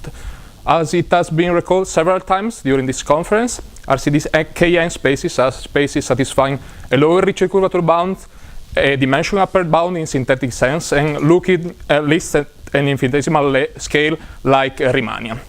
And what we would like to be able to do is to attach a notion of dimension to any such space, and in particular we would like to be able to rule out the possibility that gluing together smooth spaces of different dimensions we end up obtaining an RCDKN space. So this being said, let me pass to a brief overview over the plan of this talk. I will start recalling briefly the notion of RCD-KN space. Then I will move fastly to the necessary results about the structure theory of these spaces, which will give me the possibility to state properly the main result of our work and to compare it also with the previous result obtained for Ricci limit spaces by Colding and Neighbor in 2012. Then in the second part of the talk, I will pass to an overview over the strategy, starting from the heuristic and then passing to some more details about it, concerning the proof of our result. And if time allows, in the end, I will state some open problems and questions which I find interesting and related, very strictly related to the problem of the constancy of the dimension. So let me begin by recalling what a Ricci limit space is. After the proof of the Gromov precompactness theorem in the 80s, the following definition has a lot of meaning. Let me recall that a metric measure space is said to be a Ricci limit space if it is a measured Gromov-Hausdorff limit of a sequence of smooth Riemannian manifolds satisfying a lower Ricci curvature bound, uniform lower Ricci curvature bound, and a uniform in dimension upper bound. So starting from, let me recall that the study of Ricci limit spaces was initiated and pushed to a high level of generalities by Chigger and Colding at the end of the 90s. And starting from their seminal works, the following question was naturally raised. Is it possible to talk about lower Ricci curvature bounds even without appealing to the existence of a smooth sequence, of a smooth structure? And more difficult question, is it possible to talk about lower Ricci curvature bounds even without appealing to the existence of a smooth approximative sequence? And it took more or less 15 years and the contribution of several authors before then a satisfactory answer to the question I raised above was formulated by Gigli in 2013, where the notion of RCD-KN space was introduced. And let me briefly recall it. We will say that the metric measure space XDM is an RCD-KN if it both satisfies the CD-KN condition a la Lott-Sturm-Villani, and it is infinitesimal Hilbertian, which means that its Sobolev space is of W12 is actually a Hilbert space. I don't want to spend much time about analytic and geometric properties of RCD-KN spaces. Let me just recall that due to the compatibility of the RCD condition with respect to suitable notions of convergence, and due to its stability and due to its compatibility with the smooth notion, it is possible it was observed that Ricci limits are indeed RCD-KN spaces. And this allows us to say that the theory of Ricci limit spaces is more or less included into the theory of RCD-KN spaces. So as I anticipated in the introduction, we will be concerned with the problem of regularity of RCD-KN spaces. And as it is well known when studying regularity theory, not only in the setting of metric and geometric analysis of metric measure spaces, a natural notion to consider, a natural object to study are blow-ups. And since we are dealing with metric measure spaces, we need to introduce the right notion of blow-up for this purpose, which is the notion of metric measure Gromov-Hausdorff tangent. In the following, given a point little x belonging to an RCD-KN space, we will say that we will define the tangent cone at that point to the metric measure space to be the collection of all pointed measured Gromov-Hausdorff limits of sequence of rescaled of the pointed metric measure space, where we rescale the distance, dividing it by the factor Ri going to 0, and we rescale also the measure with the sequence of constants, which you can think of as a normalizing constant to be the measure of the ball of radius Ri. And in order to let this abstract definition be more concrete, let me just mention two elementary examples. The first example is a sample of a smooth Riemannian manifold, and if you assume that its dimension is little n, then what you recover applying that definition is exactly the Euclidean space of dimension n. And a second meaningful example for this theory is the example of a metric cone, and in that case, what you end up with, if you consider the tangent cone at the tip of the metric cone, is exactly the metric cone itself. So this definition of tangent cone gives the possibility to recall what's the notion of k-regular point and the notion of k-regular points and k-regular sets, which was introduced by Chigger and Coldy in the study of Ricci limit spaces, inspired by the results about stratification theory in geometric measure theory. In the following, we will say that a point, little x, is k-regular if its tangent cone is unique single valued and k-dimensional Euclidean, and we will denote by Rk the set of k-regular points on an RCD-KM metric measure space. And this definition gives me the possibility to recall the known results about the structure theory of RCD-KM metric measure spaces. So what was proved by Mondino and Neighbor in 2014 is that the union of the regular sets of varying dimensions between 1 and capital N and the integer part of capital N covers any RCD-KM metric measure space up to a negligible measure set. Furthermore, they were able to prove that any regular set Rk is MK rectifiable in the following sense: you can cover it up to a negligible measure set with a countable union of bi-Lipschitz images of Borel subset of the Euclidean space of dimension k. Later on, the result was sharpened in 3 independent works, where also the behavior of the reference measure was considered. In particular, therein it was proved that the reference measure, when restricted to any regular set Rk, is absolutely continuous with the Hausdorff measure of the right dimension. And let me recall that for historical reasons that the analogous results were known to be true for Ricci limit spaces since the works of Chigger and Coldy at the end of the 90s. And therein they formulated the following conjecture. They conjectured that actually there should be only one regular set of non-vanishing measure in the dimensional decomposition of any Ricci limit space. And it took more than 10 years before then Coldy and Neighbor in 2012 were able to prove this conjecture. And in particular, the result states that there exists little m integer between 1 and the integer part of capital N in such a way that for any Ricci limit space, the tangent cone, and for almost every point, the tangent cone at that point is n-dimensional and Euclidean. So by analogy with what they proved for Ricci limit spaces, and after the works of Mondino and Neighbor and the independent works I mentioned before, it was conjectured that the same should hold true also for any abstract RCD-KM metric measure space. And that's the content of our main result. So as you can notice, the only difference when passing from the statement above to the statement below is that we put RCD-KM in place of Ricci limit. But what I would like to stress is the fact that instead the proofs are somehow different. And let me spend a few more words about differences and similarities between our approach and the approach by Coldy and Neighbor. So the first difference is that proving our result for abstract RCD-KM spaces, we cannot appeal at all to the existence of a smooth approximating sequence. Instead, what we do is we prove new quantitative estimates for flows of vector fields, and about this I'm going to tell you a few words more later. And let me conclude this slide by mentioning instead a similarity. Still, our proof will be based on the following rough idea. In order to prove that the dimension of an RCD-KM space must be constant, we will build upon the idea that we expect the geometry of the space to change at least continuously along minimizing geodesic, which were actually minimizing geodesics in the case of Coldy and Neighbor, and will be Wasserstein geodesics in the case of our proof. So in order to better explain this last point, I would like to illustrate a toy and elementary example, which is the following. Consider a smooth and connected manifold. Then it is well known and the standard fact that for any different 2 points on the smooth and connected manifold, you can find a smooth diffeomorphism in such a way that it brings the first point into the second point. And the very standard strategy to build it is to build it as a flow map at a fixed time of a suitably chosen vector field. So let me spend a few words about the outcomes of this result, of this very elementary result, and about the outcomes of the strategy in which you build the diffeomorphism.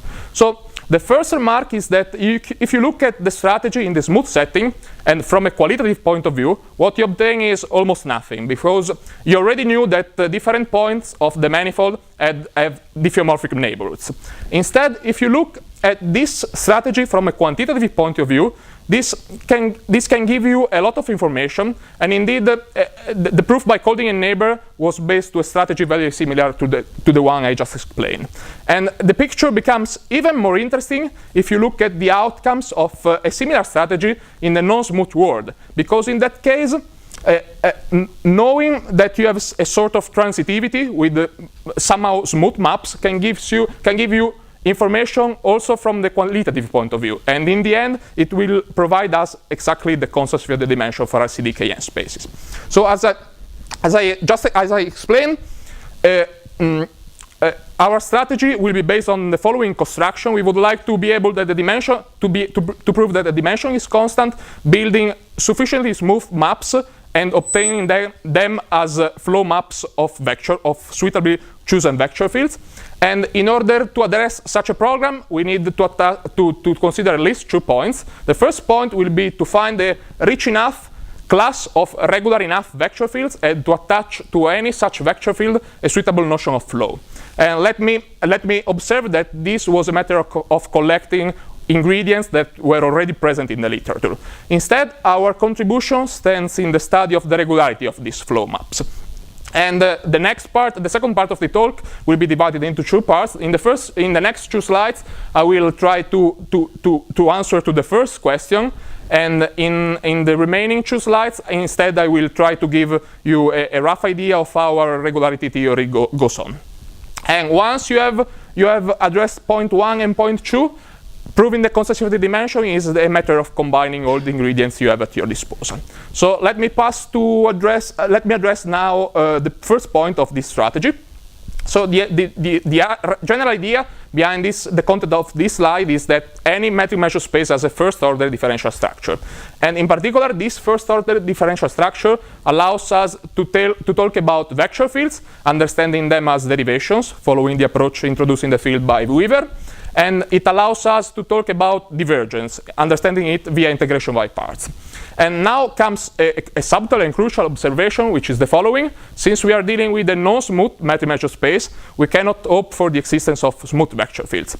And what we can observe is that the theory of flows associated to non-smooth vector fields is a very deep theory, even in the Euclidean setting, which is the smoothest example you can think of. And so it was studied in the seminal works of Diperne and Lyon in 1989 and in a later work by Ambrosio in 2004. So what Ambrosio and Trevisan did in 2014 was to adapt the notion of regular Lagrangian flow, which has been introduced by Ambrosio in 2004, to the setting of metric measure spaces. And the definition of flow reads as follows. We say that the map bold x from the time interval times the space to the space is a flow, regular Lagrangian flow associated to a family of derivations Bt if it satisfies the following 3 defining conditions. First, we ask that almost every trajectory of the map is absolutely continuous. Then we need a condition to make sure that we are considering a flow map of the given vector field. And you take the displayed condition, and you observe that for sure it will be satisfied if your vector field and your space are smooth.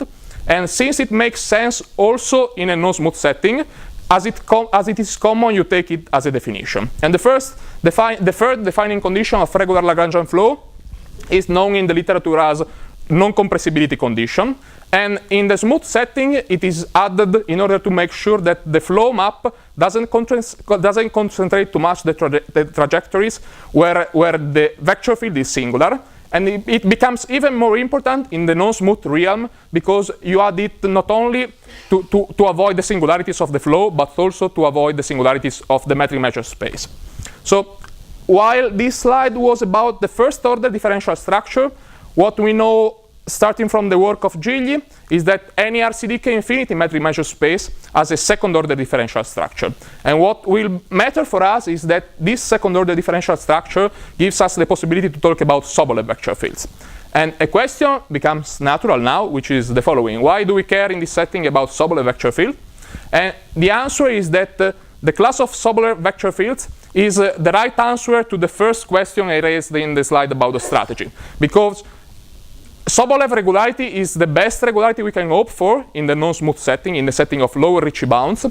And it is also a rich class after the works of Savary, and in particular for the application which is needed in the study of the constants of the dimension problem.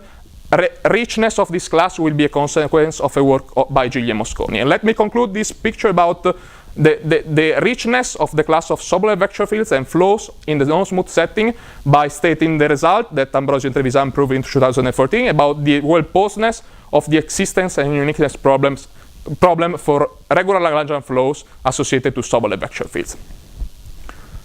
So this concludes the part which was aimed to address the first point of the strategy. Let me pass to the problem of regularity.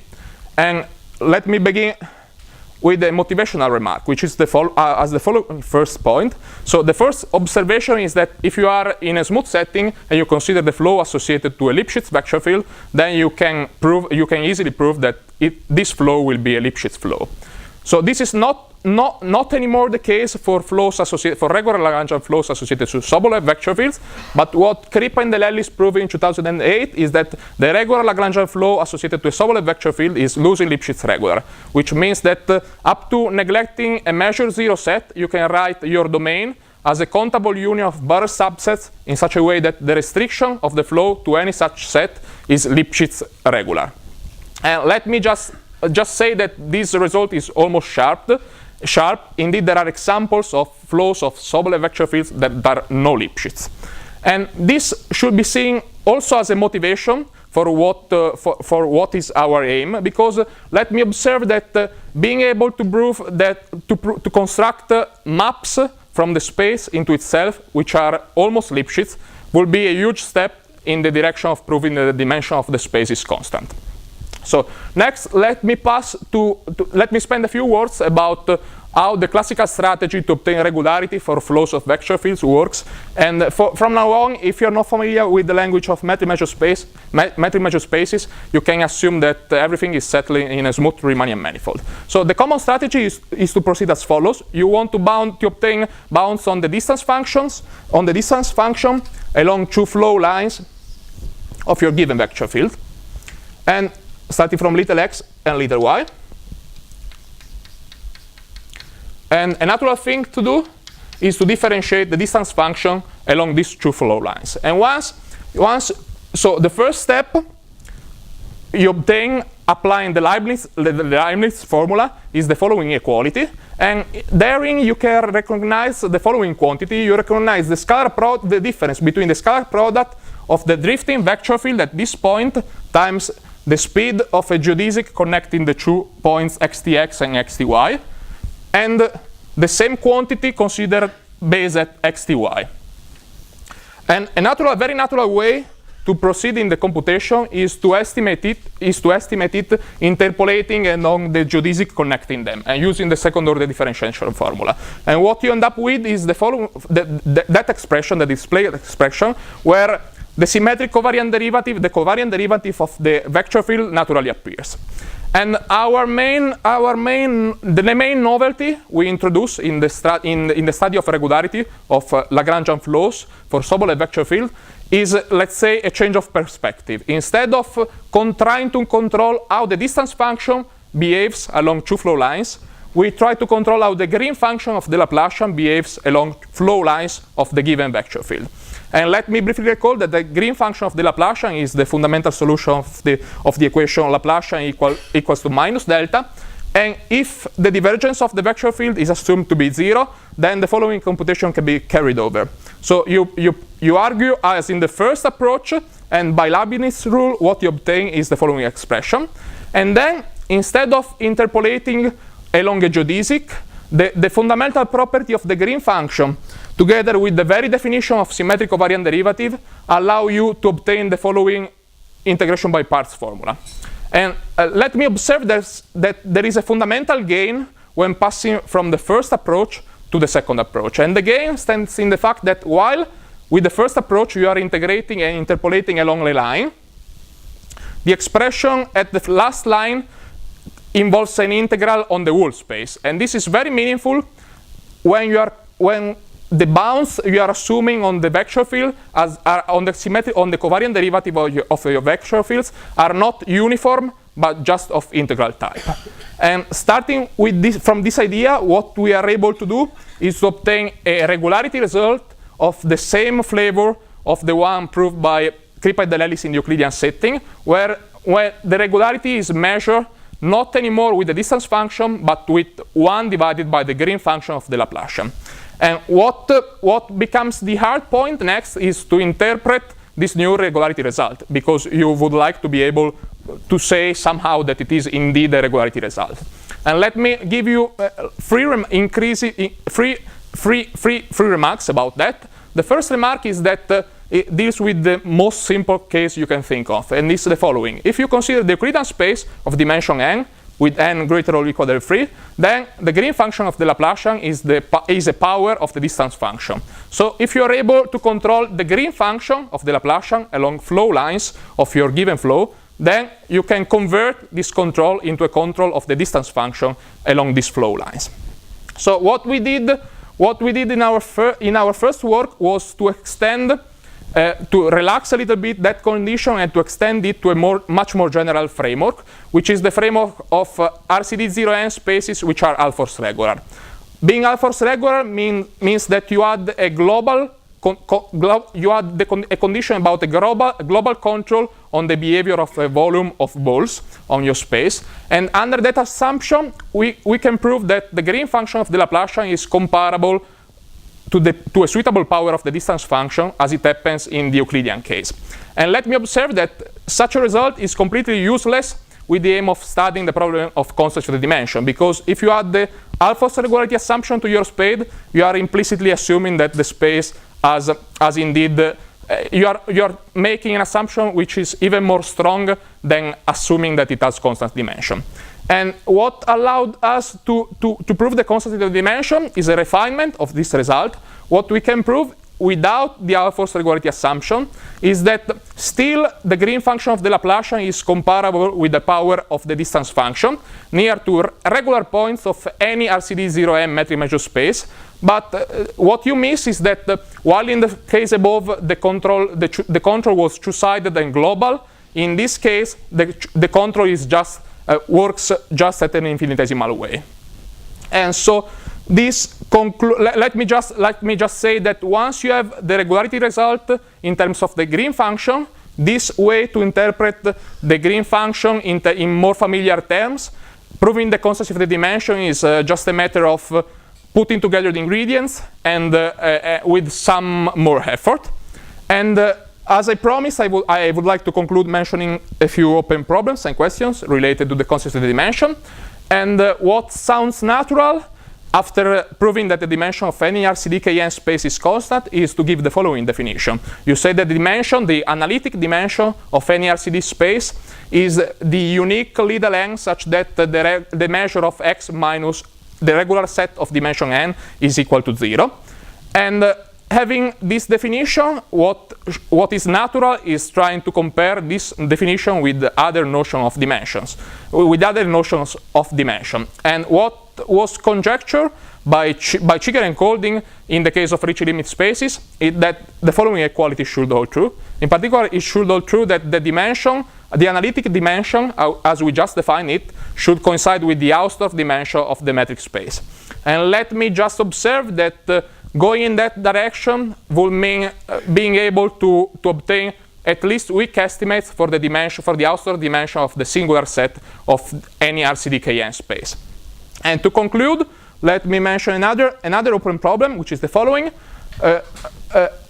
Putting together the result about constancy of the dimension with the results I mentioned before about the behavior of the reference measure with respect to the Hausdorff measure, what you end up with is knowing that the reference measure is a density times the Hausdorff measure of the analytic dimension of the RCD-Kn space.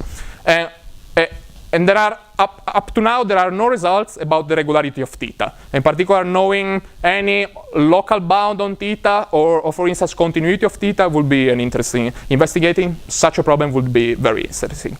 And that's all I wanted to say, so I thank you for the attention.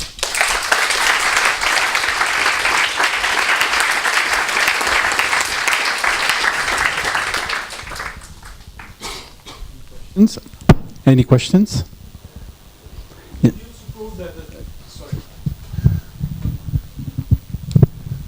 could you also prove that the set Rm of the unique dimension is open? No, we cannot prove it, and I'm not sure. Could it be? I'm not sure if this is true. I mean, I don't know whether it could be possible. In passing from one point to the other, sort of having a biholder homomorphism. No, the point is that this approach for looking for a pointwise statement, this our result is a little bit weaker than the result proved by Kolding and Neighbor, because a byproduct of their result is that you can find many curves along which the tangent cone is actually Euclidean. And with our approach, we can find many curves such that along them the tangent cone is almost everywhere Euclidean, not everywhere Euclidean. Okay. Because up to now we are not able to prove that the tangent cone changes continuously. Okay. And so, in this perspective, the result is a little bit weak. Okay. Thank you. Any other question? So that's a question on the on your modification of Delelle's Kripa. Can you? I pass to that. Yeah, thanks. So so I see a clear connection in the two-dimensional case, because then the Green's function is logarithmic. You're looking at the logarithmic distance between 2 points, and the integral on the right-hand side is singular and is very close to the maximal function. Yeah, that's what happens also in the higher dimensional case. And the point is that actually we have to avoid the case of dimension equal to 2, because in that case the Green function is not a good object to measure. It doesn't look really like a distance function, because it is both positive valued and negative valued. And instead what happens in higher dimension is that the Green function really looks like a distance function to some extent. And what we can do is that we can perform estimates which are very similar to the maximal estimates, to the usual maximal estimates, starting from that expression.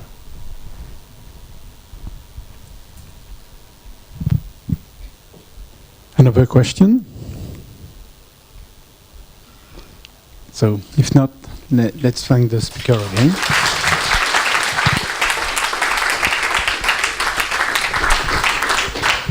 So we have a half an hour break right now. So let's go on with Ugo Bindini from la Scuola Normale. He's going to talk about the smoothing operators in multi-marginal optimal transport. Thank you. Okay, thank you. I hope this works. Yep. Okay. Thank you very much for the introduction, and thank you to the organizers for the kind invitation. So this talk is about work I've been doing in the last one year, let's say, and mostly of this is joint work with my supervisor Luigi De Pasquale. So this is an outline of the work. I will introduce the setting in multi-marginal optimal transport, and a particular setting in which we are working, which comes mainly by physics and also the quantum chemistry point of view. And then I will introduce some smoothing operators which are designed to, given a transport plan, to approximate this transport plan by keeping the marginal constraint fixed. And then in the last part of the talk, I will explain two main applications of this theory to density functional theory, in particular the semi-classical limit of the Hohenberg-Kohn functional and the Lib's open map problem, which I will explain later. So this is our setting. We are given n probability measures over Rd and the cost function. This is totally classical. And we state the Kantorovich formulation for the multi-marginal optimal transport problem. So we seek to minimize the cost integrated with respect to a transport plan P, which has the constraint of satisfying the marginal measures. But due to physical reasons, and I say again also reasons coming from mainly quantum chemistry, we are particularly interested in the following special cases. So where our marginals are all equal to a marginal rho, which belongs to the following set. So rho is absolutely continuous with respect to the Lebesgue measure. It has a non-negative density, sums up to 1, of course, and is regular in the following sense. Its square root belongs to the space, to the Sobolev space H1. So in this talk, whenever I say something is regular, it will almost always be its square root belongs to the Sobolev space H1. And then in the Kantorovich formulation of the problem, we consider the infimum of the cost integrated with respect to a transport plan, but all the marginals are equal to this fixed rho.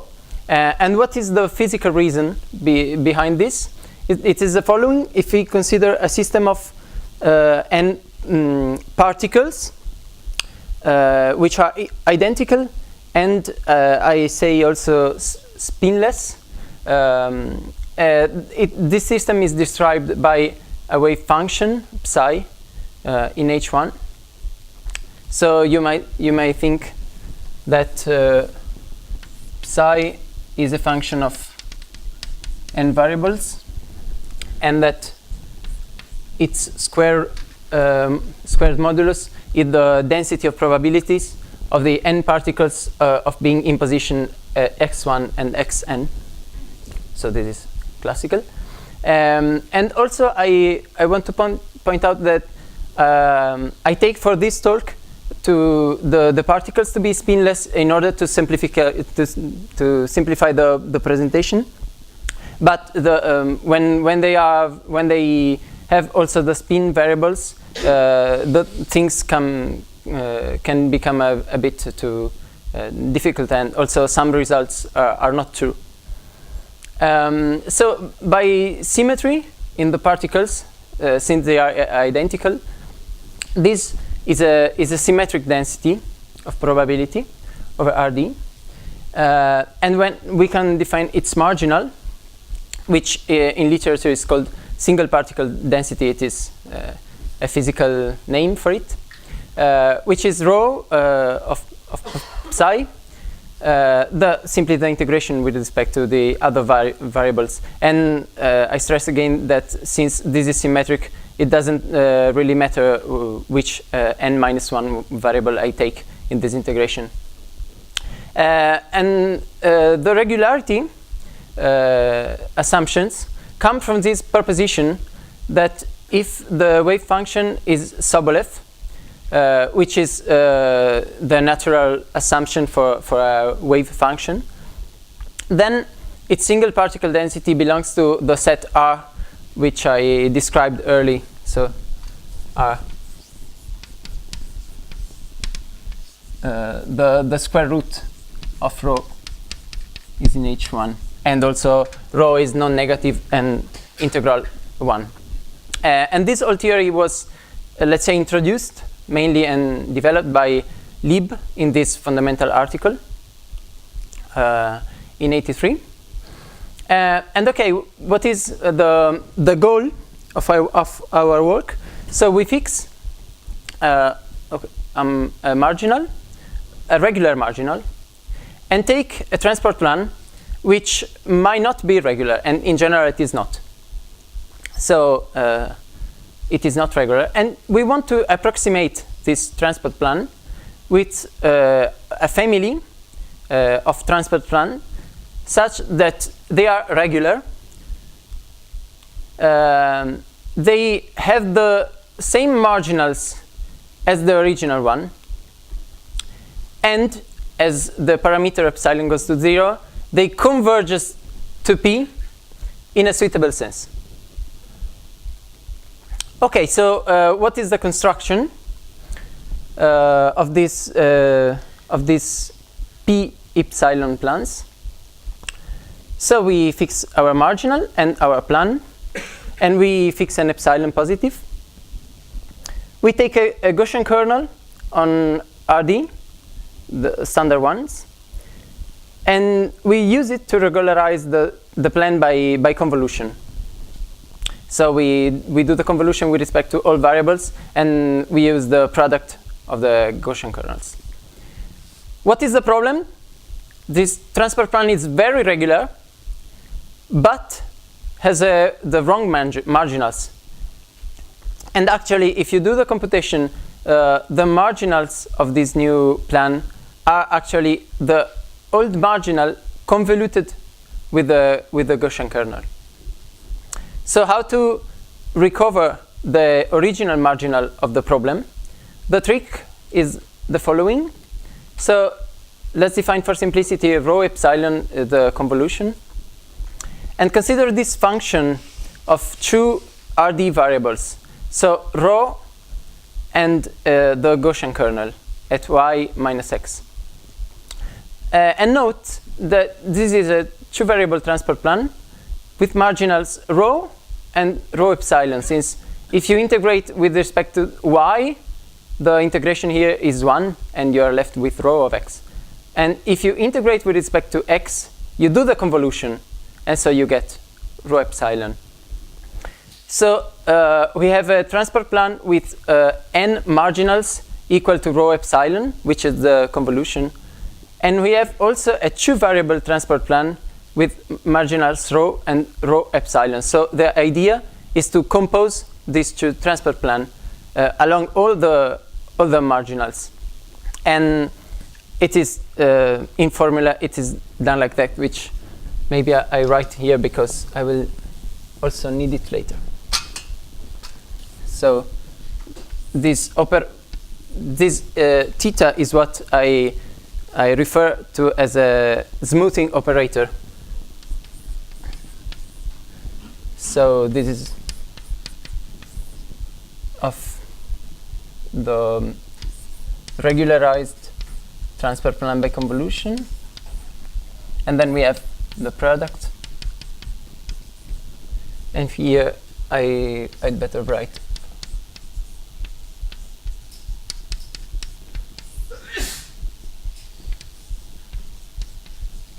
okay, and the integration is done with respect to the x variable. Okay, I forgot to say that the capital letter, capital Y, is simply the y1, yn. Okay, so sorry, with respect to the y variable. Okay, of course. And okay, what are the main properties of this operator theta?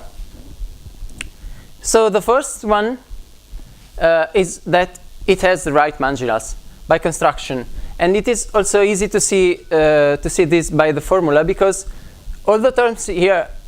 So assume everything is moot. All the terms here are positive.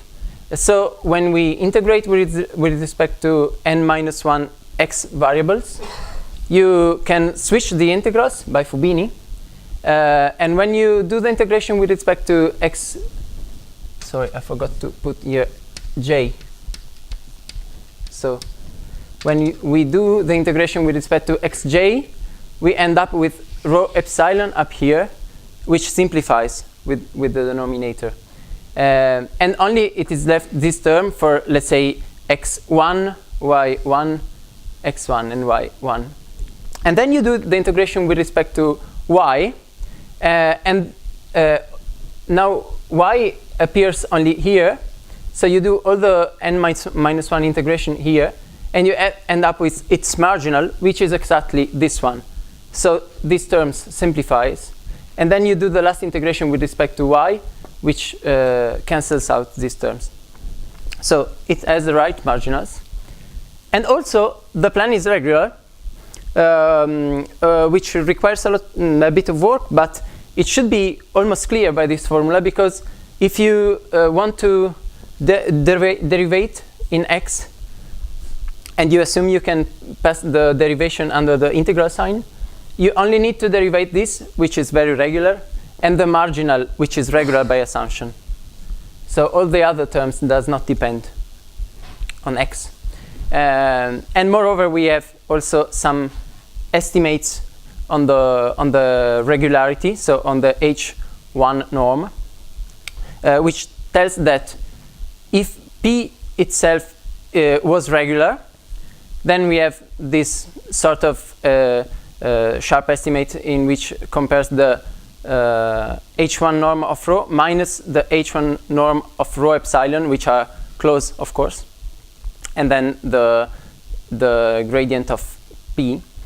But if P is not regular, we have nonetheless an estimate on the kinetic energy, on the gradient of this, which includes of course the H1 norm of rho coming, let's say, from this term, and then a constant depending only on the dimension divided by epsilon square. Of course, we cannot expect more than this, because let's say the idea, the heuristic, is that when epsilon goes to 0, this goes to P. So you cannot expect a uniform bound on the kinetic energy in general. So, yeah, okay.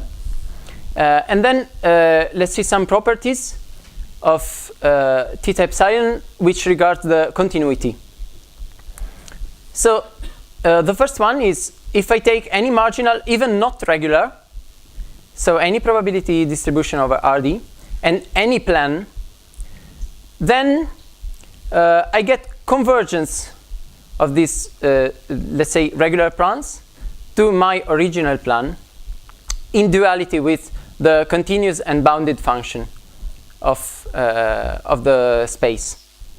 So the tight conversion, let's say, of the measures. Moreover, if P was regular itself, so if the marginal was regular and P was regular, then we get convergence in the strong H1 topology of the transport plans. Okay, this tells us that in some sense this functional theta is continuous with respect to the variable epsilon. So when epsilon, morally, when epsilon tends to 0, theta epsilon of P tends to P in the right sense. So if P is not regular in the weak sense, and if P is regular in the strong sense. But what about the continuity with respect to the second variable, so with respect to the measure? Okay, so if we fix a smoothing parameter epsilon, and we take, okay, so marginals, regular marginals, such that rho n converges to rho in the obvious sense, so that the square root of rho n converges to the square root of rho in the Sobolev space. And we take some transport plane with marginals rho n and some other transport plane with marginals rho, such that the transport plane converge in the sense of measure, so tight convergence, again, in duality with the continuous bounded function. Then as soon as you have a positive smoothing parameter, you get convergence in the Sobolev space, stronger convergence in the Sobolev space. So the idea is that if you have a weak convergence of the transport plan, as soon as you do the regularization, this convergence is somehow strengthened to the convergence in the H1 norm. Okay, so this is, let's say, the general construction, the general theory. How can this be applied to real-life problems? So the first application we have done was to the Hohenberg-Kohn functional, which is, I think, very well known. So it is just the minimum of the energy for a system of n particles interacting with Coulomb force. And here we have this Planck constant, the parameter h bar. And this functional is defined as to take in the minimum of the energy, but with fixed marginal constraint. So what is the idea behind here? The idea is to compute the ground state energy of a general system. So the general infimum of the energy by factorizing the infimum first over the set of the marginals and then over the wave function projecting to that marginal. And so if you then define this as this functional, you end up with this. So it is interesting to investigate what is the infimum over the marginal of this functional here. And this is done by gamma convergence. So the theorem is the following. In the semi-classical limit, which is when the Planck constant tends to 0, then the functional of the O'Hamber cone gamma converges to the optimal transport functional of course with Coulomb cost and with marginal rho. This is let's say makes formal the thing that as h is very small, you can neglect this term with the kinetic energy, and you are left only with this one, which is a transport, let's say, an optimal transport problem with Coulomb cost. So this was proved for 2 particles in 2013, and then you see the evolution of the problem.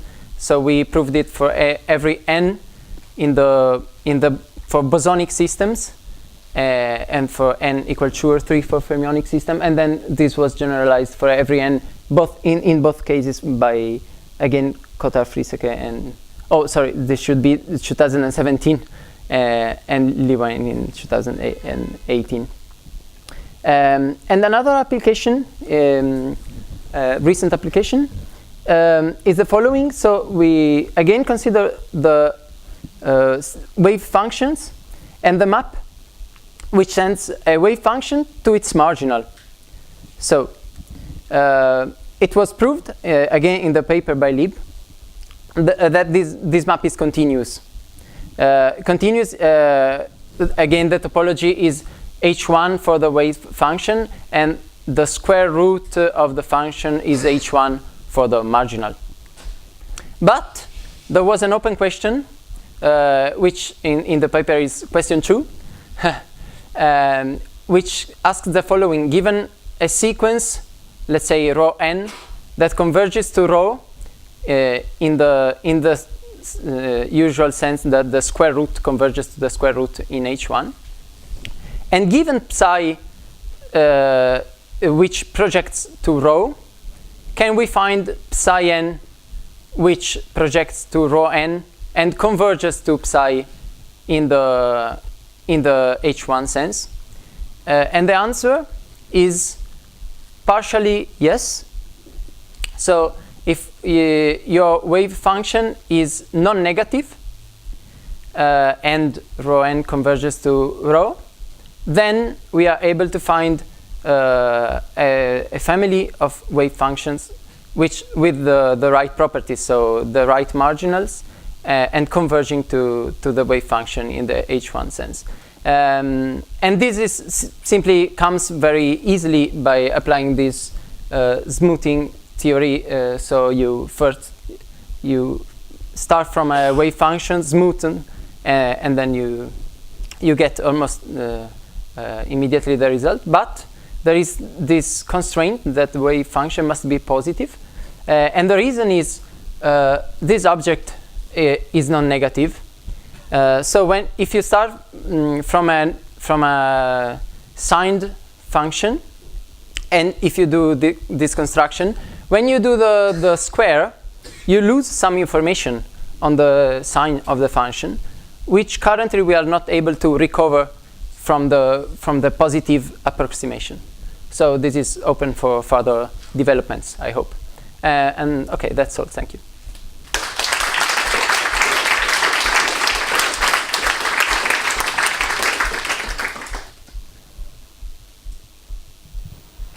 Are there any questions? Is there a chance to, let's say, in the bosonic case, let's say with two particles, to get a second order gamma limit? I mean, to understand the correction? I think there is not a chance with this particular construction because of the following reason, that when you do this convolution, you are forced to do it along the, let's say, the axis. Okay, so it depends very much on the system. But if you want to get a better approximation for the gamma limit, you should instead look at the geometry of the optimal transport plan and adapt the construction to how the transport plan is made. So assume, for instance, that it is a map, I don't know, like this. So when you do the convolution, you blur like this. So in a uniform way in both axes. But maybe you would want something more directional. So something like this in order to get better convergence. So this general technique cannot be applied, and you must have some, let's say, special construction to get it. I hope this clarifies. Okay. Another question?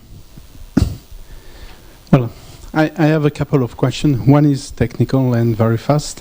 You used Gaussian convolution as a smoothing, and the Gaussian properties, is it essential, or any smoothing convolution would have done the work? Okay, so may I have the, thank you. It is not essential and indeed not needed for this part. So the limit as epsilon goes to 0 works fine for every convolution kernel you may take. But it's, I think it's not so clear for this part. So when you fix a regularization, because our proofs use strongly the a lower bound of the form. So you see, you have problem with this denominator. So if this is 0, you may have some integrability problems. And so we need an inequality of the form rho epsilon greater or equal than something which is strictly positive. So here I guess some Gaussian property is really needed. And okay, if not a Gaussian, maybe something which is strongly positive in some sense. Okay. The other open question is, so this is a theory for a stationary solution of the Schrödinger equation. And any hope for a dynamical version of this? Okay, I did not think about that, but maybe... It's quite open. So yeah. So maybe some of this can be generalized, but okay, we are still focused on this because there are so many open questions, as you can see. So sure. Yes. Okay. Thank you. So thank you. Thanks the speaker again.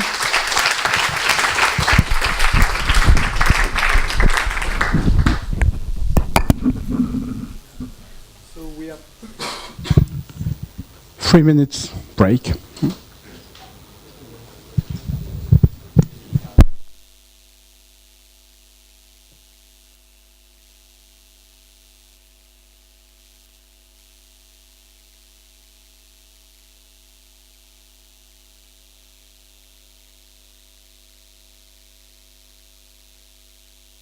Ok. Cellulare in tasca, no? No, non l'ho lasciato. No, quello l'ho lasciato. Accendi, c'è già acceso? Il microfono? Ah, ok.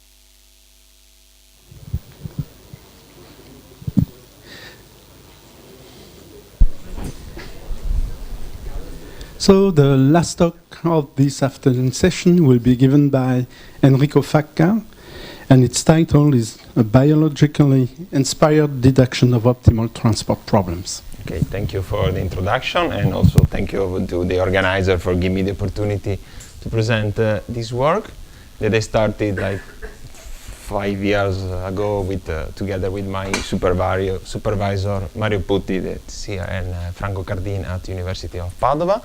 So now I'll start with a presentation on which type of problem I will talk about, the optimal transport problems, and a problem that you already heard about it is the optimal transport problem, but in particular with the cost equal to the Euclidean distance. And I will make some assumption of the type of problem that I want to focus you, is that the transported measure, the initial and the final configuration, are continuous with the Lebesgue, with respect to the Lebesgue measure, and the density will be denoted with F plus and F minus. And the framework will be just a convex nice domain in Rn. And here I also report an example that will be an example that I use along the presentation, where here are just two constant functions that are supported in these rectangles. You know maybe that with some duality you can transform this primal problem into the dual one that read as follow, but with another duality trick, let's say you can pass to a problem that is called the Beckman problem, and where you look for the optimal vector field V that satisfy the constraint that the divergence has to be equal to F plus minus F minus. And let's say you want to minimize their overall traffic, and this also gives a nice reinterpretation, I think, in which you don't look at this like transported measure, but the F plus like a continuous injection of mass, and here a continuous absorption of mass, and you want to minimize the traffic, let's say, that you have in the domain. So let's try to have a closer look to this problem. Again, it's written over here. We're looking for this optimal vector field, and we can maybe make an assumption over this over this vector field. We can maybe assume that the vector field, the optimal, has to be written in a form like a gradient of a potential multiplied by a conductivity coefficient. So there are many options for, let's say, the conductivity coefficient, the road that will be used by, let's say, a diffusion. And here reported through a free example. One is just mu equal 1, that is just the Laplace equation. And here you see more or less the vector field that is induced by this road. Then if you use this type of conductivity coefficient that is penalized, here you see how the vector field avoid the center where it is penalized. But there exists, let's say, a road that is really optimal, that is actually the optimal transport density, and is described by this PD formulation, that is the PD formulation for the L1 optimal transport, the Monge-Kantorovich equation that were introduced by Evans and Gambo in 1991. So this is another formulation of the L1 optimal transport problem. So here I resume again the problem that I'm focused, this divergence constraints problem, and also EPD is a PDE counterpart. We can also try to consider an extension, a simple extension, where here we consider just an exponent Q. If in one case we consider here an exponent Q that is greater than 1, since here we are looking at sort of, we have a convex exponent, this will encourage in the minimization a sort of spreading in the support of the vector field. And in fact, this is like the prototype of the congested transport problem. And also this problem has a PD counterpart that is simply the P-Laplacian equation, where again, actually, you will find that the optimal vector field is given by a gradient of a potential multiplied by a scalar functions, this term here.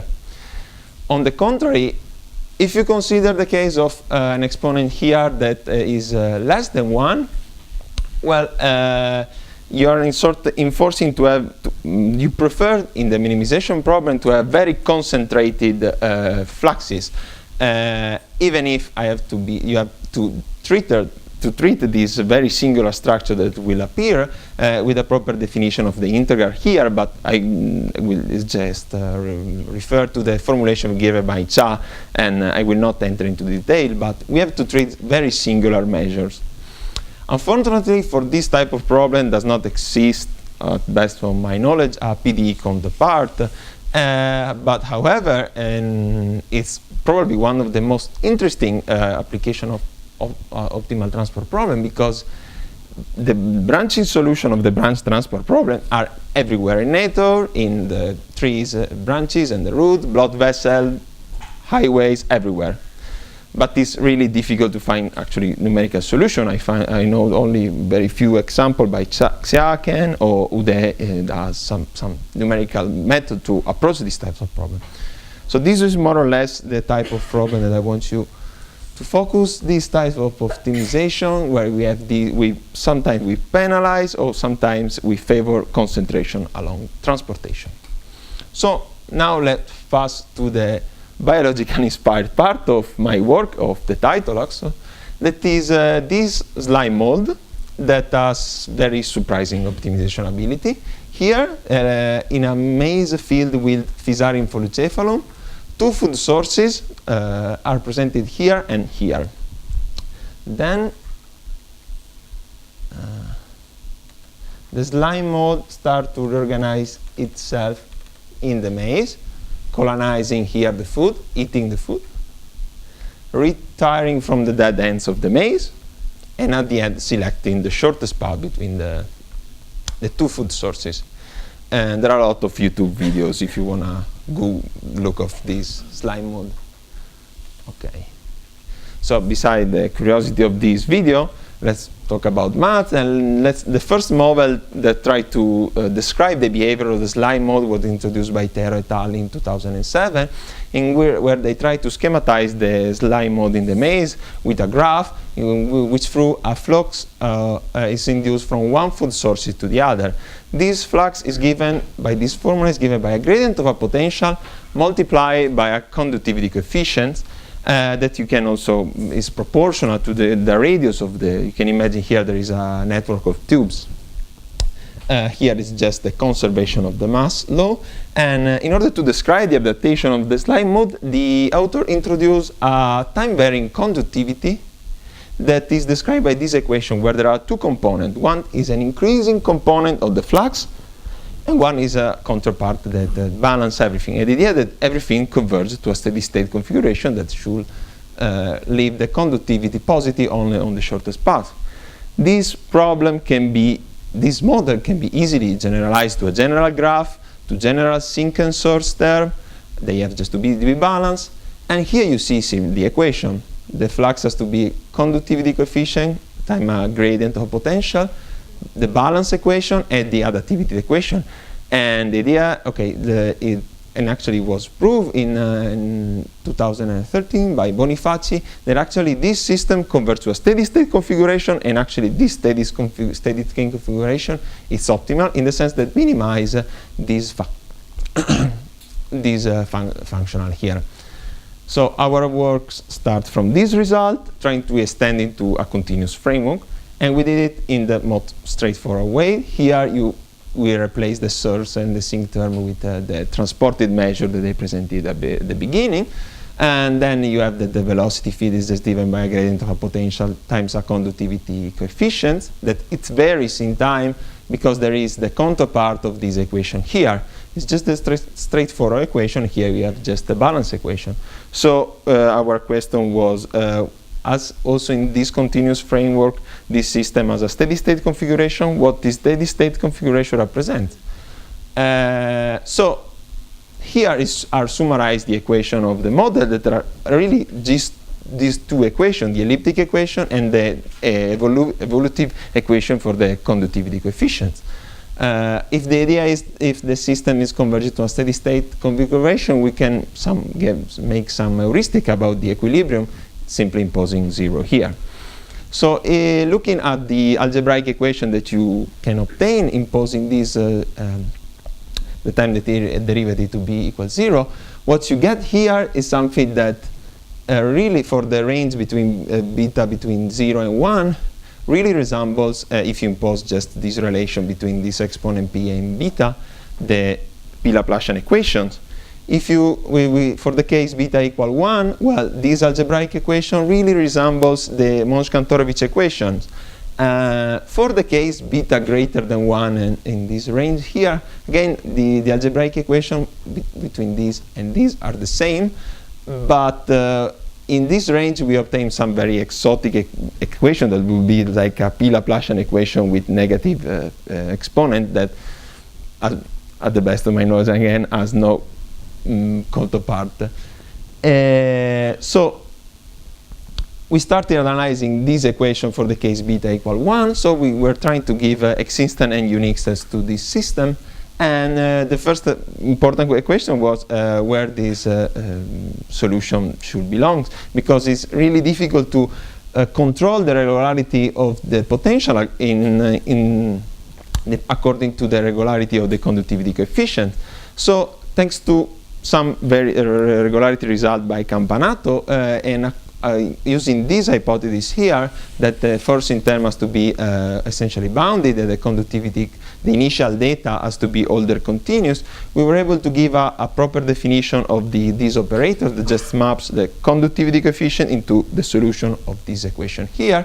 And this regularity enough to say that there exists a unique solution of this system here, but the problem that this solution is only local, because let's say here this operator is only locally Lipschitz.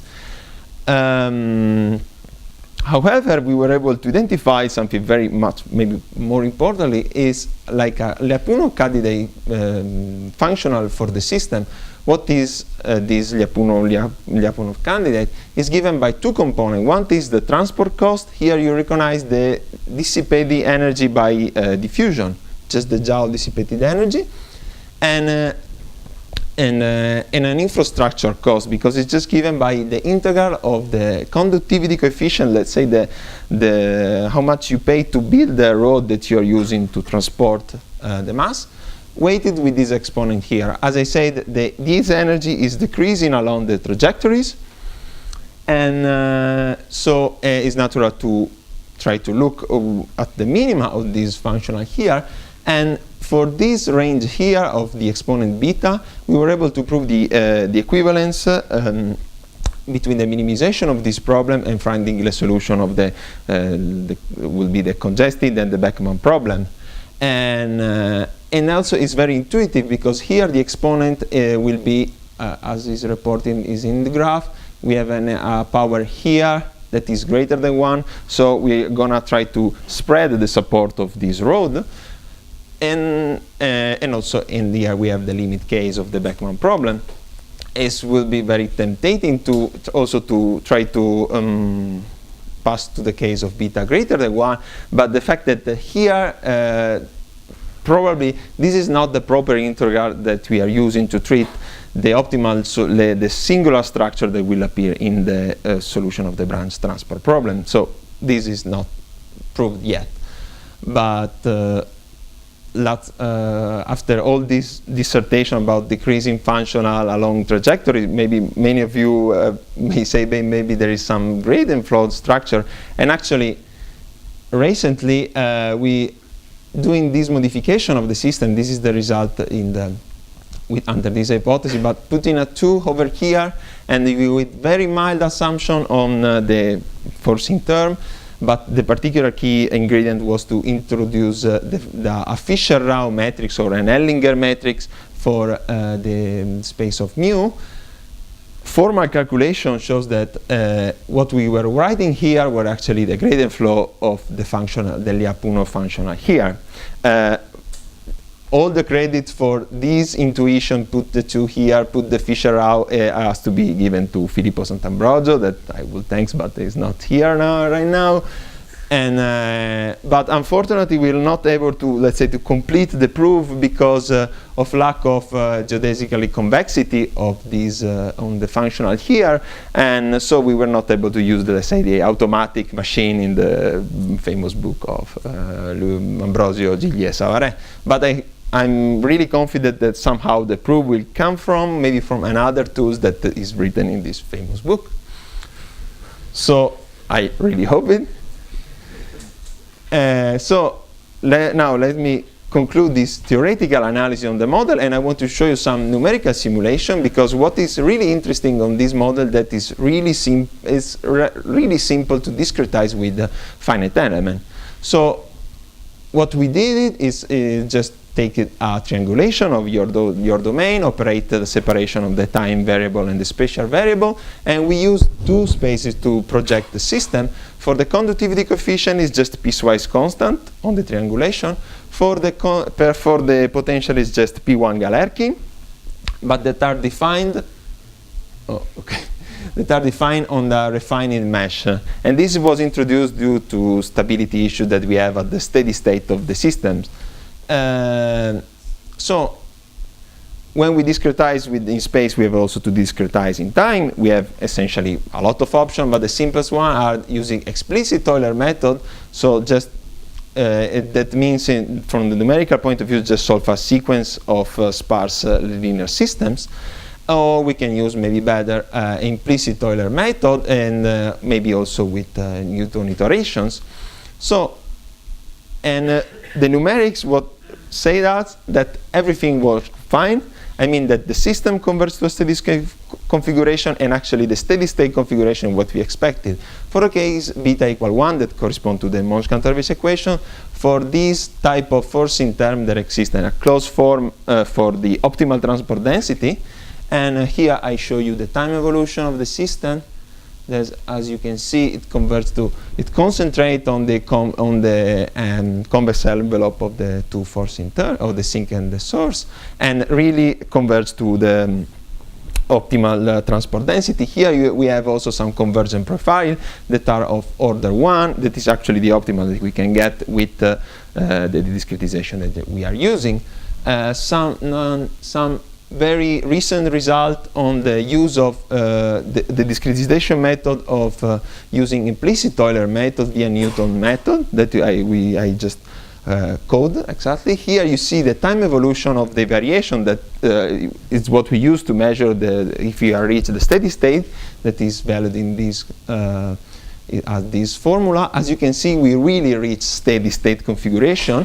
And this is the number of the iteration required, only 31 time steps, and with a total of almost 100 Newton's iteration. So it's rather efficient. And here you have also the evolution in time of the error. And it also suggests that we can also stop at this tolerance more or less. So we can also save a lot of iterations. So it really requires the solution of just a sequence of sparse linear systems. So now I'll show you some steady state data, some result that I'm obtaining, changing the exponent here, beta. And as you can see, increasing beta, the support of the optimal, let's say optimal rho, the equilibrium configuration on the conductivity coefficients, tends to concentrate more and more. Before I show you the case for beta equal 1. Now I will show you the case for beta equal 1.1. And so this is the time evolution, and at the beginning seems similar to the previous, but these are the singular structure that we see at the very end. I can also show you the case of beta with an higher power, and this is even more interesting. Here is going to create a very high channel of conductivity that starts branching, and then everything collapses to this very nice picture of these fractal-like pictures. So this is not I also did some numerical refinement of the grid just to see that the singular structure that I was seeing was not some numerical artifacts, but if you refining the mesh, we always see the same structures with this, let's say with looking closer to the structure here. And I also made a zoom here of this part here of those triangles where the conductivity remain greater than 0, and you see how it tends to concentrate on something that really seems some monodimensional structures. But I have to acknowledge that for the case of beta greater than 1, we have a dependence with respect of the initial data, something that we don't have for the case beta less or equal than 1. That is, we think that is definitely related to the fact that the functional that we are trying to minimize, the Lyapunov functional, has a concave term, so we are probably stuck in some local minima. So it's something that we would like to avoid because probably this is not definitely an optimal solution. This looks like more an optimal solution of branch transport, but we are not able to see if it's really a solution of branch transport. But it looks like. And I can also show you the case for a 3D case application where now the source and the sink term are just some boxes, piecewise constant. You can imagine like the water, the root water uptake from the soil and the water that goes to the atmosphere with the transpiration. And it really looks like something that seems roots and 3 branches. Here there is just one section of these 4 small trees. And then we are also able to move. We have now 2D, 3D, and also we can move to surface case. And for this, we have a very particular idea, something like a numerical method to compute the cut locus of a point in a surface. We use a torus as example. And the idea is to use one of the property of the optimal transport density is the fact that along geodesic, the optimal transport density is decaying at the end of this transport ray. So we expect that at the cut locus, where is the place where 2 geodetics collapse, more than 1 geodetics arrives, we will see that the transport density will decay. So here I show you the time evolution starting from mu equal 1. This is the time evolution of the transport density. It's growing here where there is the sink term that corresponds to the point where we are interested to the cut locus. And here you see actually the point where the transport density is decaying, the yellow-green area, and I made a panoramic of the region where the conductivity coefficient actually is very small and really coincide what is supposed to be the cut locus of the torus, like the internal equator, the opposite meridian, and these are here. There are some resolution problem here, but it's just a matter of use a finer grid. So we made some sort of conjecture here. There exists this sort of equivalence between the 0 point of the transport density and the cut locus on a manifold, on a general manifold. This is just an example and it's just new result. But this picture is giving positive answers. So with this I conclude. These are some nice picture evolution. These are some reference of the work that I've done with Mario and others. And this is the one that will come soon to archive, I hope, that where we talk about branch transport, and also some code will be available soon, I hope. So thank you for your attention.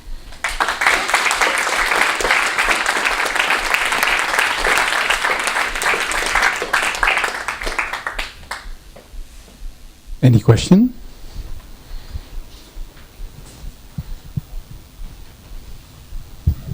So the pictures you showed show clearly that it is a branch transportation. But is there some sign saying that this is the branch transportation, the one by Xia, by Morel and Solimini and so on? Well, it's just a qualitative analysis. We are also trying to compare with exact solution of branch transport that is just the simple case where, like this, we have one source here, and where is +1, +1, -1. The solution is really no. It's just an epsilon-like structure where here you have all the vector field. And there are particular relations for this angle here, and the experience suggests that when we increase the exponent, starting from some, for example, from a uniform configuration, we really see something. I put it in another color, something like this: epsilon a Y-shaped solution with a particular angle here, and when we increase the exponent beta, okay, we see that this this is going to plus infinity. This branching angle is increasing, but we are not still able to give a precise statement about proper equivalence between the two, but we are trying to match this exponent here with this angle here, and so to get the real solution of branch transport. Very interesting talk, and also for the animation. So for beta greater than or equal to 1, so I recognize that like in your 2D model, so it's concentrated on one branch connecting the two different areas. But for 3D, you have 4 different branches, maybe. Yeah, it's a matter. It's like again is for. I didn't show it, but I showed the case where everything concentrating something like this. Okay. For beta equal 3.0, but for beta, oh no, actually I have it. Can we? For the case beta equal 1.1, you see there are 3 branches, and if I lower the value, I am also able, for example, for beta equal 1.01, even for very small value above, we see a lot of channel here. The number of channel is, let's say, is proportional, is inversion proportional to the beta, let's say. So there is really a scaling of the branching angle. Any other question? So if not, let's thank Enrico again.